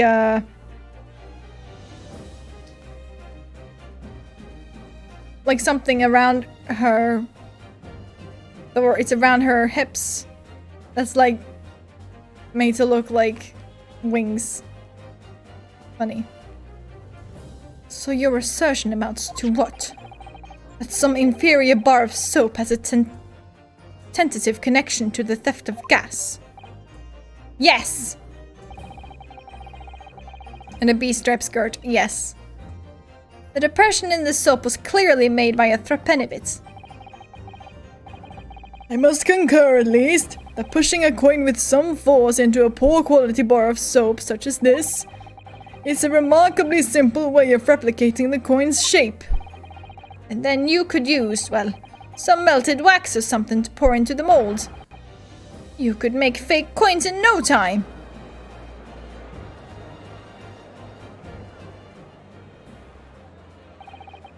This brings all the pieces of the puzzle together. It's the method Mr. Shakespeare has been using to steal the gas. It's the missing link. And now, if I follow the chain of thought, it's going to bring me to a new explanation for what happened that nobody's considered yet. But this is all nonsense. If the man had been making fake coins, my worker here would have found them when he emptied the meter. Quite true, Lady Altamont. In the absence of some black magic that could make them disappear. I see. That's what we're dealing with, is it? There is one form of black magic that could cause the fake coins to disappear into thin air, yes. Exactly. And the meter here gives it away. What on earth? There are remnants of the magical method used visible on the gas meter taken from the victim's room. If that is your assertion, Counsel, the defense will identify these remnants for the court at once.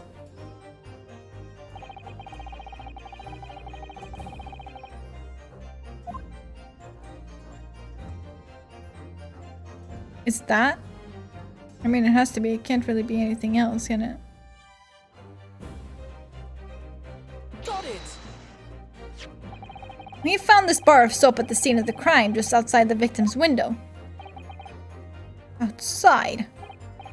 Yes, outside, where you yourself, Mr. Meterman, were loitering in the freezing winter air. That's where we found this soap. I get it! That's right, the answer, of course, is ice. Did you say ice? Mr. Shakespeare has been leaving soaps like this outside his window each evening, filled with water.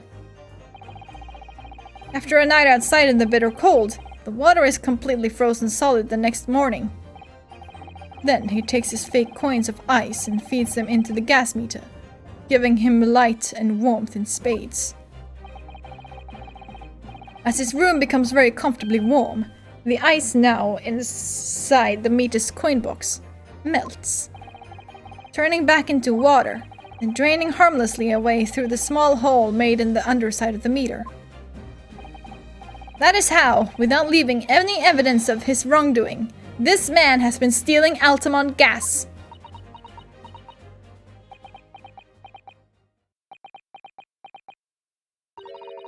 Just like that. So simply. Is he trying to make us look like idiots? He's been fooling us all with some bars of soap and some water. That's right, madam. I don't believe it. It can't be true. Do you have any idea how much money we spent to develop that new meter? And now you have the audacity to suggest that a bit of soap and some water can render it totally useless. I'm fairly sure I didn't design it. Evidence. Sorry? I want evidence. If you're going to stand there and tell me our meters are rubbish, I want to see proof. She's very good at enforcing accountability, isn't she?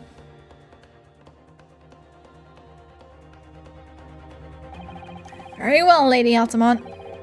If you'd like evidence, I'll provide it.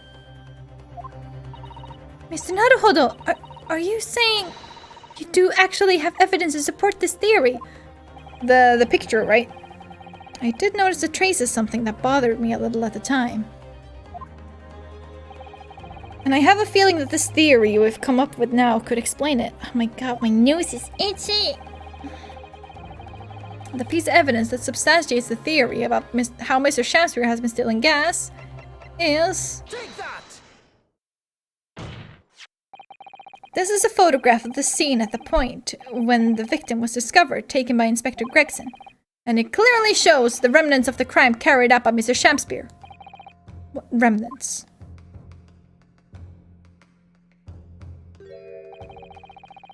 Here you can see the gas meter on the wall in Mr. Shakespeare's room. Now look closely at the floorboards directly underneath the meter. What is that? Some kind of grubby stain. Almost certainly, it's a water stain resulting from the liquid that drained out of the hole made in the meter. If one coin gives around 2 hours of gas usage, and the occupant was heating his room in all his waking hours, we can imagine that he would have used around 10 of his fake coins each day. The melting ice inside the meter's coin box would have been dripping out almost constantly, leaving a stain on the floor. This is awful.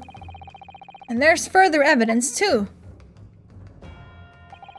Mr. Shakespeare is slumped over his table, apparently having consumed strychnine. And right there next to him is a bar of soap, broken in half. You're right. It would appear to me then, Counsel, that the man was eating the soap, was he? Pardon me for disagreeing with your lordship, but certainly not. He didn't beat about the bush there, did he? In truth, Mr. Shakespeare was found with a fork in his hand. A meal of soap is sounding increasingly likely. Do you mean to say he was using that fork to... Yes. To extract a frozen coin from the bar of soap. But the bar broke in half. So perhaps it didn't go very well. Good gracious!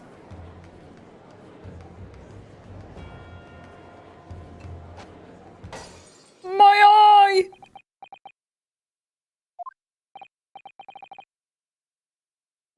Lord Van Zeeks! I was throwing my hand up in despair.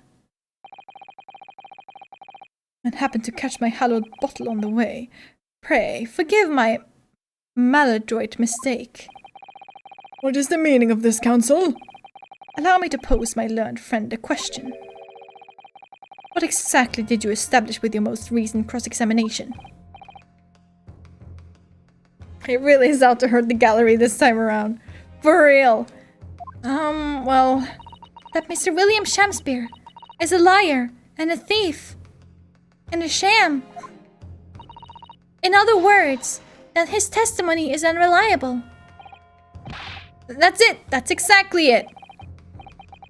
Very well, let us assume the man is a liar. Now allow me to pose another question. What possible difference does that make?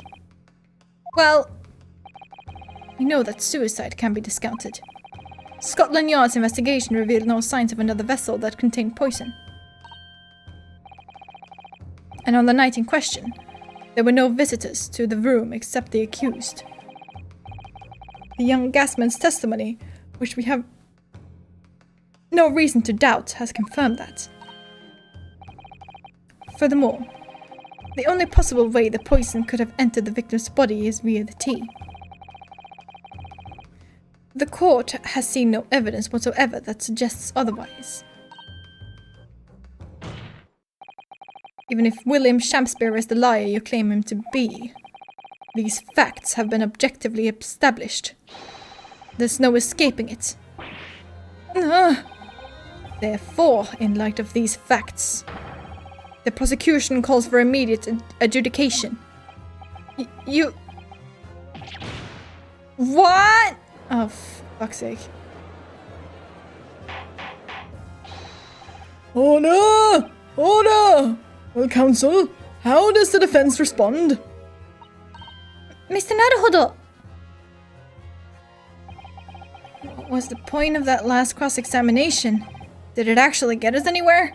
Or did it make no difference at all? Like Lord Van Zeeks is saying. Raise an objection. Why were the coins red? True. No, this isn't over. The defense will not rest. What? Counsel, you've successfully explained everything. You've identified and substantiated the unscrupulous method employed by Mrs. Shakespeare to consume gas. What more is there to discuss? Lord Van Zeeks just highlighted 3 facts in order to make his point. But contrary to what he would have the court believe, not all of them have been objectively established at all. What are you trying to say, my Nipponese friend? At least one of these so-called facts is an assumption made due to a lack of evidence. But the situation has changed now, following the cross-examination of the latest witnesses to take the stand. Don't be absurd. What is this nonsense? Yes, when you bring everything we've learned so far together and consider it as a whole, it's clear. There's a question that we now need to reconsider, namely...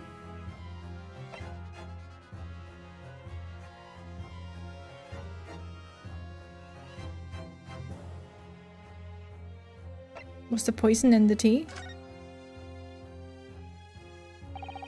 We've all been led to believe that the strychnine poison that afflicted Mr. Shakespeare was in the tea brought to him by Mr. Natsume, but that's conjecture at best. The victim has testified that nothing else passed his lips that night. There is no other possibility. And since there was no trace of the tea left at the scene, it couldn't be tested for traces of the poison. As I said, the situation has changed. Because in fact, some of Mr. Natsume's tea was left at the scene. And a particular piece of evidence proves it. Objection! A ludicrous claim. Scotland Yard detectives investigated the scene exhaustively. What evidence are you suggesting they missed? The defense has made a bold claim indeed. Very well, counsel. Present your proof. What evidence from the scene of the crime can tell us about the nature of the defendant's tea?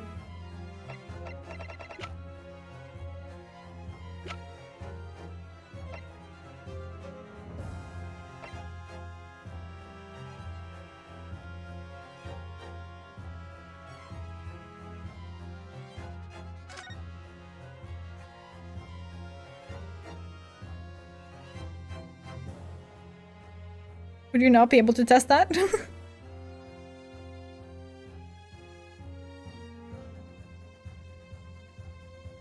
Or were the coins red because they were made of tea? Ooh. So the soap. No, wait, what?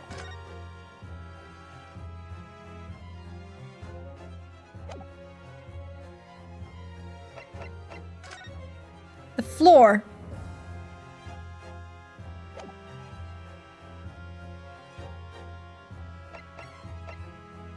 But they took only one of 2 bars. Take that! Good gracious, the soap? Again? The same bar the victim used to fashion his coins of ice? Yes, that's right, my lord. It's just come back to me. Something about when we first found this bar of soap at the scene yesterday. It's more bars of soap. Soap, what are bars of soap doing lined up on the ledge outside the window? I'm quite certain that when we originally stumbled upon the bars of soap, there was actually a frozen coin in each bar. So you discovered the gas thief's coin factory. Fascinating. In a way, yes, but there's more. The coins we found in the soap at the time weren't normal ice. There was something strange about them, you mean? Exactly, something very obviously strange. They were red. Ice. What's red? No. You mean? That's right. It's obvious to me now. The fake coins in the soap were made from frozen tea.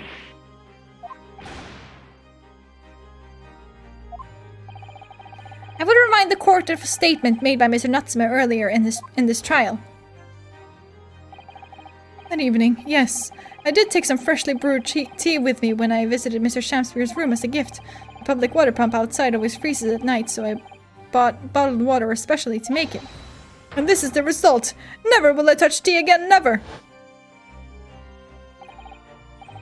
Ah yes, I believe there had been a snowfall that day. It was particularly cold. Sadly, on such occasions, the poorly constructed water mains in the East End are prone to freezing. So on the night in question, Mr. Shamspeare, having no running water to use, was forced to use the tea brought by Mr. Natsume in order to make his fake coins. My word!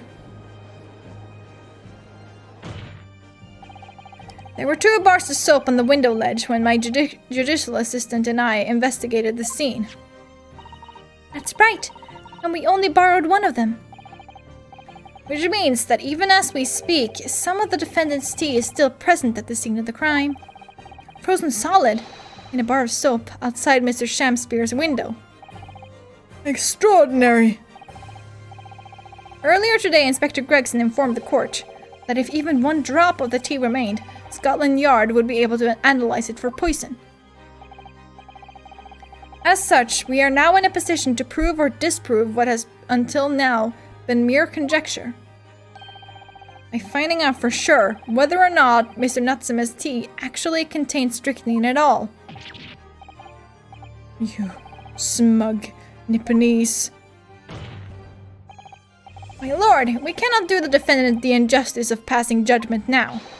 The police should be dispatched to recover the remaining bar of soap from the scene at once. And the defense requests a thorough analysis of the frozen tea embedded in it, to determine whether or not it contains any poison.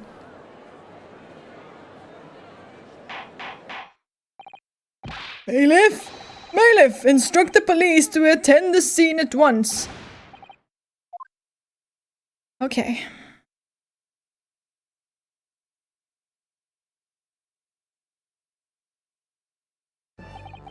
It would seem we have no choice but to suspend these proceedings for the time being.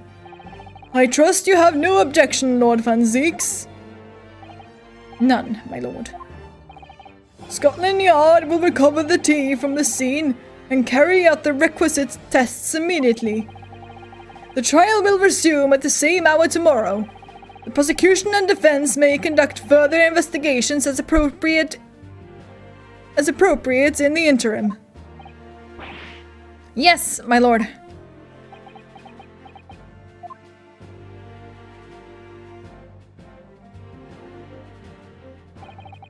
Well, managed to scrape through there somehow. Thank you, counsels. Court is adjourned until tomorrow. Yay! Oh. Damn, 4.5 hours.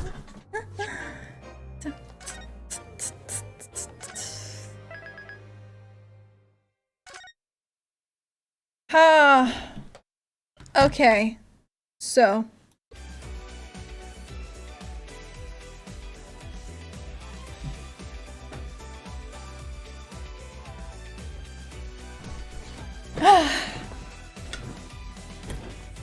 Damn. I took so long to think of the fucking ice thing. I was like, but what was the thing that they put in the thing? And they were like ice, and I'm just like, yes, of course.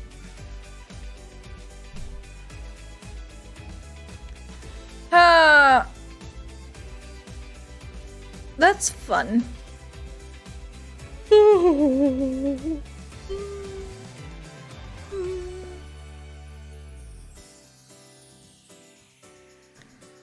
It's so fun to be back with the Great Ace Attorney.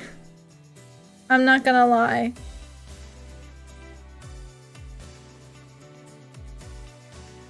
A lot of fun. Kinda wish more cases were just about something else than murder sometimes. I mean, fair. We had that like once, I believe. What game was that again? I don't remember.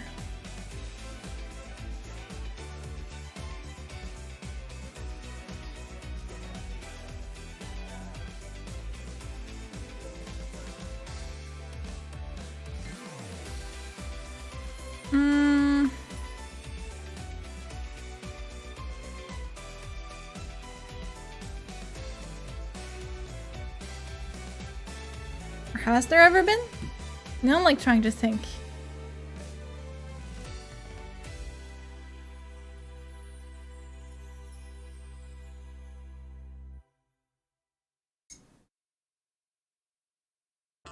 I feel like there... Can't remember one. I feel like I can remember something, but I don't know if I'm like thinking of the one case in Apollo Justice, but that's technically not. Does you count the Kokoro one where no one technically died?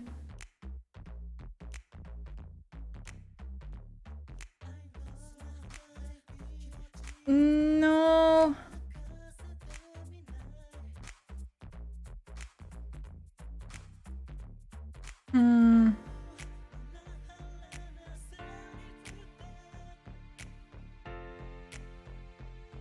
I don't know, maybe I'm thinking of something completely different.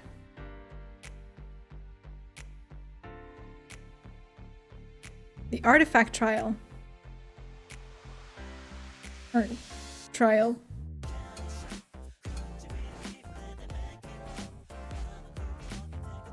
Which one is that?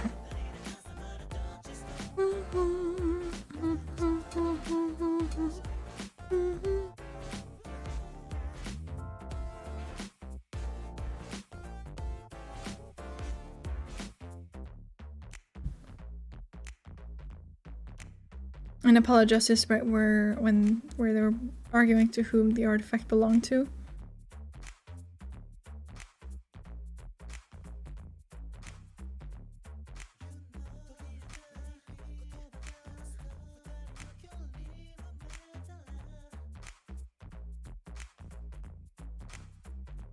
Wait.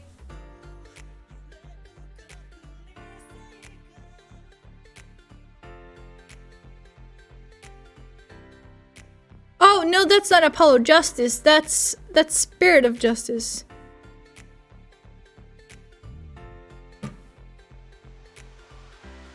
With the politician dude. Yeah, that's the 6th game.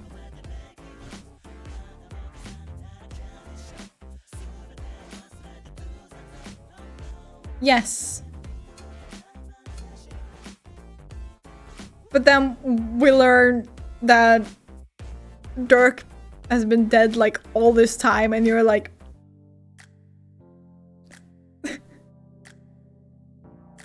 what? But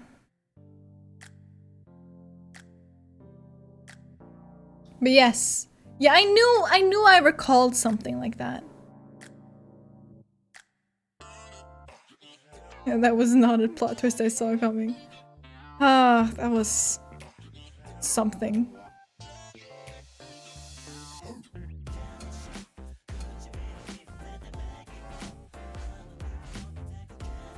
By the way, speaking of Ace Attorney, I watched a video on YouTube like earlier today or something, where that was like called like how ways Capcom have milked Ace Attorney, and it was really fucking funny because they really just did the fucking most. So many keychains. There are so many keychains.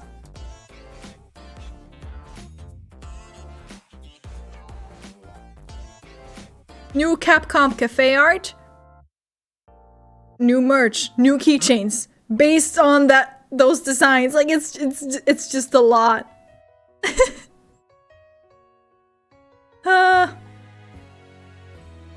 Was it today or was it? No, it was today, definitely. The bizarre length Capcom went to milk Ace Attorney. It was like 25 minutes long. Amazing. Truly, there's fucking Ace Attorney toilet paper.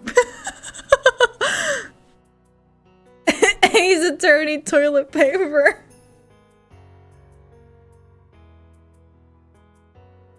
Toilet paper, yes.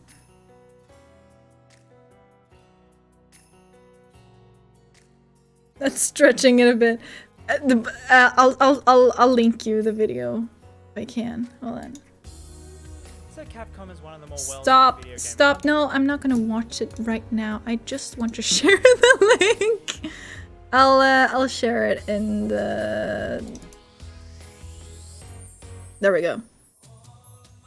On the Discord server.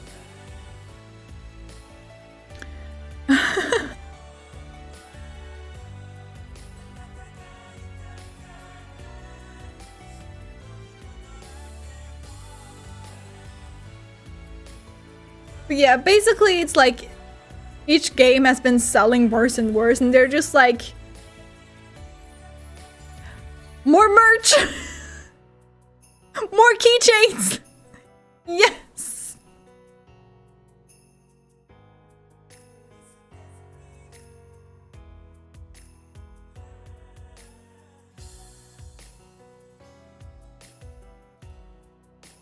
These people love keychains, right? Right? They love keychains and whitewashing Godot.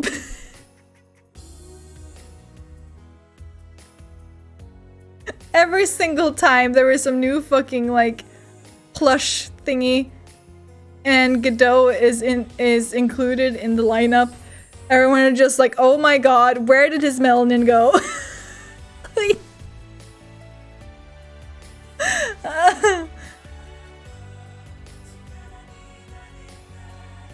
And sometimes I'm just like, well, it kind of makes sense because they like have like a limited amount of like fabric, I guess. But then there is like some other characters in like the same lineup or whatever that have like a slightly different skin tone, and you're just like, But I assume for the most part it's just because they want them made like as cheaply as possible. With like a limited amount of color palette. I think something like that. That's what makes the most sense, but it's still kind of dumb.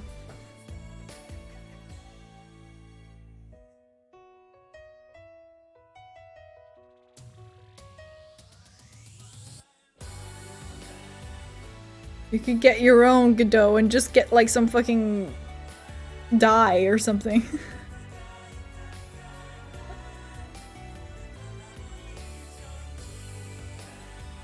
Anyways, I am gonna end this here. Next stream will be on Tuesday as usual.